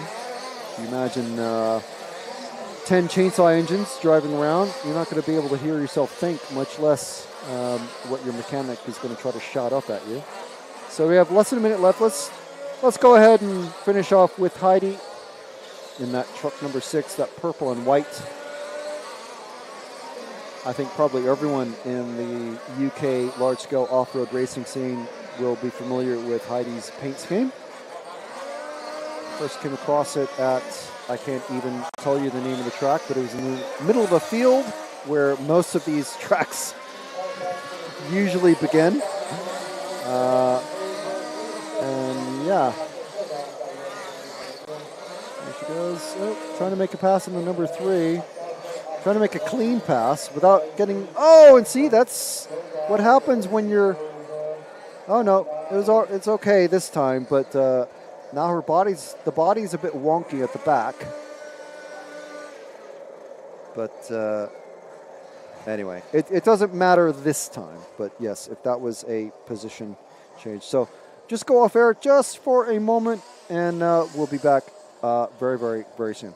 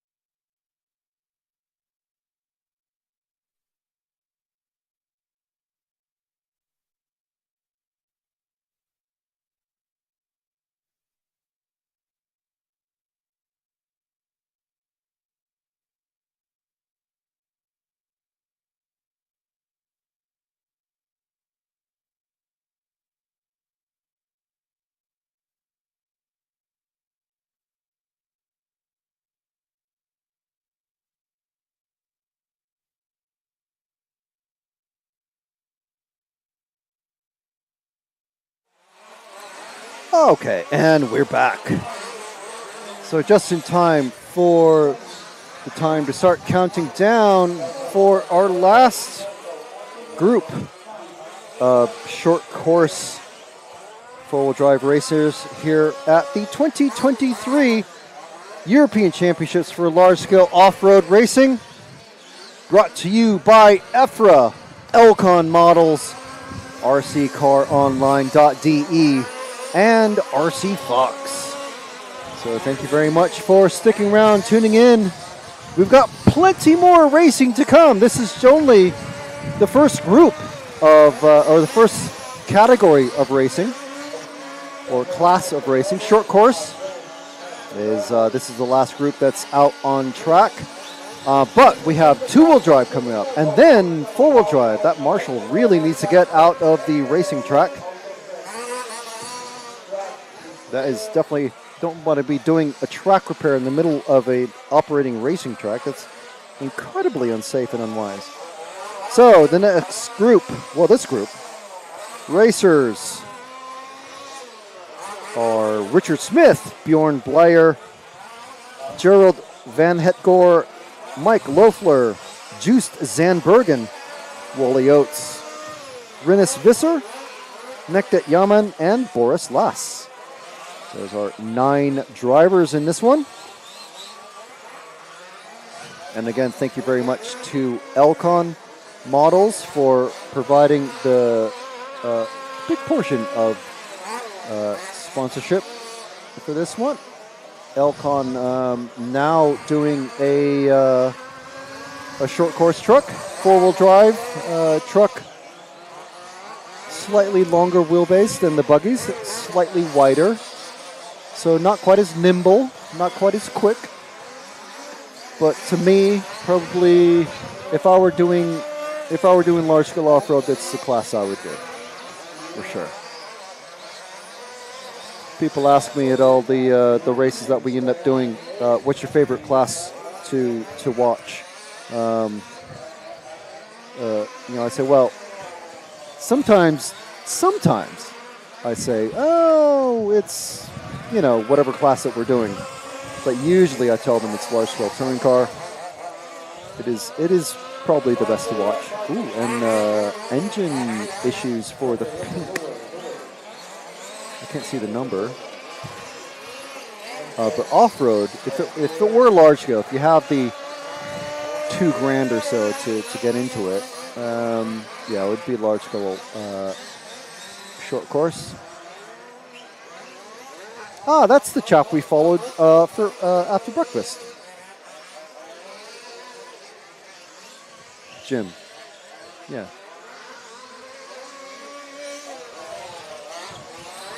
That's a very, very nice car. So we're following the car number 6, Taxi Machine of Wally Oates. I'm sure our British racers back in the homeland will appreciate Wally's Taxi Machine. Very large-scale off-road community in the UK. I'm told there's close to or over about 100 racers that show up for each national, which is honestly like a really good turnout. That's really good. And the nice thing about these bodies is that they tend to stick around a while. They don't get beaten up like the touring car and 8-scale on-road bodies do.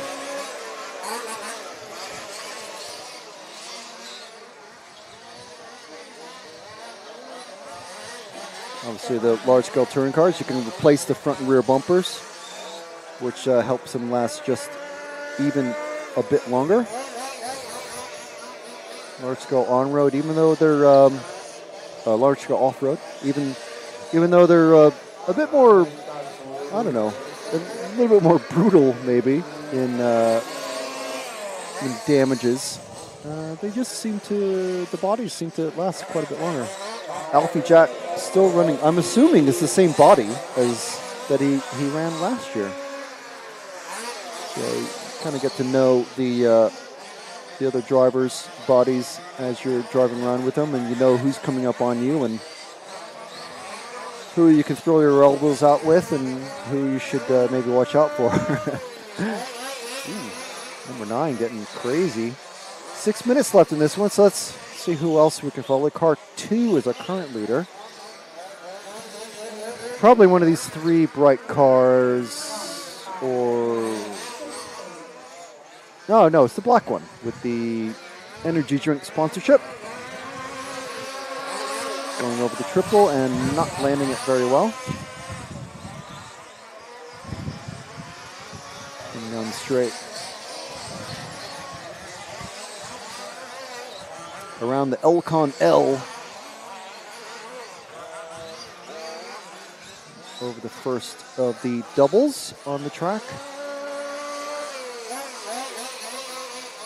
And the racing line definitely getting grooved up with every passing lap, just a tiny bit more. This is our number 2, currently in second place. Number 1 is the green car going over the big jump at the end of the straight, going into the Elcon L.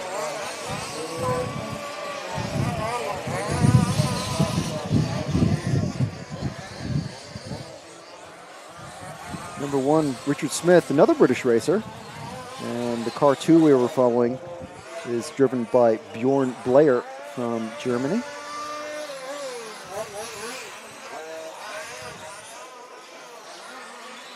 Number 9 car, Boris Lass, in the pits once again. Not doing too hot. Number 3 running in third. Number 8 car has just been taken off the track. Taken to a marshalling position.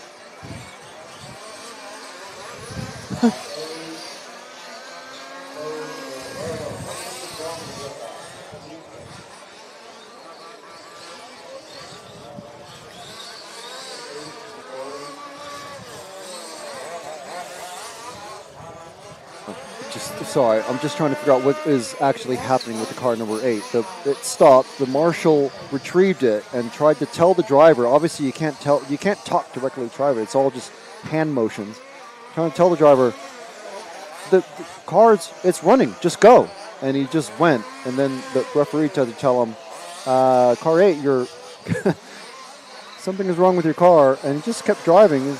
He must have shouted at him, saying, no, it's running fine. So the referee says, oh no, it's okay then, keep going. But what a bizarre heat.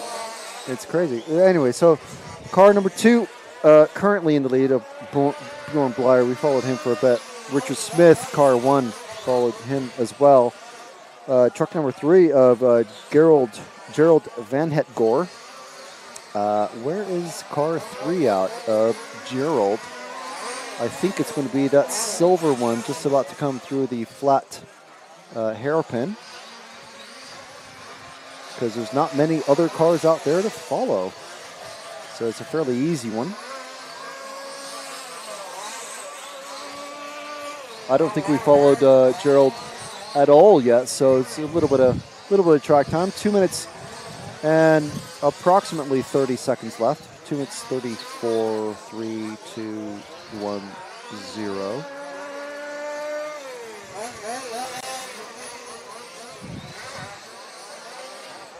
So Gerald running all silver with white details.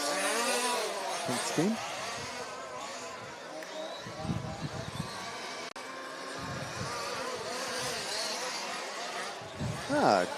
Good landing on the triple there.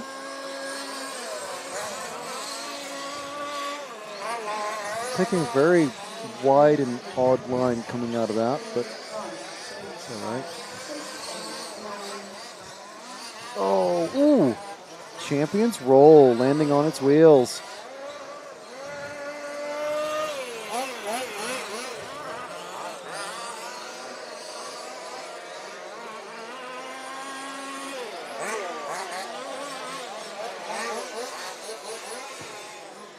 Minute and a half left remaining now. Two-wheel drive racers starting to get themselves in position. And again, these are the fastest of the two-wheel drive racers. Fastest groups of each category are the first ones out on the track for the second round of qualifying. So we start with the fastest and the second fastest and so on down to what, I mean, we can only describe as the slowest group, I suppose. Just under a minute remaining in this heat.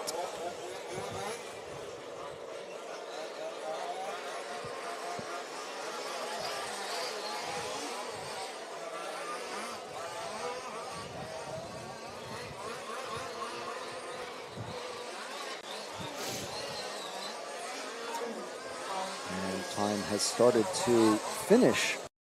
Even though there's technically 30 seconds left on the clock, because the lap times are about 38, 39, 40 seconds in some cases. Some of these drivers, the first ones to cross the timing loop to start their 10-minute run, they are starting to complete their run. So Richard Smith looks like he's going to be taking this one. Bjorn Blyer, Juice Zandbergen, Gerald Van Hetgor, Wally Oates, Nekdet Yaman, Boris Lass, Rinus Visser, and I missed the last name already. So, next group of racers out on track is two-wheel drive. So that is going to be, well, that is all of short course. So we'll run through very quickly who is in this, what the qualifying order is, shall I say. So qualifying order after 2 rounds with a best round finish of 0 points is Ian Audie. So last year's winner on pole. Now I'm not sure if he qualifies directly in. I don't think he does. I think he still has to go through the semis, but he's basically TQ. Taylor Letchford, again, getting married next week, very much. Congratulations, big congratulations to him from the RCTV team and family. Alex Mulder, overall 3rd. Jack Keatley, 4th. Mark Kreisig, Matthew Stokes, Gert-Jan van Medevort, Thomas Hoff, Heidi Schilcock in the top 10. Urs Gehrig in 10th. Michelle Puziat, Keys Jimink, Daniel Scholing, Fabian Marat. 15th is Ian Southey. I am not, so where is Alfie Jack? Alfie Jack finishing 24th, so his mom out qualifying him overall. So 38 racers in total in short course. Next group out, as I said, is going to be Group 9, which is our fastest group of two-wheel drive racers. And that is going to include Alex Schmidt, Theo Plant, Lars Abes, Thomas Kraus, Cyril Cador, Neil Sivens, Dalibor Rohak, Philip Gillick, Martin Consul, Luke Vandenberg, and Mark Helbich. Now, once again, there's no defending European champion in this particular group. Peter Hartman won last year in two-wheel drive, and he is now running four-wheel drive. So I'm not saying he's moved up. I was tempted to say that because that's kind of what you say, you know, when you move from the juniors to the seniors or something like that. But it's just a different category of racing. So he's now running four-wheel drive. So Peter Hartman not defending his two-wheel drive European Championship. So we've got about a minute-ish. Oh, I don't have seconds on my watch, but anyway, we've got about a minute and a half maybe remaining, maybe less.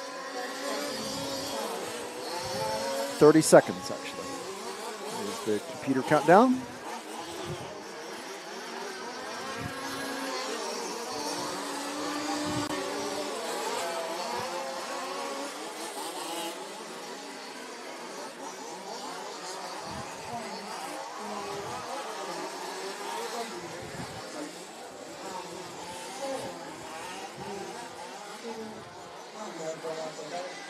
And the time has started. Horn has sounded. So Alex Schmidt with the previous round TQ in that car 1. So we'll follow, are we on the 1? Okay, so we'll look for the 1. There he is, the last car to come down the main straight. There's Alex.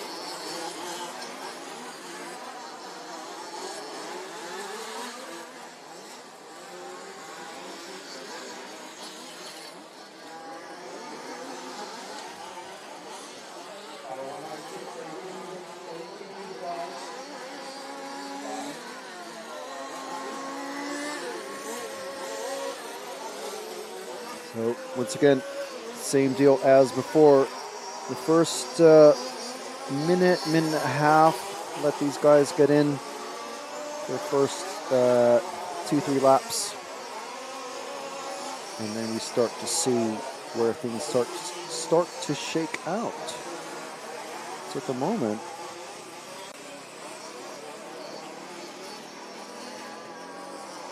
Alex not doing so hot after the first round, but we'll see if he is able to bump up. He's 7th after 1 minute.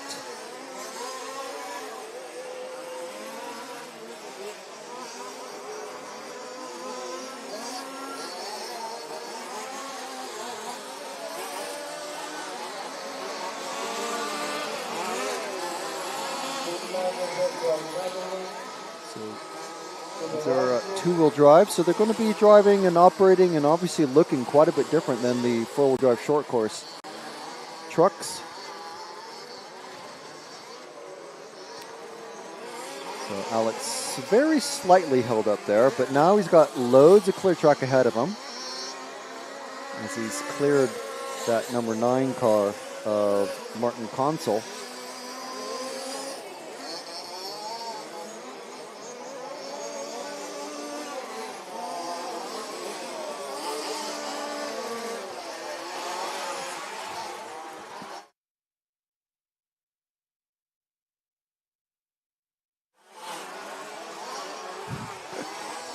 So there's a chap just below us who's literally watching. I mean, he sat directly below us. He has almost the exact same view that we have, but he's just a couple of meters below us, but he's watching the coverage. So yeah, it's a bit funny. So Alex Schmidt, whoa, now he's popped up into second, so he's definitely improving things. He's catching up to the number 2, I think, Theo Plant, who we saw. No, that's the number 5 of Cyril Cador.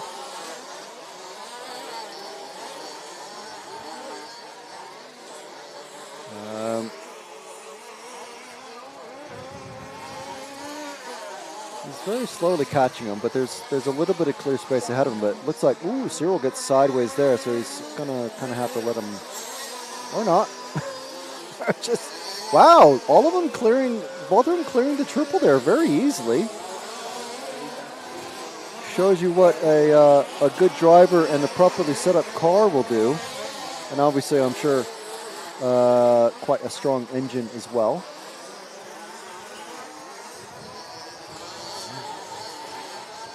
All right, so we've given Alex plenty of love. Let's see if we can find the Cartan of Luke Vandenberg, who's currently in the lead, who's just come underneath us. Yeah, Jim spotted him right away. He's coming out of the Elcon L now and going over the first of the doubles. Weird landing there. That's an unfortunate one. That'll cost him a little bit of time. Looks like Alex. We've got a car that has lost its inner foams. We've got bits of inner foams. So that means basically, effectively, if you're not aware, there's going to be a car out there that's going to be handling very, very badly because the tire is exploded and it's running, basically it'd be like running on a flat tire. And the number 2 car has come off. That's Theo Plant. I think it's one of these cars because it came, some more just exploded. I think it's number 3, 7, or 4. one of these has basically a flat tire. I think it's the 7. Because it is not handling, it is not looking in a healthy way. Because more inner foams have come off on the main straight, where obviously the cars are doing the highest speeds, and the tires are at their fastest rotational speed. And it looks like either a bad gluing job or an out of balance tire. Yeah, I think it's that left rear. I think. I'm looking at the other two as well. I'll be spending more time on this than we need to, but I think it is that number 7. He may have lost inserts out of both tires. That means he's basically not going to have any traction at all on the back end. So that's not going to be a good result for Dalibor Rohak from Czech Republic. There's inner foams basically just lining the track, just bits of inner foams.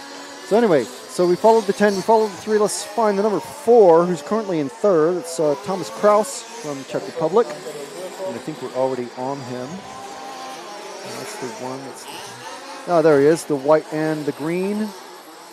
Thomas Kraus is our young racer that we spoke to recently. We'll have a little piece on him that will hopefully be playing into the stream tomorrow. He kept laughing because he just was very uncomfortable with his English, but I'll tell you what, his English is better than my Czech. So, young Thomas looking like he's going to be, if not definitely, he's going to be challenging for the top junior racer in the two-wheel drive category. And I'll tell you what, he's off on a good start, already running in the top group of racers. It's a bit of a tentative move, getting past Lars Abes from the Netherlands. Is the other car there, that number 3, white and red, with the yellow wheels. These two guys running very, very close together. Held up slightly, but Thomas jumps back up into the 3rd spot.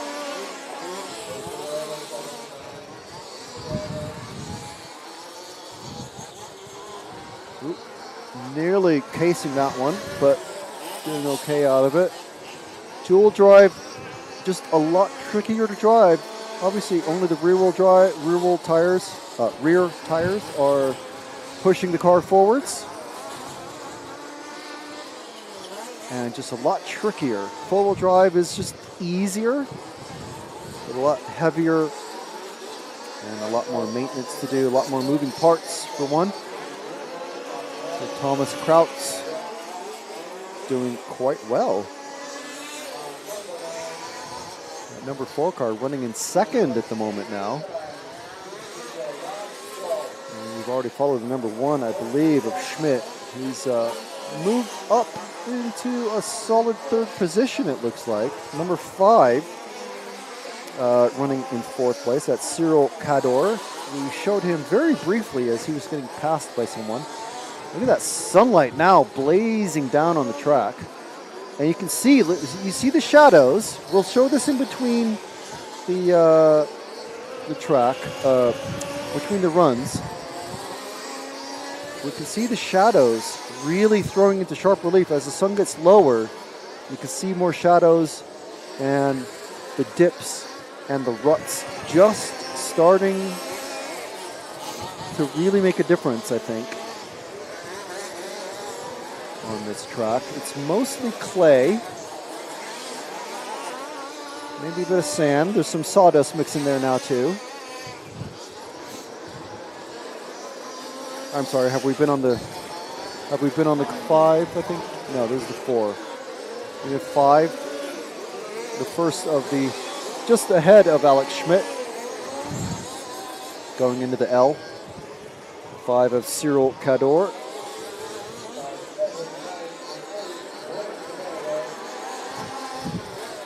Three cars coming down the straight together. That number 7 with the blown up tires, still out there on track. It's still moving forward, so it's worthwhile. It'll take way too long to change tires.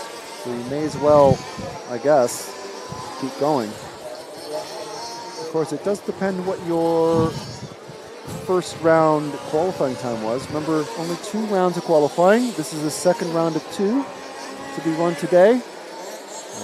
Normally there would be quite a lot more, but Saturday is absolutely going to heave it down with rain. So Saturday has been called off completely. There's another set of inner foam somewhere out on the track. It's in the unnamed corner. But anyway, Saturday has been called off completely. So all of the finals are going to be run tomorrow from about 9 a.m. to about 9 p.m. And 2 rounds of qualifying today, 2 complete rounds of qualifying. So we are in the middle of our second round of qualifying right now as we speak.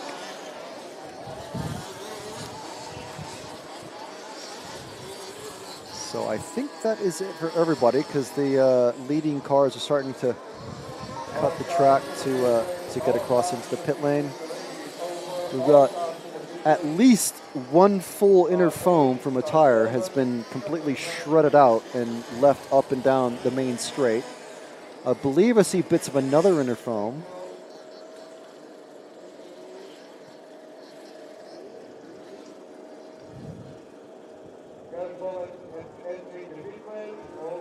So when we start the next group of racers out on track, rather than follow any of them, just going to zoom in a bit on the holes and the dips and the ruts that are just starting to appear on the track. So we want to make sure that we let you guys have a look at that, because it's just a factor of off-road racing. It's just what happens. Not sure if we're going to have any track repairs. I'd be a little surprised if we have significant track repairs on the track overnight, meaning tonight. 1, because it's going to be quite a late night for everybody, and 2, usually it just depends on the organizers whether the track gets repaired, as in filling in holes and cracks and stuff like that with either liquid, like water and clay mixture to let it harden up overnight, or anything like that.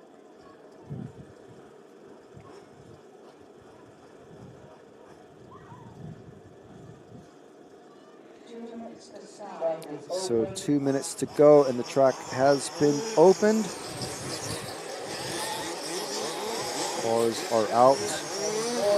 So once we switch back to the main camera view, because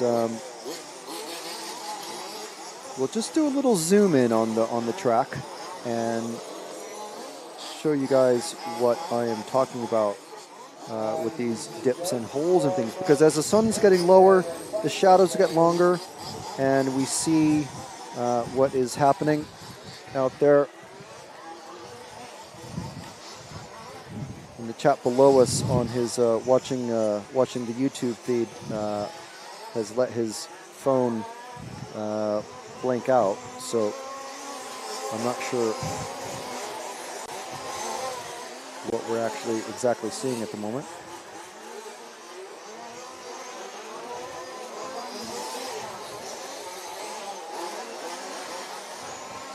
Okay, there we are. Yes.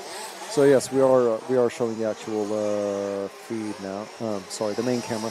So yeah, if you look at the you see the grooves that are in the first corner.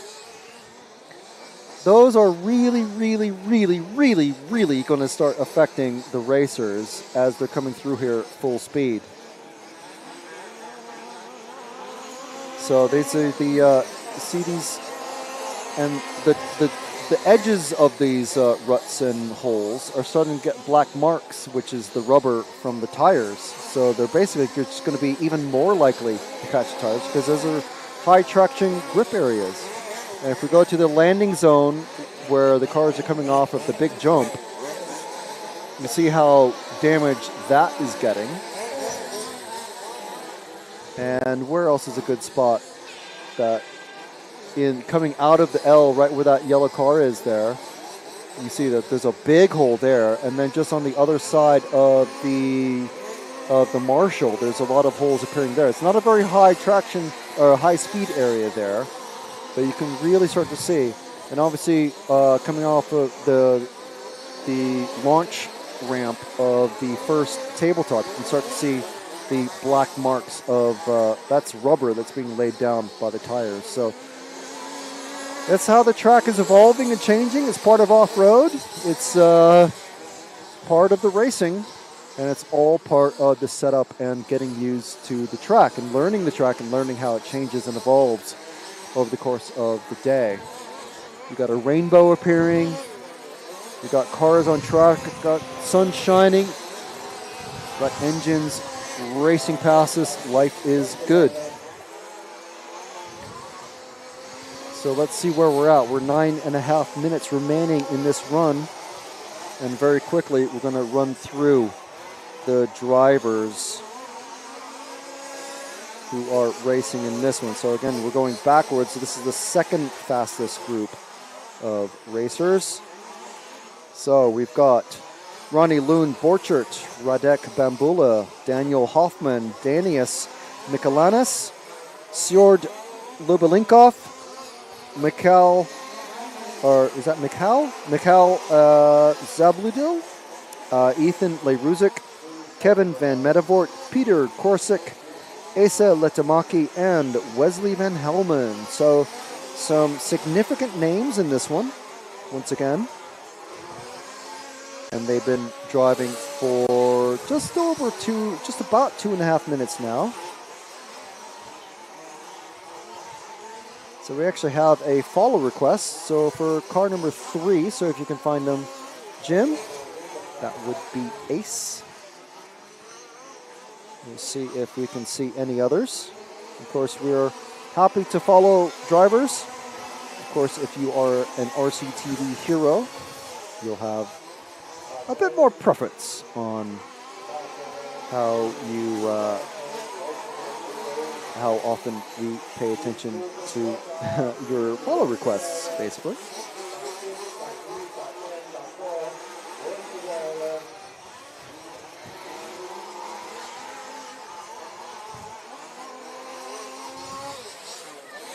So I'm assuming we're on Daniel Hoffman, car 3. So we've got a big gaggle of cars now behind this number 3. Hopefully they're not all faster than him. Ooh, car 0 getting flipped around.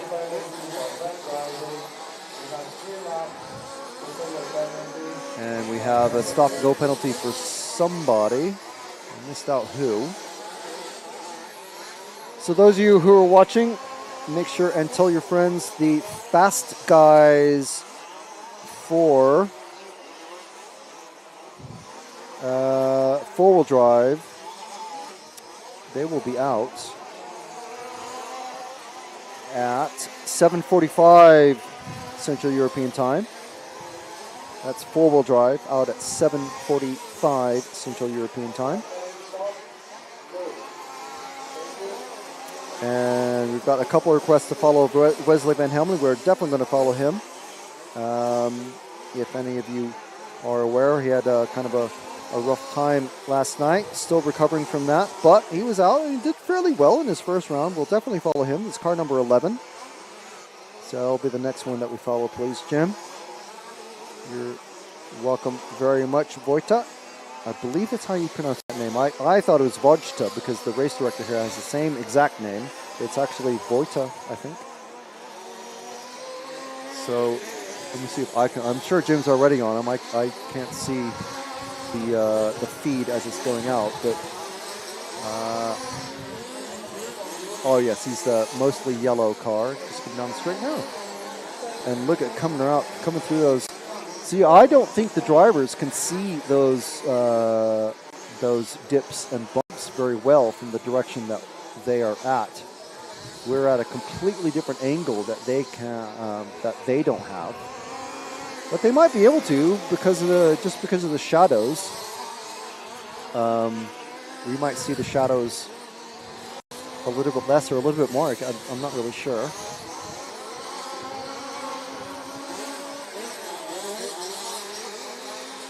So Wesley from the Netherlands. Saw him in action at the Racco 2000 track. Geez, I forget. Was it 2 weeks ago?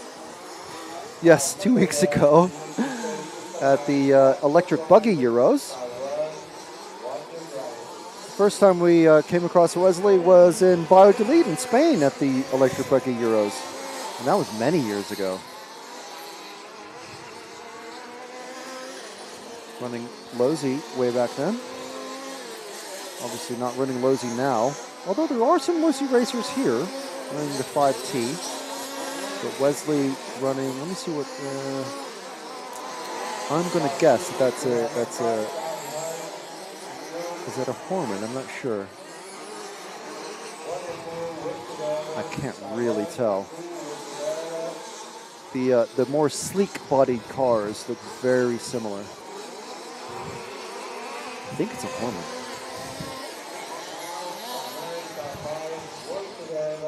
The Elcon cars have a little bit more sleeker sort of shape to them. And it seems like there's no body that makes aftermarket bodies for these cars, so that you just kind of have whatever body shape that the actual manufacturer makes. So Wesley getting spun around there by the number 7, I believe it is. And have to make his way past on the second attempt.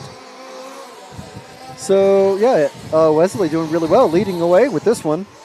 Number 5 is the next car in line. So it's number 5. It's just coming over the first of the doubles and about to come over the second just now. Number 5 is Sword Lubelinkov. Sword, I mean, definitely. If you're not going to name someone Frank, name him Sword, because you can't get much cooler than that, unless you're going to name a kid Aragorn or something like that. That's just my view. Along with all gray cars should be banned.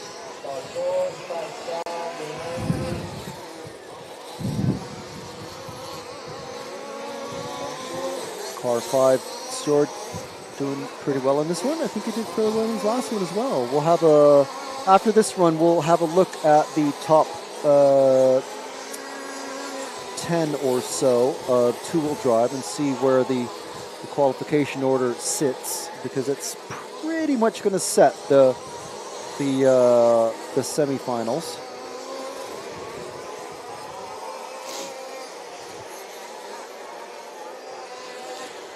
Who else do we have? We have car number 3, Daniel Hoffman. I think we were following him for a bit. Car 8 of Van Medevort, Kevin Van Medevort from Netherlands. Just coming over the first of the doubles now. He's only a couple cars ahead of Van Helmond on track. So just the next car to go over the tabletop now. Flying into the wind, as you can see maybe from the flags at the back of the track. So the wind is, I'm not sure, I'm curious to know how much that is actually affecting them. Obviously, when you're in the air, you're pretty much at the mercy of the wind and your launch angle and speed.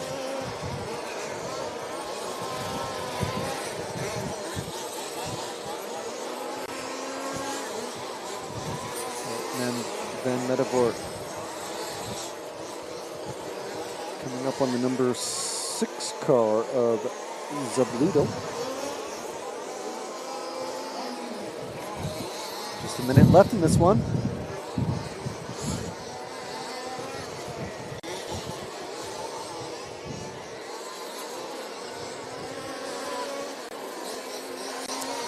So I think we've been on the 11, the 5, the 8, and the 3.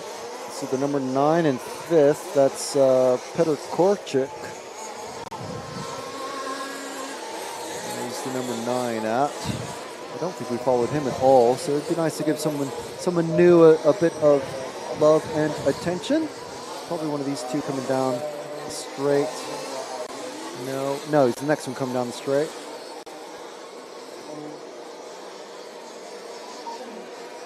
And he's finished his run, but we'll give him some attention. Nice paint scheme. Nice flat landing coming off the big jump.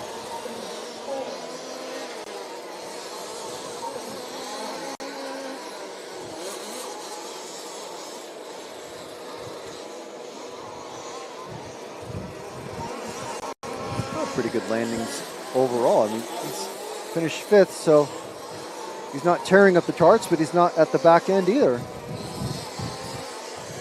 So, fairly decent run for our Czech racer there, Petr Korčik. So we'll have a quick look as these guys are done. Everyone is complete and finished.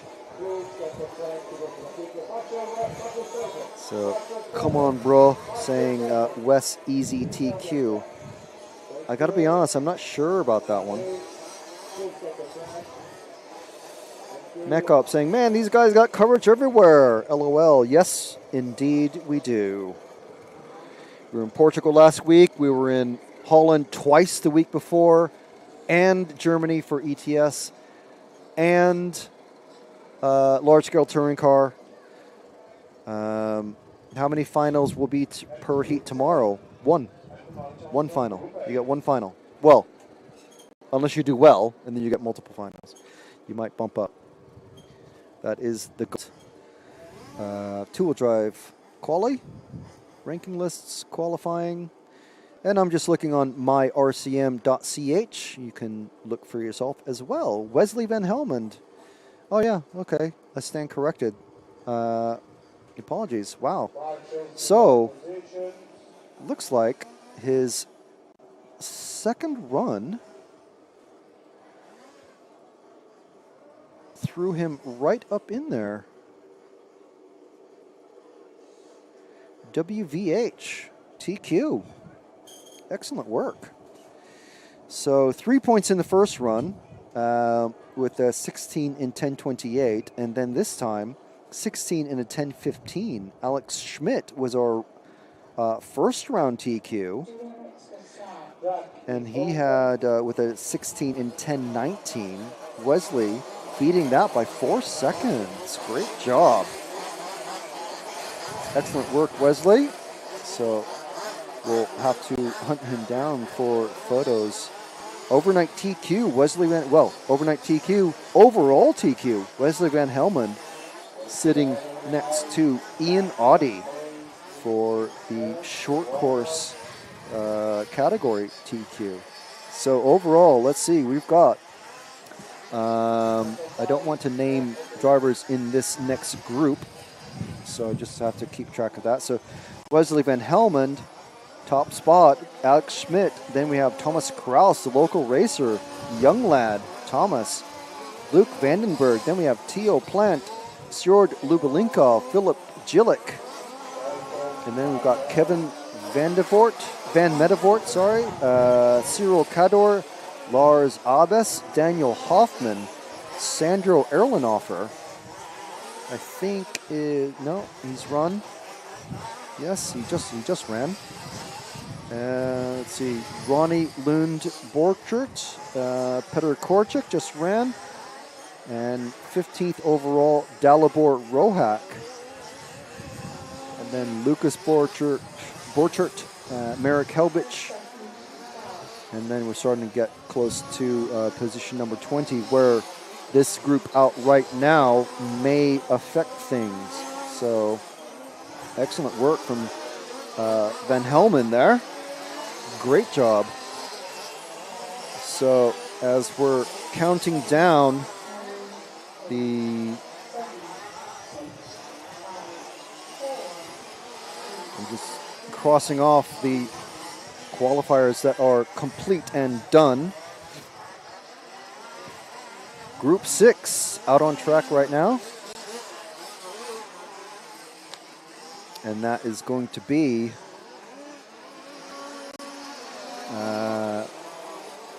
actually some of the names I was saying. So yeah, ignore the last few names I was saying, but it looks like the top 10 or so are set, unless some drivers can really hop up in there and blast out an amazing time in this next group. So actually it's group 7 that is out now. My apologies. Check time. 7 o'clock, yes. Okay, so group 7 is out there now. We've got Lucas Borchert, Sandro Erlenhofer, Peter Feiser, Remco Deloof, Jiri Adamek, Michael Scholes, Milan Let, Libor Pikal, Elias Letamaki, Mark Higgins, and Milan Prusa. Those are the drivers out on track right now. Their time has already started, and they're completing their first laps.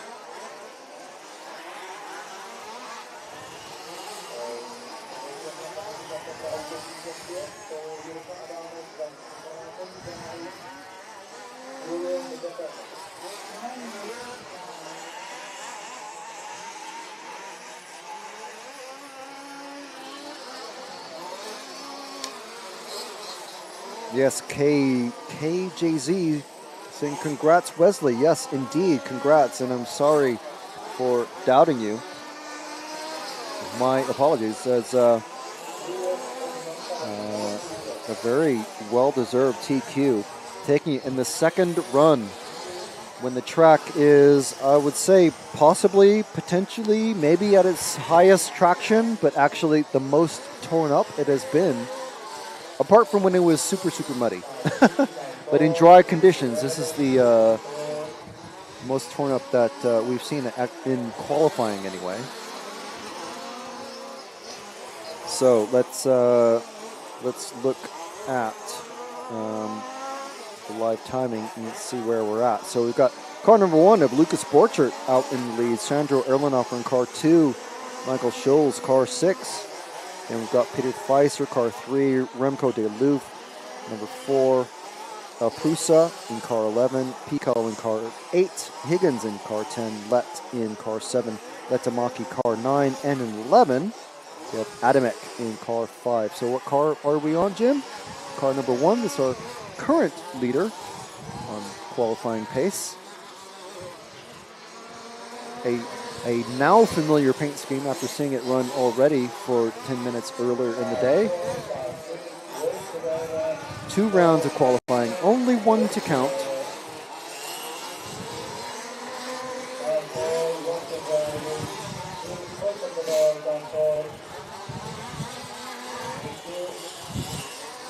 The referee's telling one of the drivers, as I said before, what I like to say, a verbal blue flag is saying, all right, car X, open the door. You got a faster car behind you. Just let him through. Work together, work together.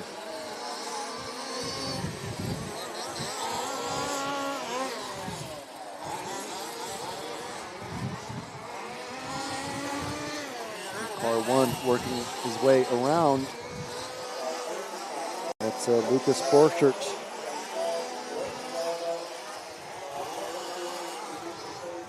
Let's see if we can find that car 2 of Sandro Erlenhofer. There's a lot of cars out there, so a surprising amount. Well, it seems like a lot. It is more than in some of the earlier races. So we've got, oh, and he's just flipped as I spotted him. He's coming down the straight. I don't think that was, I think he caught the pipe on the inside. I don't think he caught one of these ruts that we're seeing up here.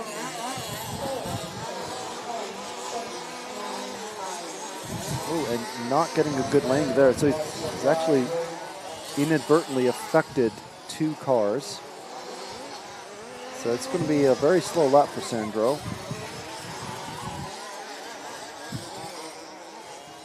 We'll just stick with him and see where he ends up after this lap.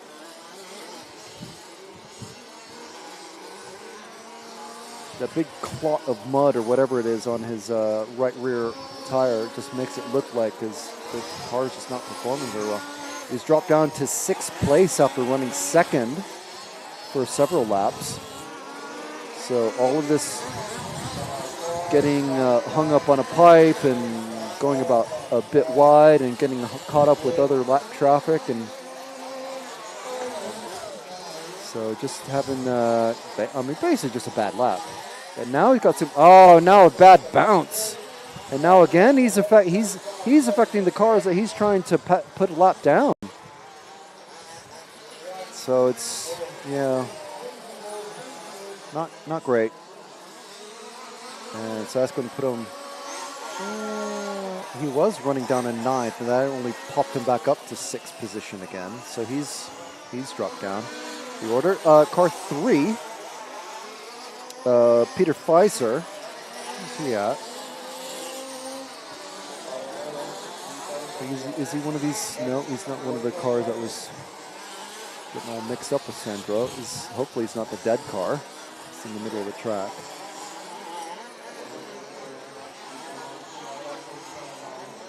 No, that's the car 4 that was unfortunately affected quite a bit by Sandro. There we go.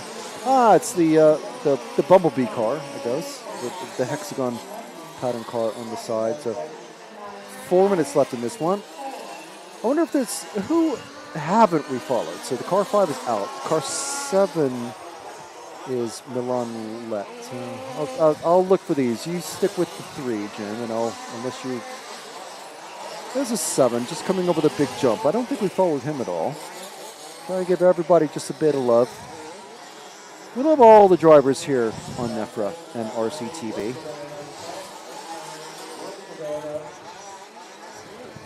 So this is Milan Let. We don't get to showcase every driver, unfortunately, so we do what we can. Car 11, I think, is still running. It's Milan Prussia. There he is, in the pink back end with the yellow rear wheels. He's coming out of the L. Car 11. And he's catching up to the car 0 and 9. We might as well get them all in there. 0 and 9, so it's car 10, actually. Mark Higgins, who I think we showed earlier, and Elias Letamaki, all 3 of those guys running roughly together. They're in the same space of track. So there you go. So 3 follows in 1 shot. For those of you keeping track. We've already followed the 2, so we've got the 9 in there as well. We got the 10. And then I think the last one that follows possibly the car number 6 of Michael Schultz. So we'll stick with these guys because I'll find the 6 in a little bit. There's no rush because there's still 2 minutes to go.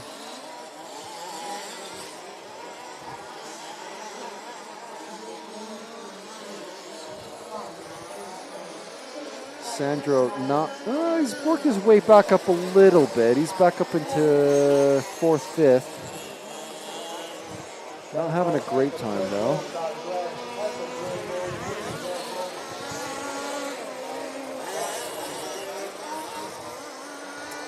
So behind Sandro here in the green car, just coming over the second jumps, these 2 cars, the 6 and the 8.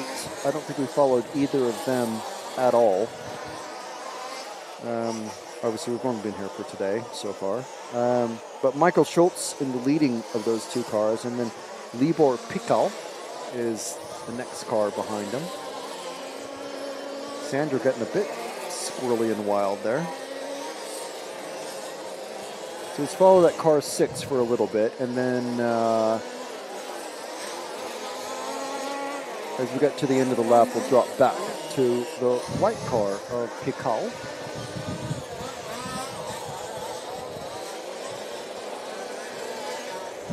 So over the tabletop, we switch to Pikal for the last lap or so. I'm pretty sure we haven't followed him.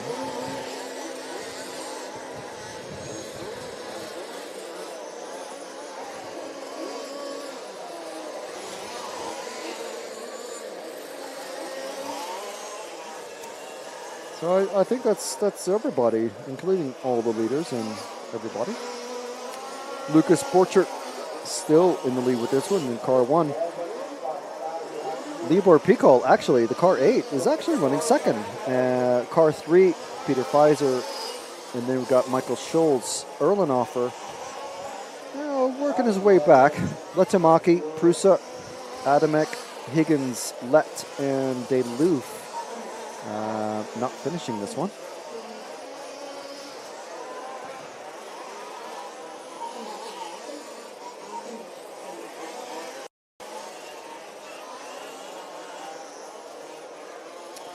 So there we go. That is Group 7 now done. Next one out, remember, we're counting backwards. Group 6.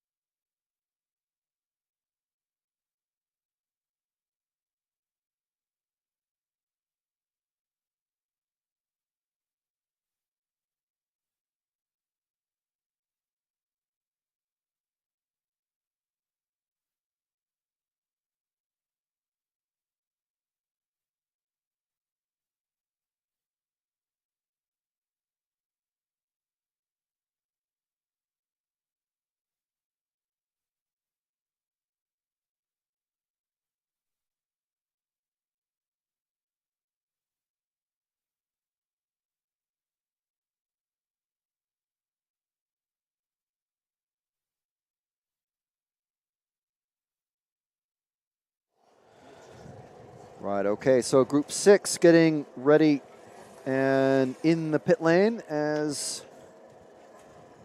you can see. They are the next group out.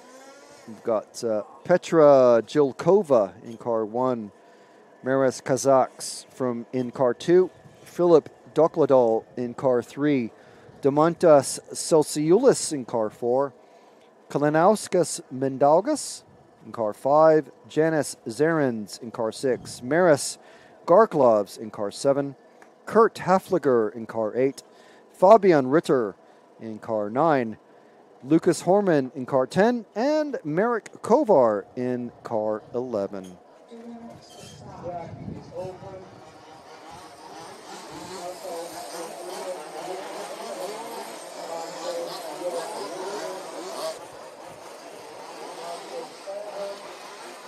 Vojta saying, very good coverage, guys. By the way, much appreciated. Well, thank you very much for watching. We appreciate you and everybody who is watching, either whether it's this stream, Large Scale Off-Road from Stařeč in the Czech Republic, or from Turkheim in Germany, where James, Zach, and Ash are for the Electric Touring Car European Championships, Electric Touring Car full drive and fronty, and I think the Cup for F1, because they're not quite enough to make a European Championship.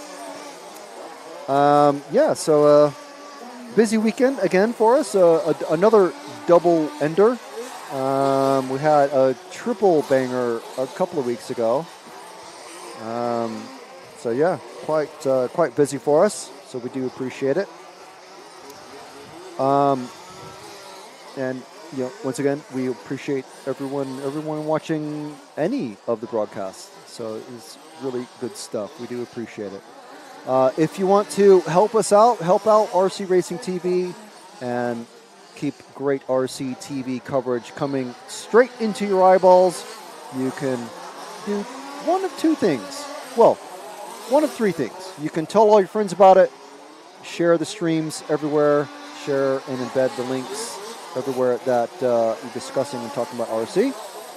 You can also join the RC Racing TV YouTube channel and become an RC TV hero, and you'll get a sheet of stickers emailed to you. You'll get a cool a badge next to your name in the chat. You'll get your name will be highlighted. You'll get shout outs every time we see you, and we'll talk to you and about you. Well, not about you, but to you about yourself. And also, if you have any follow requests, we'll follow your follow requests first before we follow anybody else's. The final way, well, one of many ways, the third of many ways that you can support us is go to rcracing.com and you can check out the merch that we have on offer. If you're depending on what YouTube platform you're watching us on, you can find links to the merch directly in the YouTube channel, or you can just go to the website rcracing.com and check it out. And there's some really cool stuff, of course. Let me just triple confirm. rcracingtv.com, yes. So, and you can also get 10% off your first order right now with the code RCTV10. It's RCTV10. So, I've got a very comfortable hoodie on as we speak. I've got the hat on, I've got a shirt on. So, yes, all good stuff, all great stuff. So, thank you very much for watching. And anyone who buys a shirt or joins us as a member, or as a hero member, absolutely fantastic. And you're all awesome. Everyone's awesome. Some people are just very slightly more awesome because you're wearing an RCTV shirt or have some stickers. So, yeah. Right. Okay. So, looks like we have some Dutch going on in the chat. So that's great. I wish I knew some Dutch. Vel Luke, I think I can translate that one. It's not rude, I don't think. Okay, so we are moving on with group number 6. So after this one, we've got group 5, and that will be the last of the qualifying groups for two-wheel drive to be out, and then it'll just be four-wheel drive remaining. And we'll be ending the qualifying today at 8:55, just before 9 o'clock. And hopefully restaurants will be open and we'll be able to get some food. So there's that.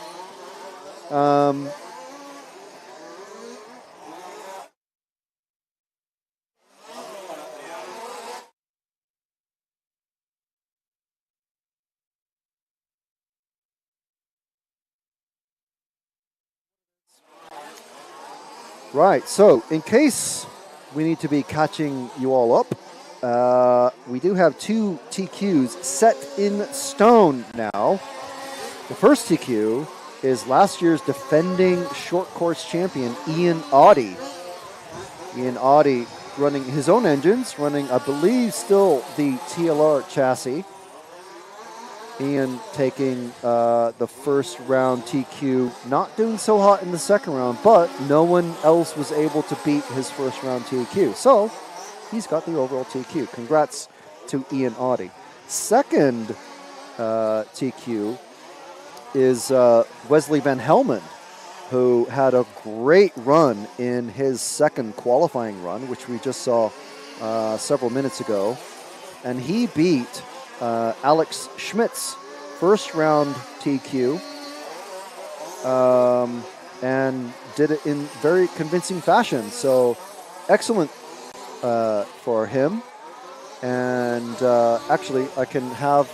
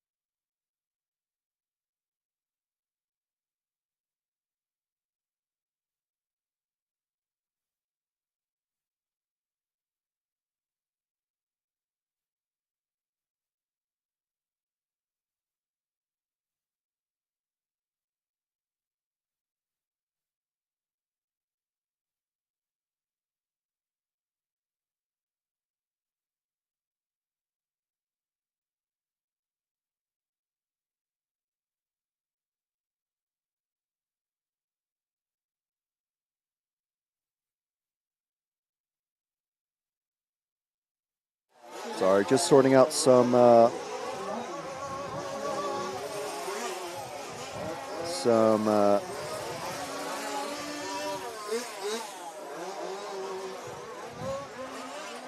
photo requirements.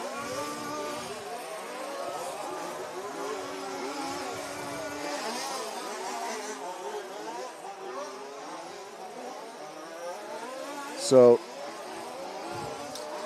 hopefully that's, yeah, for now.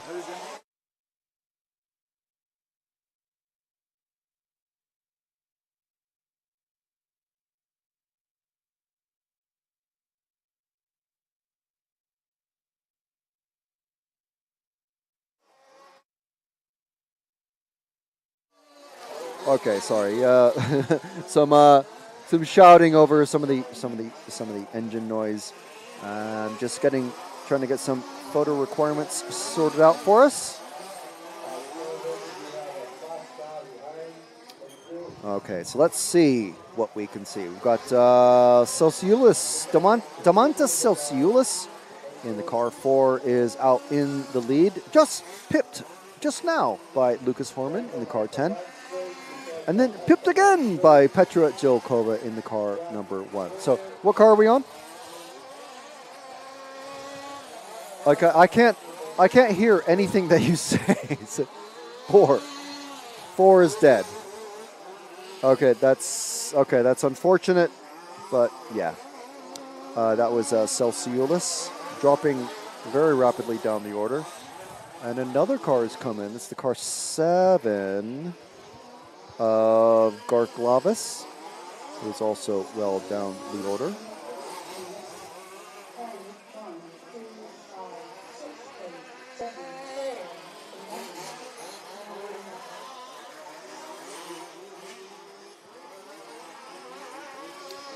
So let's find the car number 10 out there of Lucas Horman. I don't think we've shown him at all. Lucas Horman, obviously, I'm pretty sure, going to be running a Horman car.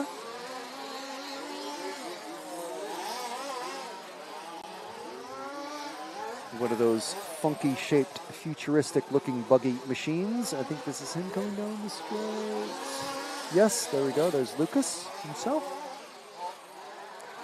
Coming through the Elcon L, which is, I mean, mildly funny, but maybe not to Jim because he's not super familiar with the cards, I think. But Elcon and Horman obviously are competitors out on track.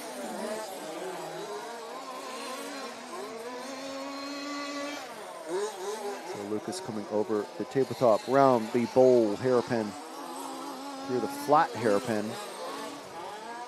One of the cool things about this class is that they use actual real tires as barriers rather than just boards and stuff. You know, you need something substantial to stop these things when they get slightly out of control. Lucas coming up on the number 8 car of Kurt Hafliger.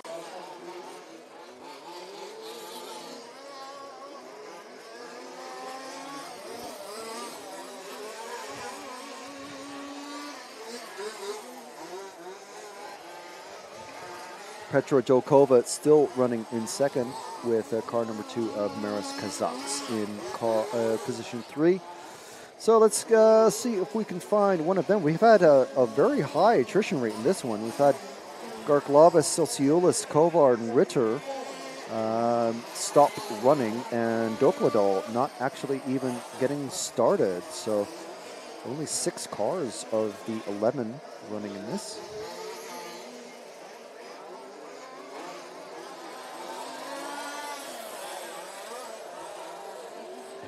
Is an unfortunate landing for the car number 5 of Mindaugas. Petra Jokova just taking over the top spot in the car number 1. See where that one is. Just coming down the straight now, and Petra is a Czech racer. So the red, the white, and the blue, all making sense for so many nations. So I was thinking, well, it's not really red, white. It's more of a teal, white, and sort of not a dull pink, but a pink. It's very dark teal as well. and Horman getting stuck in a pipe and just got passed by Petra, so that's going to be a super slow lap for him and drop down the order quite a bit. So 35 seconds left in this one. So yeah, so Petra actually is the very first car to finish their run. Must have crossed the line almost immediately after the horn sound. Well, actually, it was probably the first car to come across the finishing line. Car is really starting to finish now, so I'm wondering where Horman is going to come across.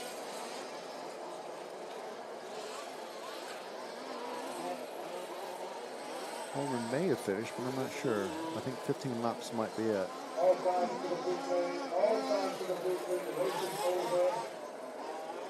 Yep. So he's no more crossing the finish line for Horman. So that is another group finished. We are counting down the heats. So the last and final group of two-wheel drive racers is about to go out on track. And that is group 5. And then we're going to have the fastest group of four-wheel drive racers come out. And then about another group heat after that.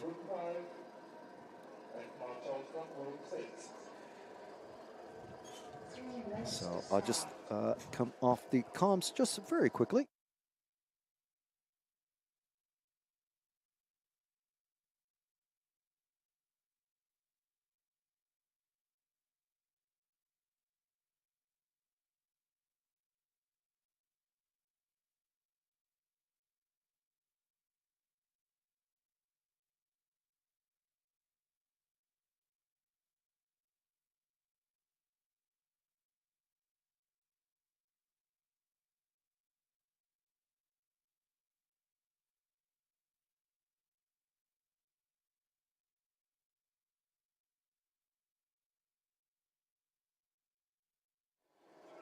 All right, so TQ photos are in progress. So thank you very much, Ben.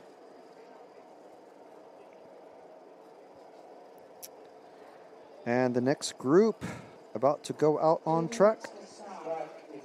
Track has just been opened.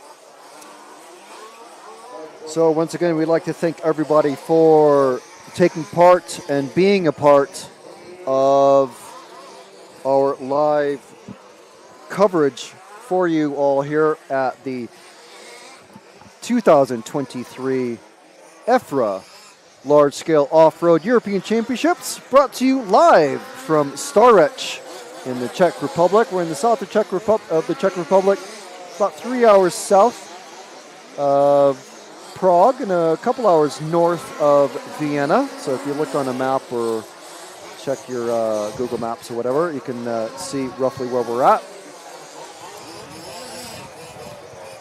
So this coverage is brought to you by EFRA, as always, the European Federation of Radio-Controlled Automobiles, the European Federation that organizes the European Championships across Europe.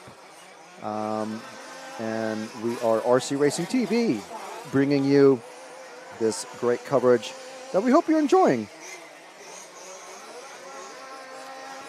So this coverage is being sponsored by Elcon Models, rccaronline.de, and also RC Fox. So thank you very much to our very generous and wonderful and fantastic looking sponsors.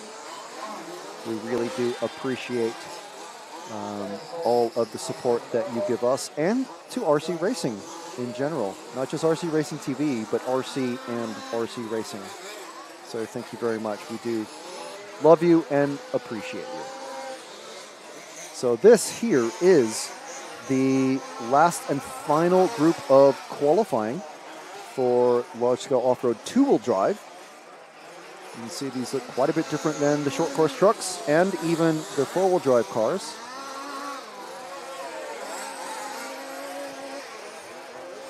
So in this group, we've got Uwe Dombrova, Sasha Kuz, Uwe Stumpf, Craig McGuinness, Henrik Worm, Richard Hirnick, Torsten Neska, Paul Diver, Antonin Hadas, Michael Lang, and Jan Masijic. These drivers coming from Germany, Switzerland, UK, Denmark, Netherlands, Czech Republic, and I believe that Slovakia is SVK.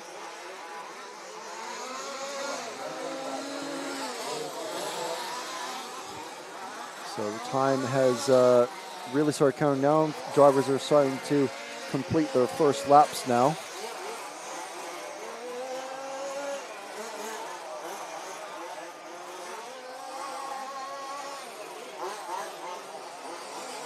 Paul Diver with the early lead. Jan Masijic popping up in there.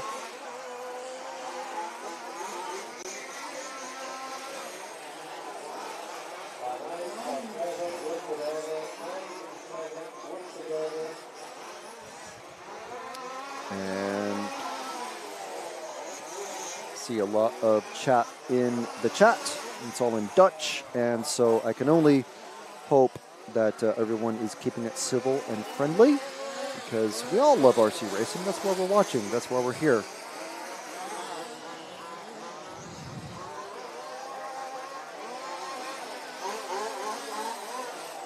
So Masijic now taking over top spot in the car 11. Is that who we're with, Jim? Okay, very good. Going over the first of the doubles.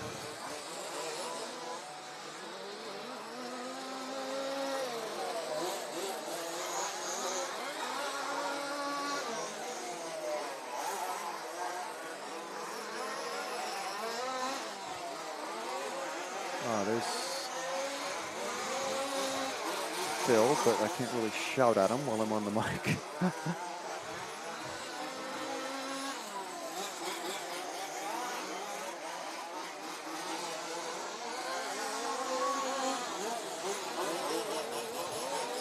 Sorry, we're still with the 11?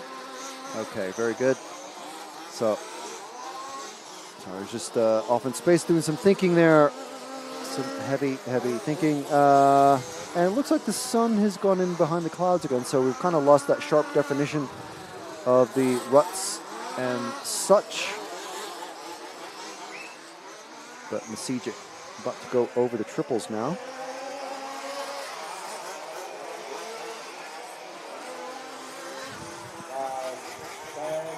Looks like we've got Ben is back.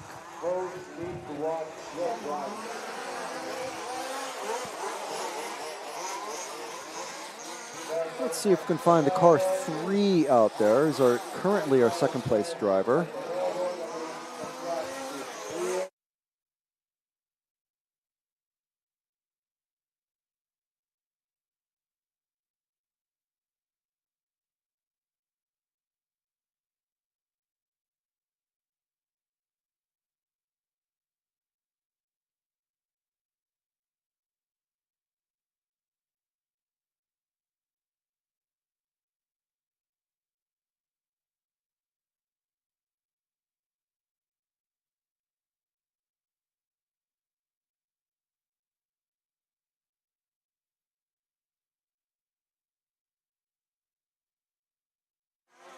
Just trying to convince an old man to climb a rickety ladder to talk RC after he's taken a photo.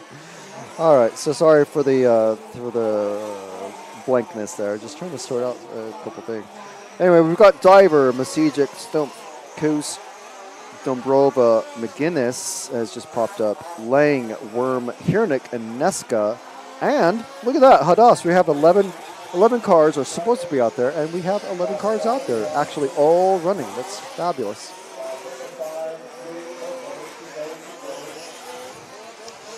All right, so let's see where the number 8 is now. Keeping Jim busy. There he is, just coming past us now. Coming through the Elcon L.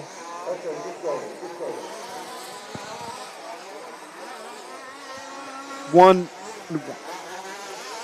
Okay, looks like we have both of our TQ drivers, Wesley Van Helmond and Ian Audie, downstairs getting their photos taken by our videographer for the week, Ben. It looks like we have more bits of inner foam all shattered out there on the track.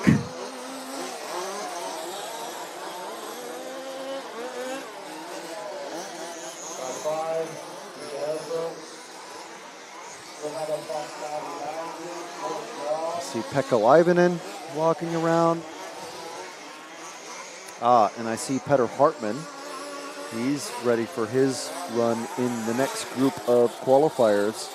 So yes, the fastest group of racers are out next after these guys, and that's the four-wheel drive top group. But stick around, because the second fastest group, there's surely going to be one or two guys in there, racers, that are going to beat out some of the guys in the top group.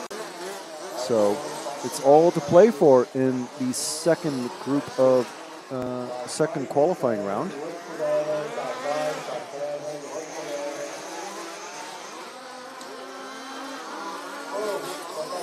Oh, we have another broken car. Is that one of the cars that we was... What car is that? What car is that? It's the 5. It's not one of our leaders. It's actually running dead last, but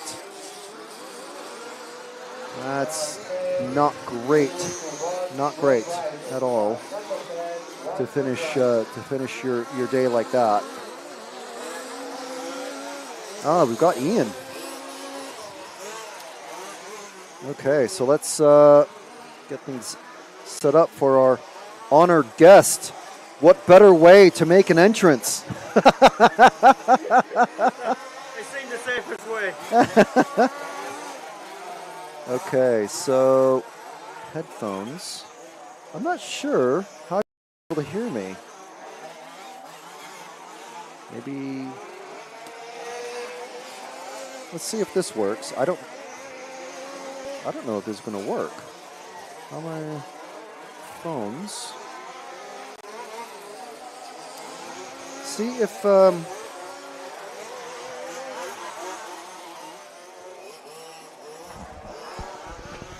see if you can't hear anything.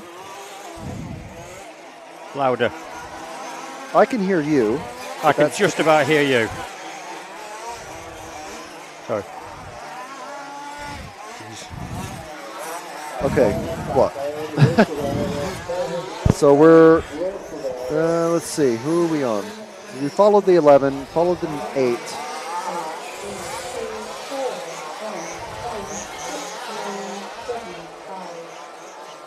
Who are you on, Jim? Which is our last place car. So good choice. No, I'm kidding. Can you hear? You can't hear me at all? I don't know if that's the correct thing to be plugged into, to be honest. Maybe that? Can you hear me now? In this ear? Okay, as long as you can hear me. That's better. Okay, good. All right, so might have to turn you up a bit. Okay, say something profound. Profound. Well, isn't the weather lovely now? There we go. Okay, that works. Okay, I can just about hear you, but I have noise canceling earbuds in because of the engine noise, so it's okay. Okay. So you're louder to people listening than anyway. Honored guest Ian Audie, TQ man. I mean, that's a pretty good start to defend your title from last year. Yes, there was a few problems, especially in the last round. I had a few engine problems. What was going on in that last run? The engine was a nightmare. It wouldn't throttle properly, so I couldn't do the jumps properly, and then it cut out before the finish. But the first run was good enough with that to make the TQ. So The car's fine, and I'm driving okay. I just need to fix the engine. Okay. And of course, you tune your own engines. Yes, yeah. So maybe it's a little embarrassing. I don't know. Before you say it. No, but you can have a problem. I think it's the carburetor. So I will put a new carburetor on tomorrow morning. Okay. It's interesting. I've never tried tuning any of these large-scale engines. I've only fiddled around with the nitro stuff. And you try, you wreck a few cylinders and sleeves trying to hand port something, and you go, yeah, okay, never again. I'll just buy a tuned engine. Yeah. Well, I do them all on the CNC, so that the engine's fine, but the carburetor, whilst there is only 2 mixture screws, it's quite precise inside. You only need a little bit of dirt in the wrong place, and it's done. Yeah, I can only imagine. I mean, because I suppose would it be true to say that, like, a full size, if you fit around with, say, a V8 or a V6 full size, you have a bit more wiggle room to mess something up? You do. Because all the jets are bigger as well in a V8 or a V6. So a little fine speck of dirt will just go straight through. It doesn't make any difference.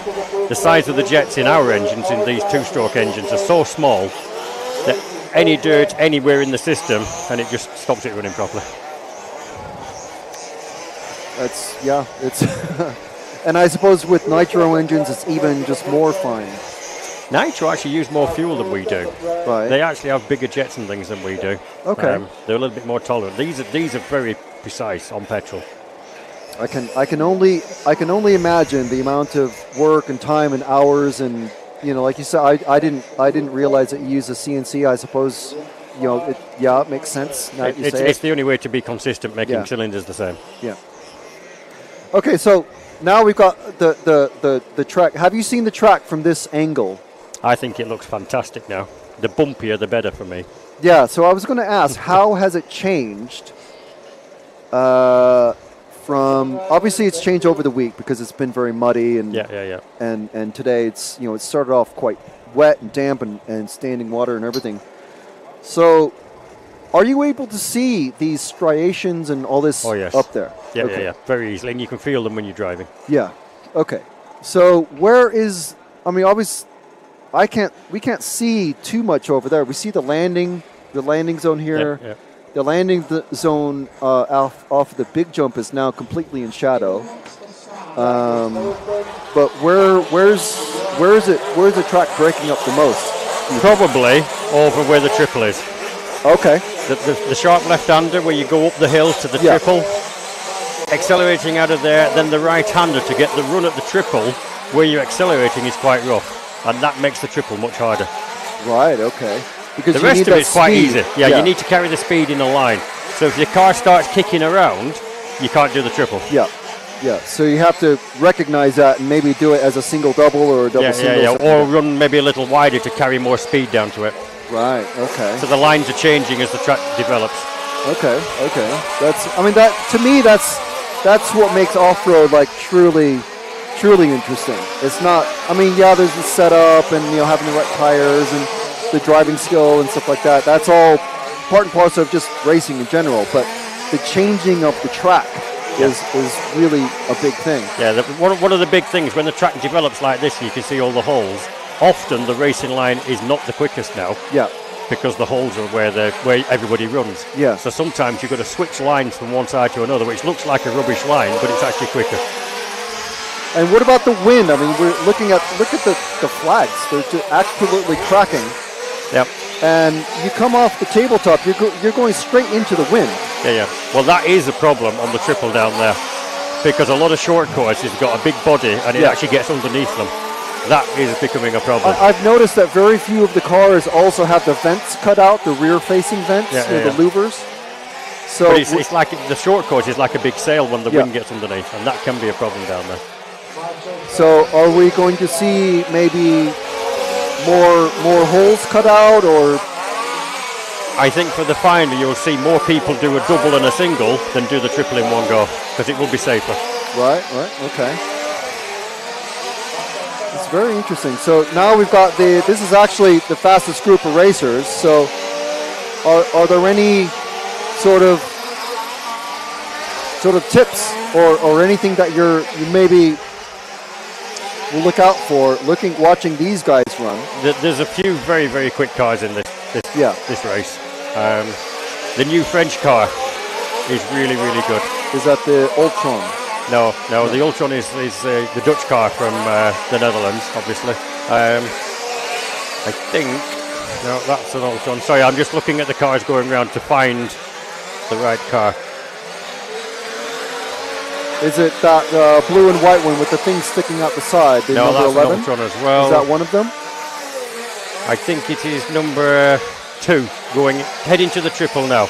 Okay. The right hand down to the triple. Oh yes, the green and white one. Straight This over. is the first one coming down That straight. is a really nice looking car. I must say, it looks very similar to the MCD. Now, a lot of them look similar. Yeah, I mean, but outwardly. Yeah. When you look at that, you think, oh, well, it's a little bit Ultron, a little bit MCD. Maybe they've copied the best things out of both cars in the four-wheel drive, but it's. I was watching that car yesterday, and it does look very good. Very good. Have you looked up? Have you looked at it without the body shell on? No, I plan to do that tomorrow morning. Well, there's always things to look at, even though I'm not in this class. This is the buggy class. Oh yeah. There's always suspension and shocks and what they're playing with.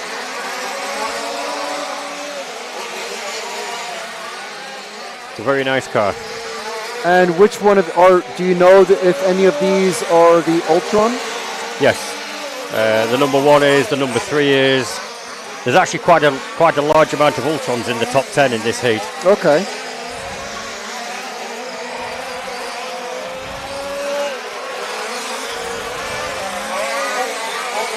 And was it the number 2 that is the that we were looking at? Hang on, are you on the right heat? Sorry, yeah.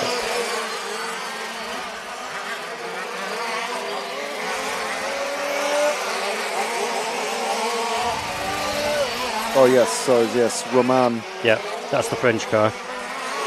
And Tim van der Elst. What's the name of that one? Tim van der Elst is Ultron. Ken Wolkers is Ultron. Sven is MCD. I don't know what he drives. Peter Hartmann is an Elcom. Yeah. Pecco is an MCD.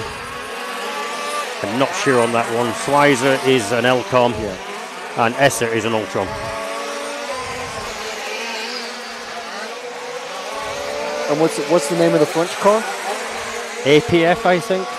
I'm sure somebody will correct us on the commentary if I've got it wrong. I think it's an APF. Okay, that's very interesting. I mean, another interesting point is that last year's two-wheel drive winner, Peter Hartmann, is now running four-wheel drive. Yeah. Which, and at least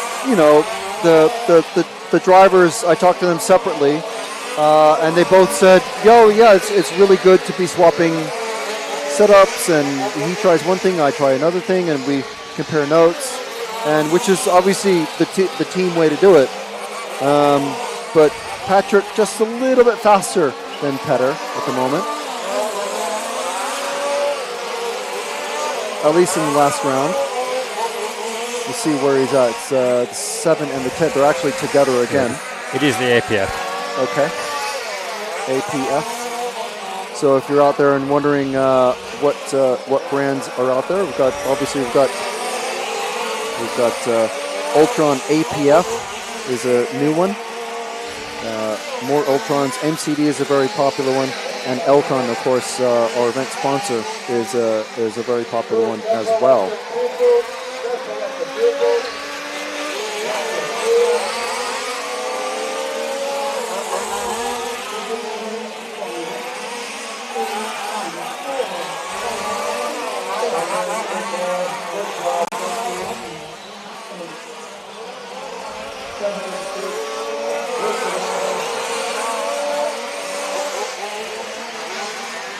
So, current running order is Valkyrs. That's a different. Is this an app? Yep. Oh, right, okay. Current running order is, Walter and Fernie and Valkyrs all swapping spots. Pekka Ivanen not having a great time again. He stopped once again, so saw a car being carried off, and unfortunately I think that was Pekka. So he's not going to qualify all that well. Petter Hartman also not doing maybe as good as he would like. Patrick Schweitzer hopping up into the second position now. So not doing so hot in the first round. And well, he's dropped down to fourth. It looks like, I mean, again, because the top 4 or 5 spots are swapping every time they come across the line, this tells us how close the actual racing is. So let's see, what car are we on now? On the 2. That's our second place man, Roman Walter, in that APF that Ian was just telling us about. So let's see, car 10 actually was our, we didn't concentrate too much on him in the last run. Schweitzer, our defending European champion. Let's see if we can find the 0 out there. Is just coming, about to come over the tabletop now, directly into the wind, into what I like to call the bowl hairpin, and then the flat hairpin, which is, it's not so flat now. Coming over the triple, making the triple easily. But then again, I forget that his car in particular, it looks like one of the two-wheel drives, so I got mentally tricked that it's a two-wheel drive. Ooh, and landing way off the track in the loose stuff. Over the second of the doubles. And that landing zone for these doubles getting rougher and rougher. Hitting the pipe. He's dropped down to third, but let's see where he pops in as they cross the line. It's a bit like Formula One qualifying when they all pop out. He's crossed in second. So who is car 4, Valtiers? And then Ferry again, Walter. Oh, Schweitzer needing some marshalling assistance. So that's going to drop him further down the order. Oh, and hitting a pipe. He's completely missing the jump. Not the greatest run for Schweitzer.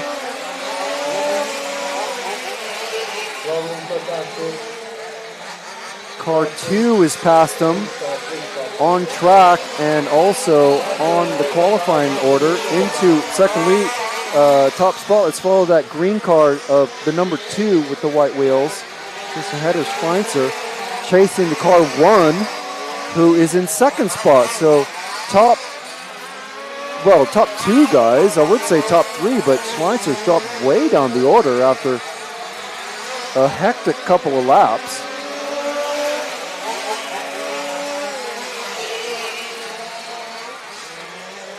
I wouldn't say that that's nerves. Would you say that maybe a racer's excuse would be something like rough track and the wind caught it? I think he's under a bit of pressure, to be fair. I would his agree. race run wasn't very good. Yeah. And he's probably trying a little too hard now. And it's easily done as a racer. Oh, yeah, for sure. So, Jim, let's stay on this car 1 and car 2. It's a battle. It's not necessarily on track. These guys are qualifying. They each have their own clock, but that number 1 car is that weird thing sticking out the side. That is the air filter. That Ultron car. Yeah. It is certainly unique. And number 2 is that APF car that we were talking about. Yep. So they're having a good race. They are certainly. Elcon with a battle on their hands in this one.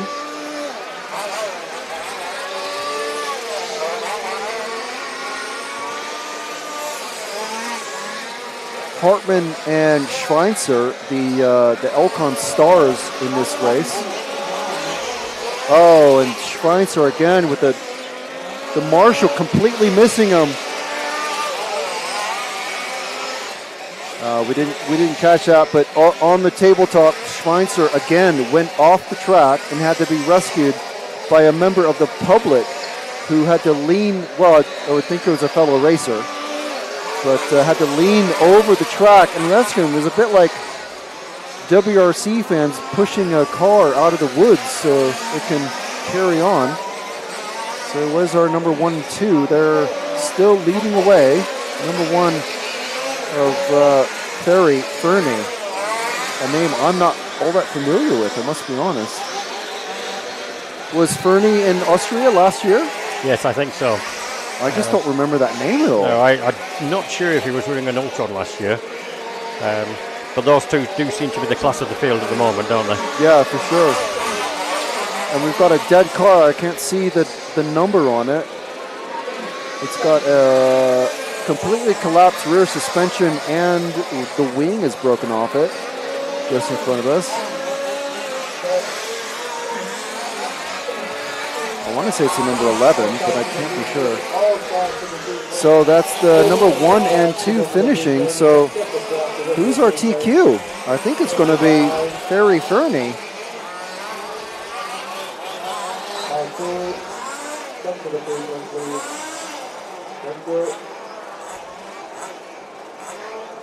Yep. Is that that's okay. So, and that's car 1. Where's Ben just gone? He's just escaped. Well, we can't. We'll have to wait to get him afterwards anyway. I will leave you to your commentary. Yeah, thank you very much, Ian. It's a very good insight, as always. I've always wanted to kind of not necessarily pick your brain because that would involve probably at least a couple of pints in your CNC little garage factory shed, whatever you've got, whatever you want to call it. If you want to see more about Ian, look up what's the name of what's the title of the YouTube video? Oddified. If you go on, if you use YouTube, it's Oddified. Yeah, you'll see my Metro. But your Metro. Thing. Yeah. Is it under the Oddified thing as well? Just put it under Oddified. yeah. Everything's under Oddified. Yeah. Okay. All right. Ian Audi Metro. Just check that out. Google it. YouTube it. Find it on there. That's my fun car. That gets me away from the. Yeah. Fantastic. All right. Thank you very much, Ian. Okay. No problem. Thank you very much. This is great stuff. Okay. Thank you very much.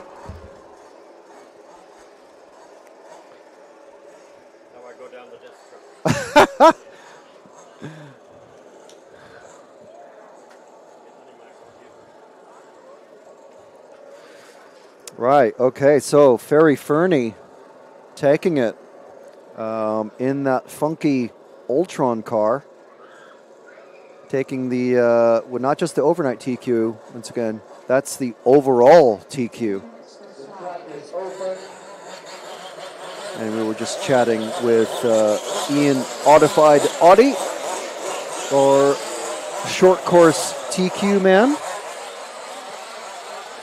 looking in a good position to defend his.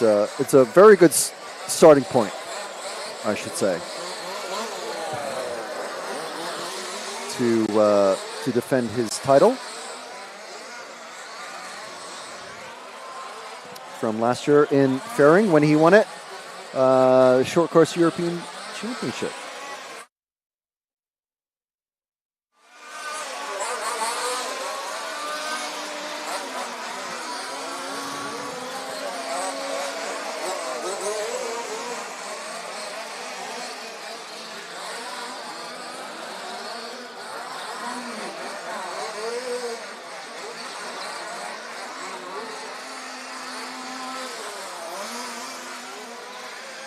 So the next group already out.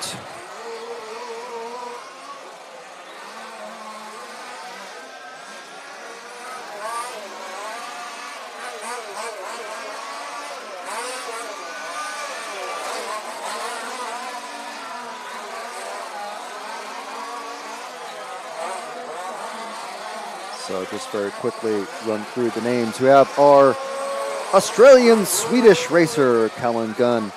Dario Vaselli, the lone Croatian racer. Mayo Bucher, Martin Kraus, Palle Hornum, Eric Bellotti, Melanie Trotman, Samu Pavalainen, David Marikal, Ben Van de Velden, and Valentin Kuziat. And they are out on the track right now.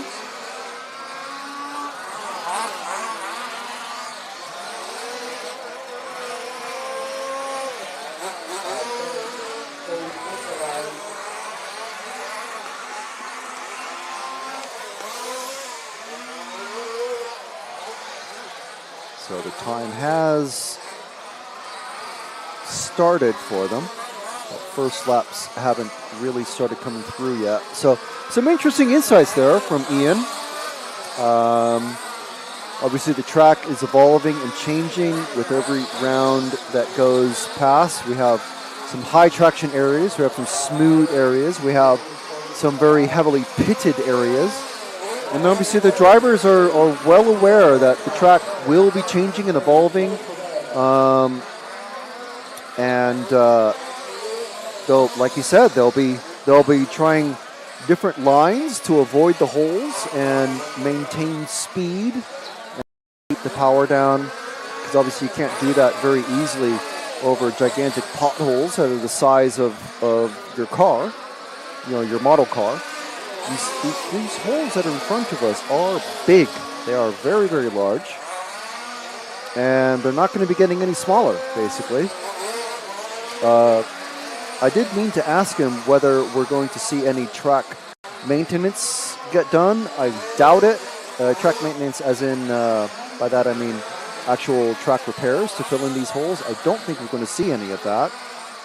So we're with our leader, car number 3, Maël Boucher. I don't want to jinx him yet, but I'm going to look for a particular car, and if he's out there running, we will give him a follow.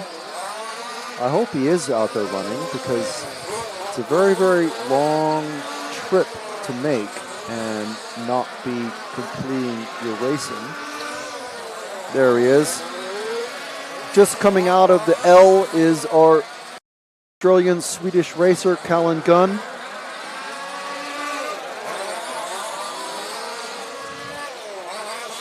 So we're following Callan, and he had a bad break on his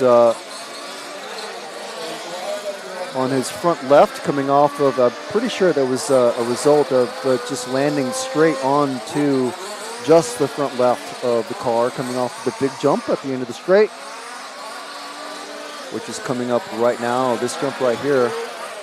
So that one, not the greatest of bounces, but I'm sure he's got some new bits on that front left, and it can maintain itself for the rest of the run. So he's got 7.5 minutes left in this race. I don't think we're going to have anyone threatening to usurp Ferry Fernie, who, unfortunately, I have no idea what Ferry looks like. And the driver in position 3, because he was in car, he's in position 1. I need to find position 1 out on the track, because that is the marshal position that Ferry is occupied in. I think it's down there in the chair. Need to get a photo of Ferry before we leave for the night. So somehow Callan Gunn has moved himself up into the top 2 positions. He was briefly flashing in the top position, so let's stick with Callan for a bit. He's working through this traffic. He's got the number 6 and 7 of Bellotti and Trotman ahead of him. Trotman is actually one of the, I think there's 2 female racers that we've got. And we don't like to, we like to celebrate our female racers without making it like a spectacle. It's like, ooh, there's a woman racer. But it is rare, especially at the European Championships. So he's worked his way past the number 6 already of Bellotti. Trotman is the next. I think. No, she's already made her way past, I think it's the car 5 of Hornum. So I think that's the next car for. So as Callum works his way past these various cars, we can get some of the other cars on the coverage. So, it's just like a extra bonus for everybody. So number 5 car is next up. That's Palle Hornum. Qualy? I'm not sure. I do my best, guys, with these foreign names. And whoa! And that is a tire that has just come off and flung itself into the end of the straight. So let's go to the number 4 car here, missing a left rear wheel. That has just flung itself into the fence at the end of the straight. The mechanic has retrieved the tire. He's on the radio, I'm sure, telling his driver, "Your tire's come off, mate. You need to come in. I'm getting..." The mechanic has run off into the pits to get a replacement wheel nut. Another assistant mechanic has come in with a tire wrench, it looks like. So he's going to try and make it into the pits. He's in the pits. There we go. This is endurance racing. Okay, you got to do the repairs on that back bench. You can't do it in the pit lane itself. So they're trying to put another tire on.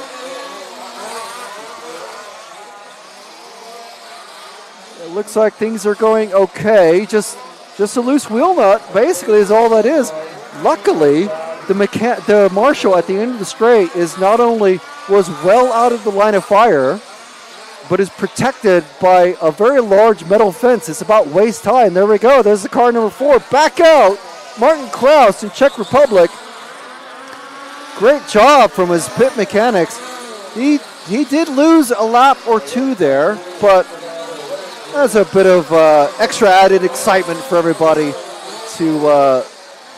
for your viewing pleasure. And guess what? Who's behind them? We got Callum Gunn, our Australian-Swedish racer.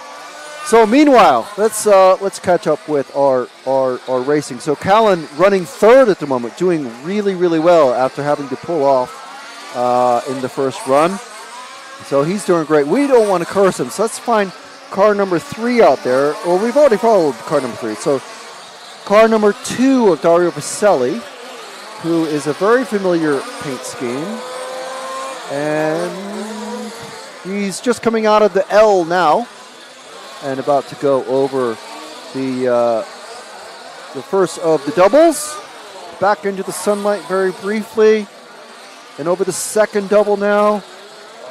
I think we're going to start needing our lights on fairly soon. We have about 50 more minutes of racing. So we might need our lights on just at the very end. So it'll be quite iconic, I think. So we get Ben out here with his camera. I'm starting to feel kind of chilly, actually. I wish I brought my jeans. Thought it was going to be nice and warm and sunny all week, but no, it's been not cold and miserable, but wet and not as warm as I thought, basically.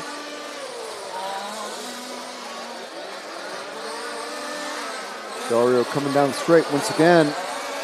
Former European champion in this category. Running in 2nd at the moment behind Boucher. And just ahead of Callan Gunn.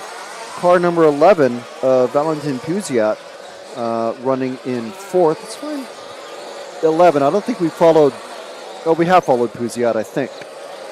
I seem to remember a paint scheme very much like it coming over the second of the doubles. Puziat, one of the named... Oh, and a big... Well, that's a very lucky roll.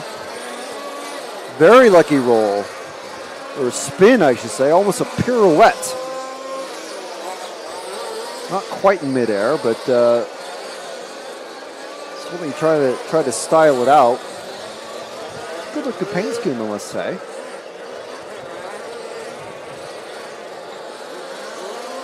And over this first double. Drivers for the next race getting in position.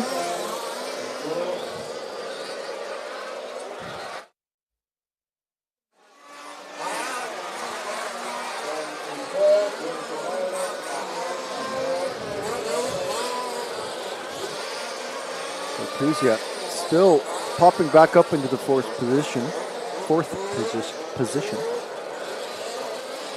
You can tell, I think I'm getting cold and tired. My speech is starting to go.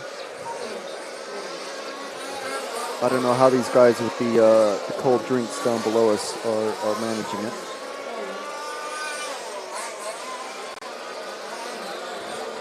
And time has started to expire for everybody as they come across.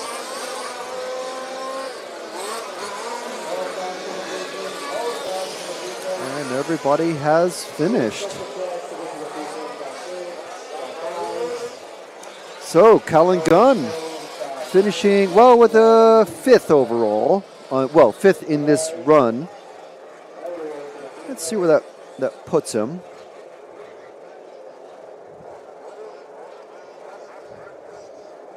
And let's see, this is 4-wheel drive. Ranking lists Qualy.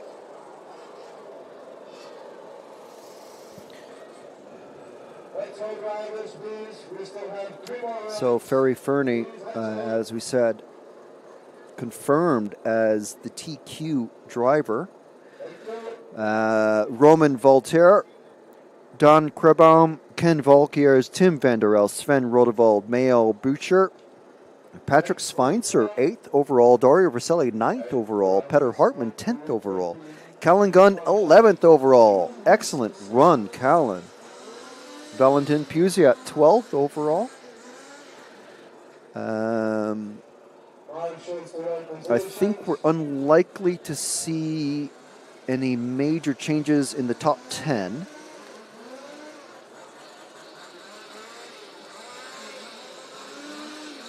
Next group out is going to be group 12, which has there's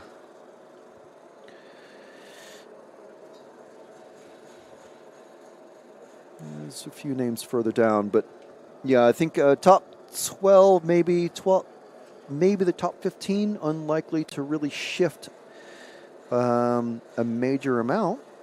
So I think that it's pretty much set our finals or semifinals.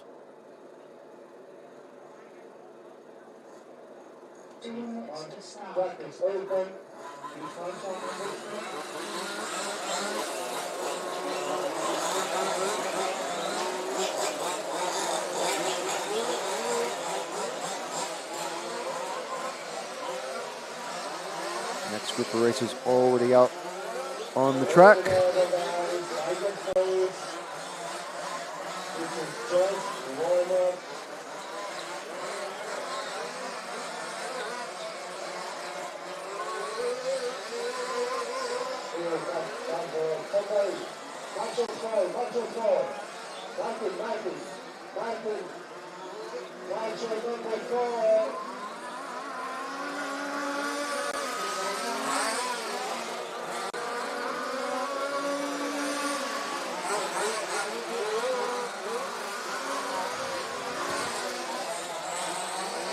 Just a little bit of, I'm trying to do a little bit of admin potentially.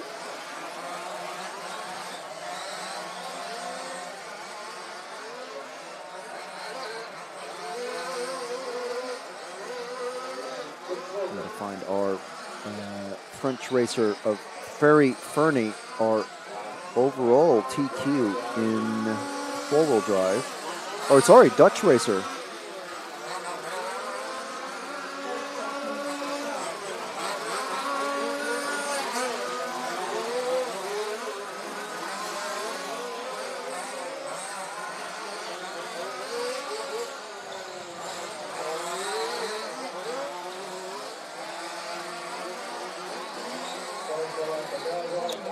Right, so this group of racers that are out there now is Miroslav Jurenka, Frank Haler,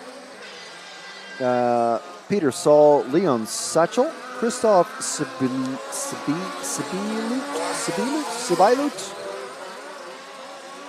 Yeah, I'm sorry, Christoph. I'm just going to say with Christoph.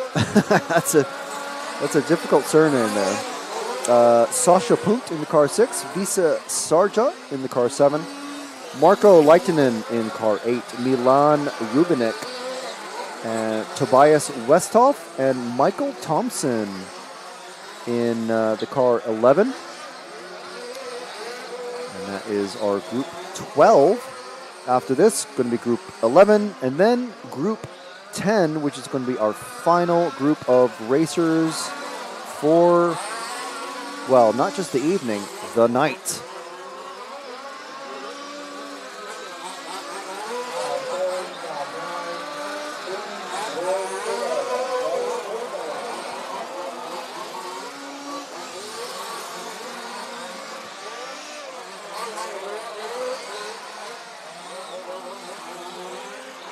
So time has started.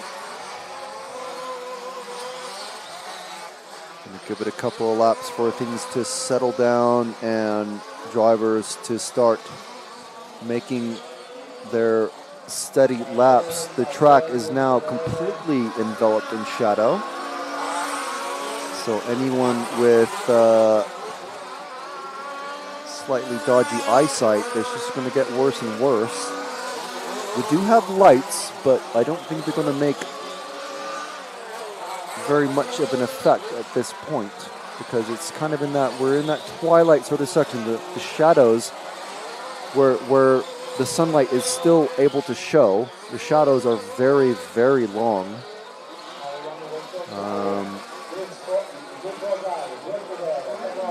And just adding a light isn't going to do a whole lot. So there's 4 sets of lights out there at the corners of the track. The car coming into the pits, I'm not sure if that's for a penalty. No, it's for a repair. It's for a tire swap, which I really wouldn't do in the pit lane. That's really not where a tire swap should be done, or any sort of work at all. It's actually in the driving area of the pit lane, so it's not safe at all.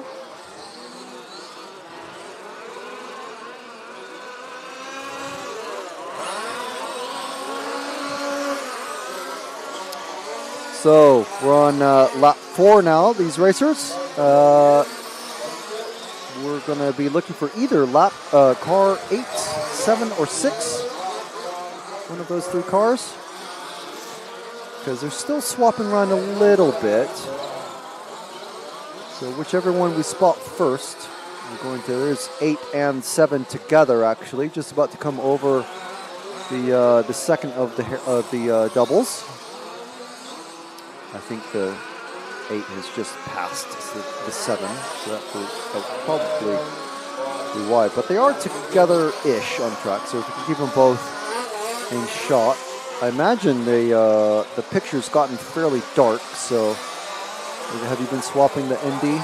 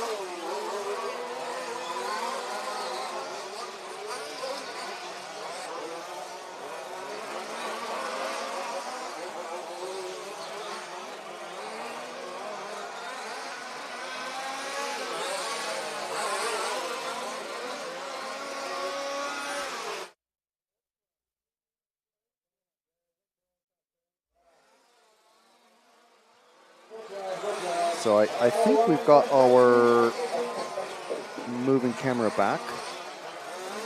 So apologies for that. I don't know what happened.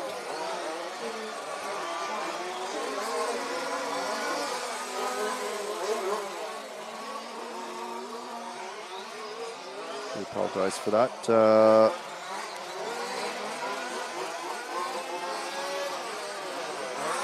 I'm not sure where it stopped. Kay Coops, where have you been? Kay saying, congratulations, Ian, and also lovely to see all the old drivers I race with. Kay asking, how's our Aussie doing? Hopefully you saw him finish, I think it was 5th in that last one. I think he's qualified 10th or 11th overall, if I remember right. But you can check that out on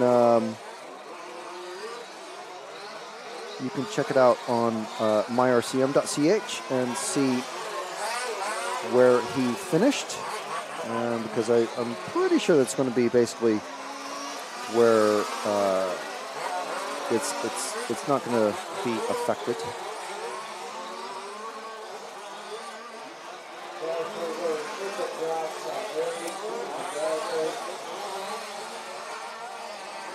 So we do want to thank EFRA for allowing us to bring this coverage to you. EFRA organizes the European Championships with RC federations around the world and around the RC federations and tracks around Europe and the UK. So very happy to be here in the south of the Czech Republic. Let's swap to car 5 if we can find them. Let's see if we can find the car 5 out there. It's our second place driver. I believe it's going to be Christoph, our man Christoph.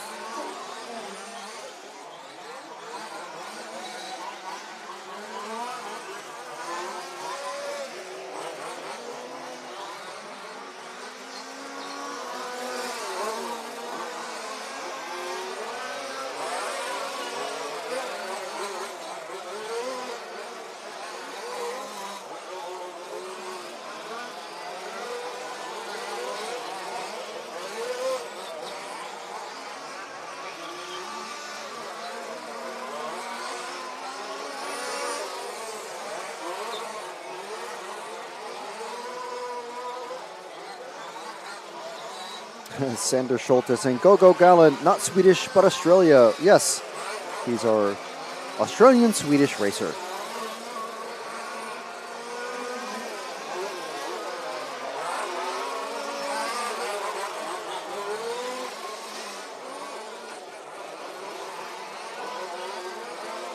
So current leader is Leitinen in the car 8, and then we have Christoph Sibilut, Visa Sarger, Frank Haler, Peter Saul, Miroslav Jurenka, Michael Thompson, Milan Rubinek, Tobias Westhoff. Sasha Punk has stopped running, and Leon Satchel didn't get started in this one, unfortunately. Oh, and we have car 0. Go to the car 0 just after. Oh, he's come off. He's missing basically his tire. His left rear tire has come off completely. Still out there with no traction at the back end. So, yeah, you can see that left rear. He pulls off to make sure he doesn't take anybody else out with him. So, good racing, and just unfortunate, just whatever happened there. Obviously, you see, trying to make a right turn, and because it's the left rear, this goes completely around. But yeah, he's going to be black flagged essentially and told to come in and pit, and that is the end of that car's run. So. Now see, it looks like his mechanic doesn't have a, find the car 7, I suppose, out there. So if he and his mechanic had a headset, he could say, I've lost my rear tire, go run to the pit, like the guy in the last race, and get me a spare tire and a wheel wrench, and swap the tire, please. But all he could do was just pull in, basically. So very unfortunate, but that is the run. I hope he had a good run in his first qualifying heat. Normally these guys have 6 qualifying runs, but this time, because of rain, basically down to 2. We could have had 3, but that would mean we'd be here until after midnight, and I don't think anyone wants that, especially the neighbors that are only just a couple hundred yards away. These cars, pretty loud, and just how it goes.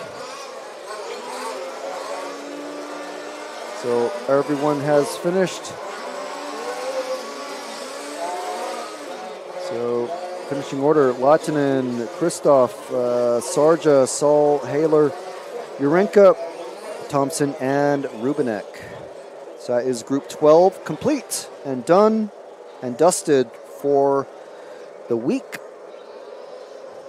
Just in case to catch everybody up, 2 rounds of qualifying today because of rain. Issues tomorrow all day, finals from 9 a.m. to 9 p.m.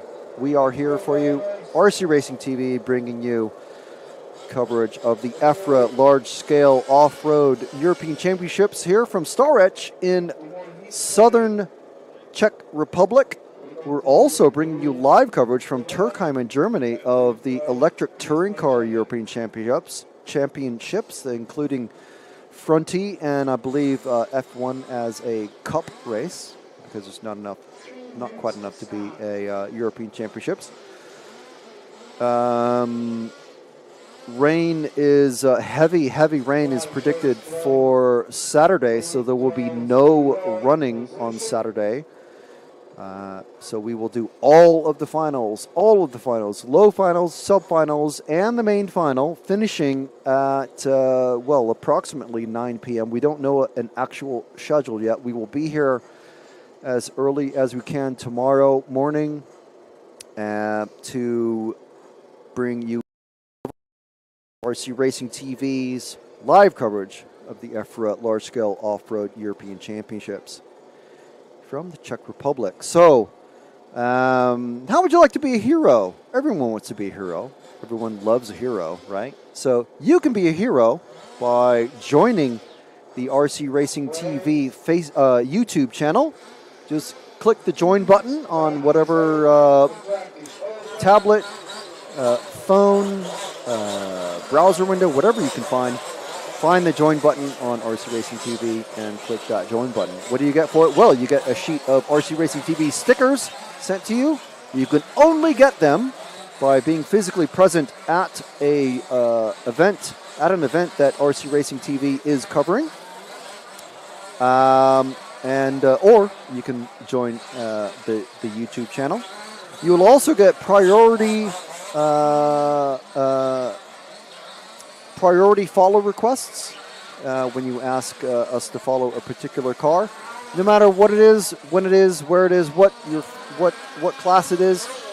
You ask us to follow a particular driver, and we will follow that driver for sure. You also get a cool highlighted name badge in the YouTube chat, and also a cool little icon next to your name, the RCTV icon, that you can see some of our heroes using that as well in the chat. So make sure and do that. And you can also help support RC Racing TV, support RC Racing, which supports RC. You can do that by buying an RC Racing TV shirt, hoodie, or hat on rcracingtv.com. Use the code RC Racing or RCTV10. That's RCTV10 to get 10% off your first order. How amazing is that? That's really cool. So you can look cool, be cool, and just know you're cool by being a hero and wearing the RCTV merch. Meanwhile, we have got Group 11 out on track, and that is Chris Voigt, Glenn Kops, Hanno Cruz, Ole Klinge, Ricardo Use, Martin Fitzpatrick, Christian Chimsky, Alexander Kuhn, Dennis Zimmerman, and Peter Schmidt. And they're out on track right now. This is their second of 2 qualifying runs throw out the worst result, keep the best result, and there you go. That is qualifying. Simple, quick, done, and simple. Did I say simple twice? Because that's how simple it is. Right, Jim? Yes, very simple. Or you can just be blabbing away and not even really knowing what you're saying. Just roll with it. Woo! It's been a long day. It has been a very long day.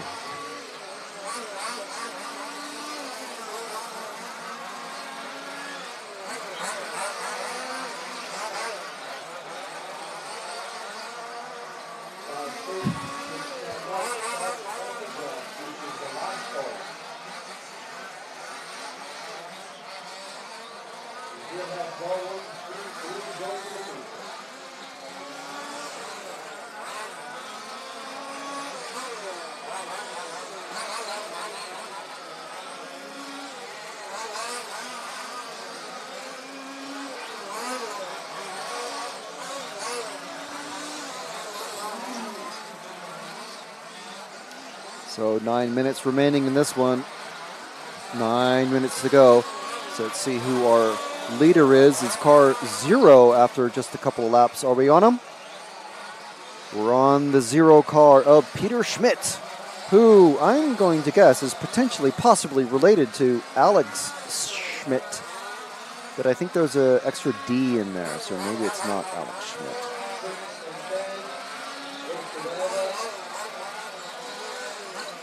Every time I think there's a name that sounds familiar. No, there it is. Yes, it is the same spelling of name, and they're both from Germany. So I'm going to guess that potentially they are somehow, somewhat related.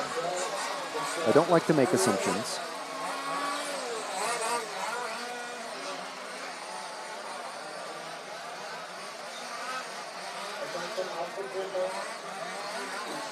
But, Alex Schmidt and Peter Schmidt running, well, one running in two-wheel drive, the other running in four-wheel drive. So that makes it handy if one is pitting and mechanicking for the other.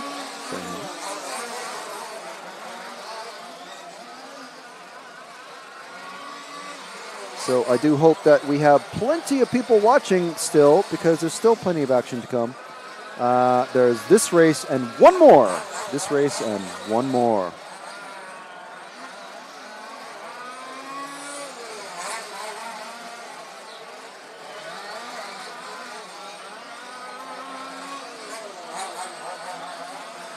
So we've been asked to follow car 5 and potentially car 2.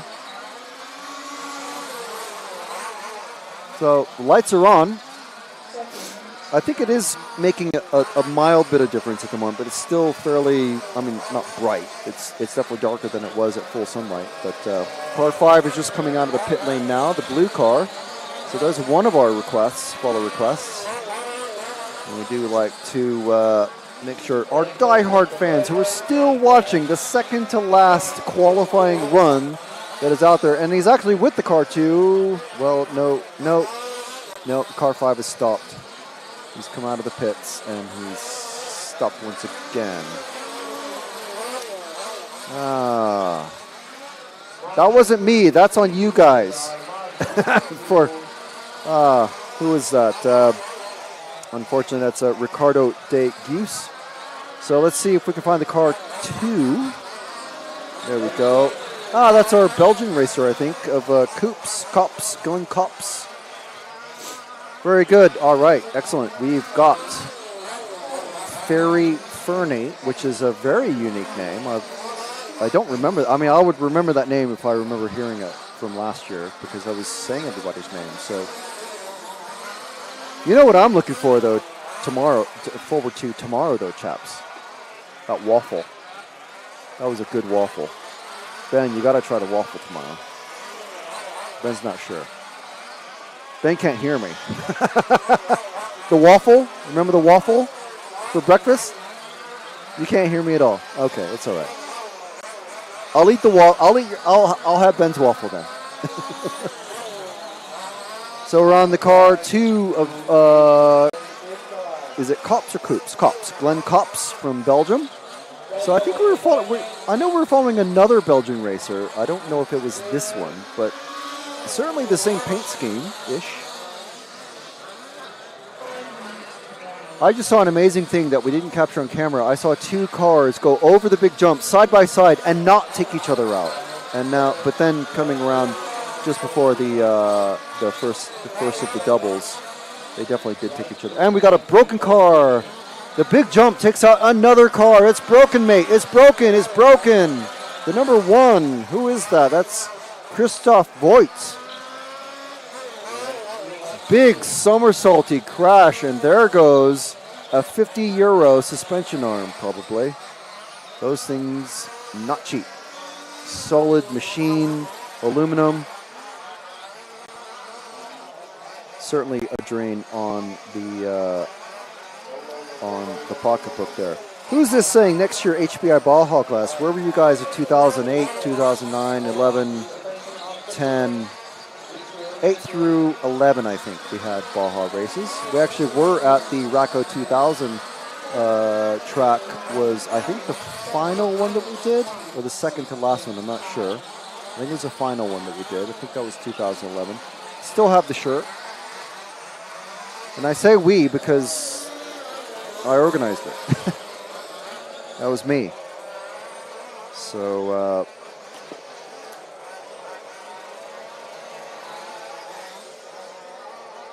car 2, I think that says my best friend Glenn. Yes, I think we've been on the car 2 for quite a bit. So hopefully you haven't given them the camera's curse or the commentator's curse. We're not really talking about them too much, so there's not much of a commentator's curse that we can attribute to anything that might potentially happen. And I think it has gotten dark enough now that we are definitely seeing the benefit of the lights. Car 1 being carried off. The unfortunate Christoph Voigt.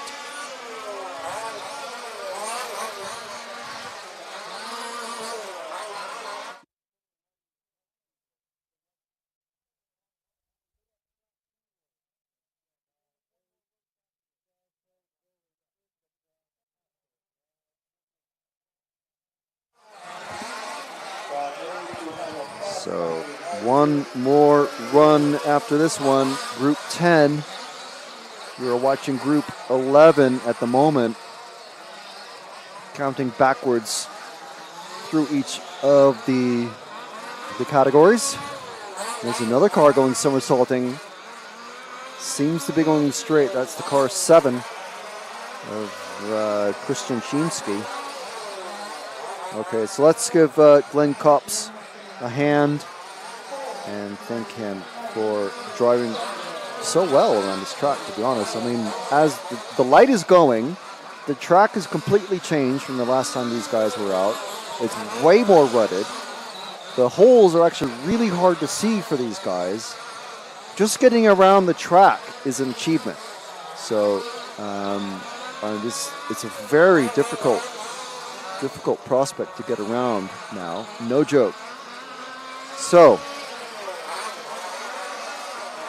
1 minute and just under a minute and a half remaining in this group. Group 11. So what's going to happen after this one? Well, obviously Group 10 is going to go out, and then we'll have our official TQs. Although we've already done all the photos and everything, we're going to be posting them online on the EFRA Facebook page. So remember, EFRA, the European Federation of Radio-Controlled Automobiles, is the race organizer and I suppose promoter, I guess, for the European Championships RC Racing Series. In fact, like I said, there's one happening as we speak in Turkheim in Germany. So we have another team from the RC Racing TV crew is out there in Germany, bringing that to you this weekend, and hopefully they have better weather and are able to run on the Saturday. just as we are not able to.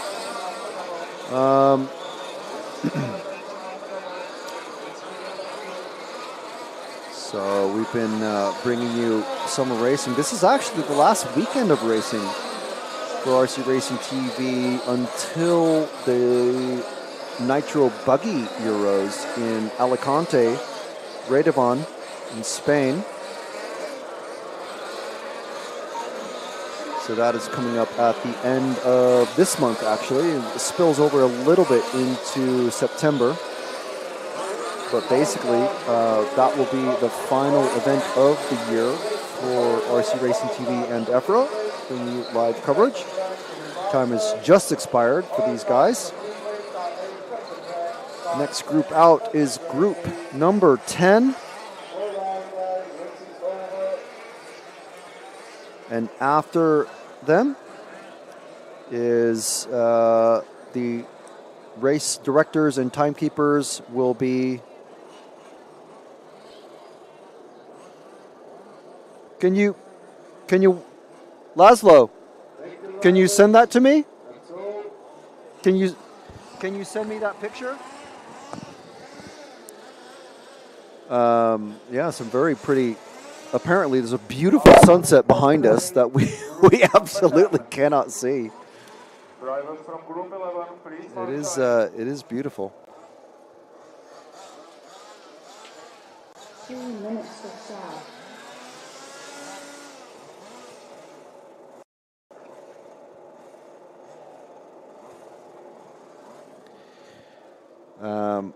Yes, so after this next group of racers are finished with their 10-minute qualifying run, that will be the last one for the evening. So the timekeepers will set the race schedule for tomorrow and discuss that with the Offroad representatives, and I don't think there's going to be a team manager meeting. There might be. There usually is at the end of each day. And then another one potentially to start the day. But basically, I'm just saying we don't know what the schedule necessarily is going to be. We know we're due to start roughly at 9 in Central European time. So make sure to mark that down if you're wanting to see the large-scale off-road boys and girls out on track once again tomorrow for their finals. It's going to be a busy, busy day. It's going to be lots and lots of good racing, lots and lots of good drivers out here. Some not new names, but some mildly unexpected names, I should say. Some pleasantly surprising names appearing at the top of the... I think we have a broken car already. Haven't even finished the formation lap, and a car is broken. That is very unfortunate. I hope they had a good run in the first qualifier. I'll tell you what, after this one, and their races, their time starts in about 1 minute. I'll tell you what, I'm ready for some dinner. A natural break and a dinner, and then pack up. Luckily, we have a very light amount of equipment to pack up, but we do have to pack up.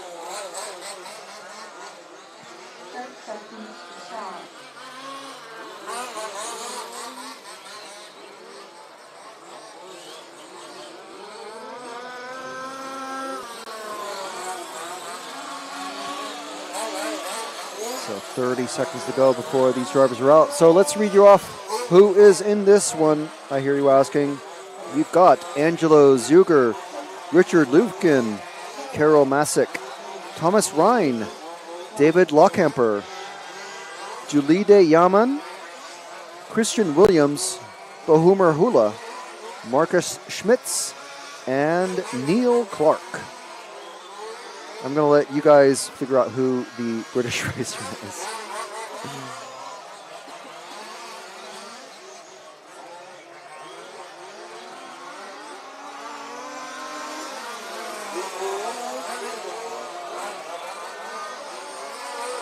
Okay, so almost one last time. Let's see what in the chat. We got over 50 people still watching this. Thank you guys for sticking around.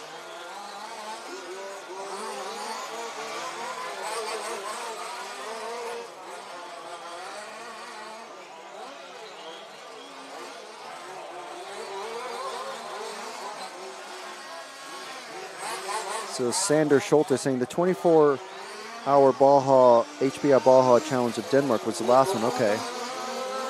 I thought, yeah, I had that mixed up. RCTV Matt was there as well. I remember that as the old Peter Harder track. I can't remember what he actually called it, but yeah, set up by his father and basically on the grounds of their family farm with the their distribution warehouse right next to it. I don't remember it being 24 hours. I remember it definitely being 12 hours.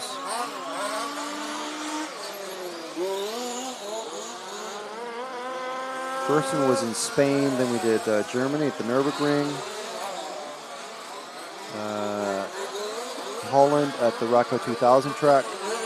And Denmark, last one. They never went completely smoothly, but it was always there were always moments of good fun. So I hope everyone who attended those remembers them fondly, and maybe just skip aside the difficult bits.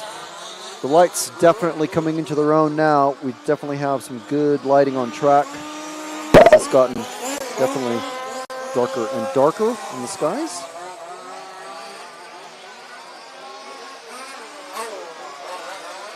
We got someone shouting, "Go, David!" So that means we must follow car number 5. So car number 5 out there.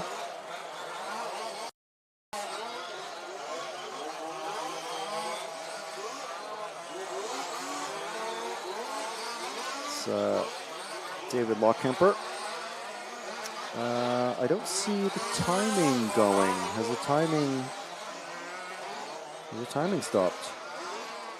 Maybe I just need to refresh my web page on my phone. Lockhemper looks like he's running 3rd or 4th. Nope, not according to so 6th. Okay, so yeah, my browser had to catch up. So it looks like we have 3 non-starters in this one. And who's this? Well, the car just sat in pit lane. Don't know what it is. Let's find the car 5. David Lockhemper, and take care of our follow requests.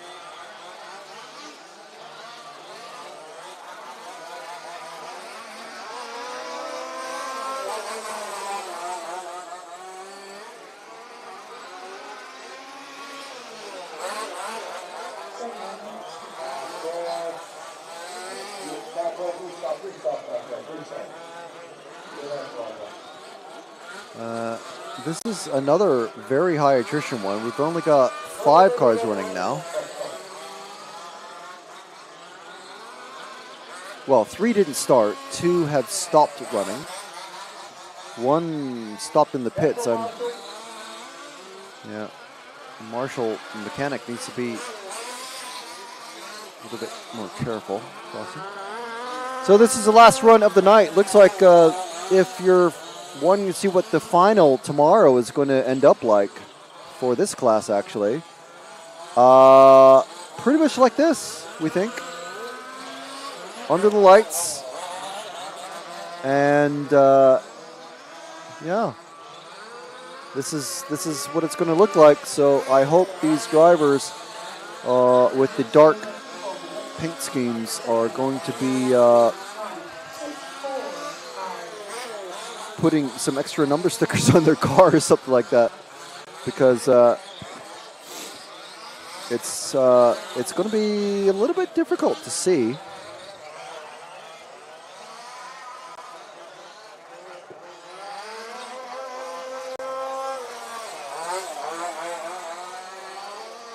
Dan Hansen telling me, yes, the old Peter Harder track is called HRC Art in Hillerød, Denmark. That sounds familiar.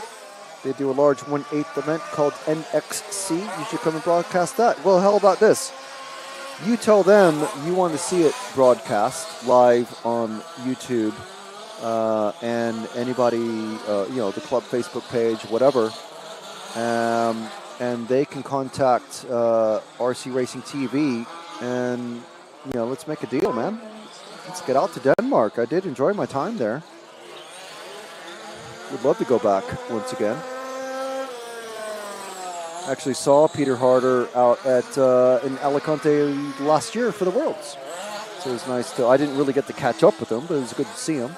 See him on Facebook, of course. But you don't really talk to people on Facebook. You just see them and you see what they're up to a little tiny bit of what they choose to share. But it was good to see Peter.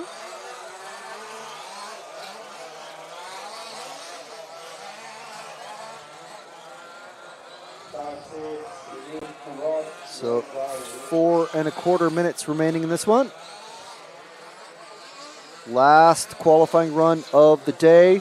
Last qualifying run of the week, of the whole event.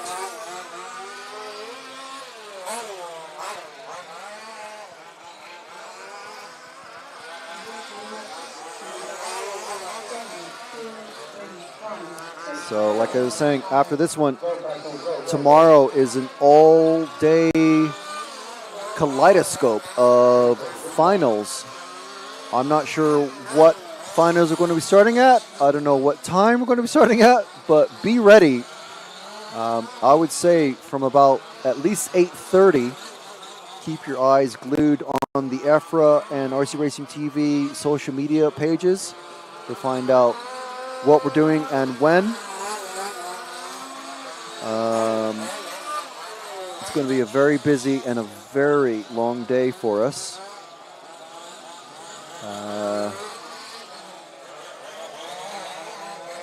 We need to try and have some electrical power here in the tent. I think we're going to have to borrow another EU plug set so we can plug our fantastically huge British plugs into them using various adapters and whatnot. Can never have too many adapters. It's one thing I've definitely learned in my many years of doing RC Racing TV. Can never have too many sound, video, power, all sorts of adapters, even USB adapters. And at this point, I'm just talking nonsense because it's the very end of a very long day. So thank you very much for sticking around, everybody. We do appreciate it. Definitely, we got about 2 minutes and 10 seconds left in this one.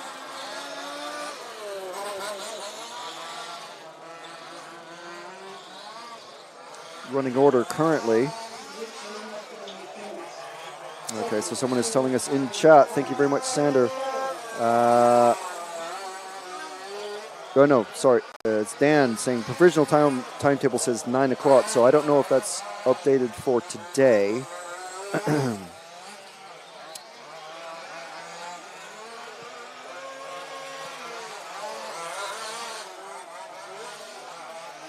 Or if that was if that's the original potential timetable from before the event started. What was I going to look at? I was going to look at the current positions. So currently, we've got Christian Williams, Richard Lufkin, Carl Masick, Angelo Zuger, Julide Yaman, and we have a couple of drivers who have dropped out and 3 drivers who didn't start. So just 5 cars out on track. And I would say even the white-colored one is not that easy to see.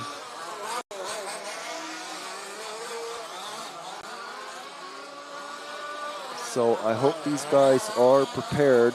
Obviously, most people running the same, well, I mean, everyone's running the same paint scheme that they are used to. So we're going to start having the drivers start finishing their drives pretty soon.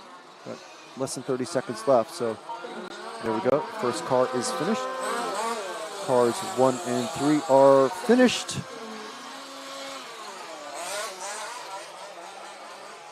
Just waiting for Christian and Julide to come across. Christian has come across with taking the win in this heat.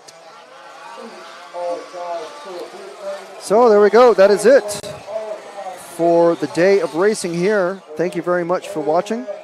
We do appreciate it. We love you. We thank you very much for watching and sticking with us all day. For those of you who have, we hope to see you again tomorrow. We're going to be broadcasting live all day on the RC Racing TV Facebook and YouTube channels, as well as EFRA Facebook and YouTube channels. So please check out EFRA.ws if you want to learn more about RC racing in your neck of the woods, if you're in Europe at least. You can learn all about your federation, how EFRA rules get made, how EFRA tracks get chosen.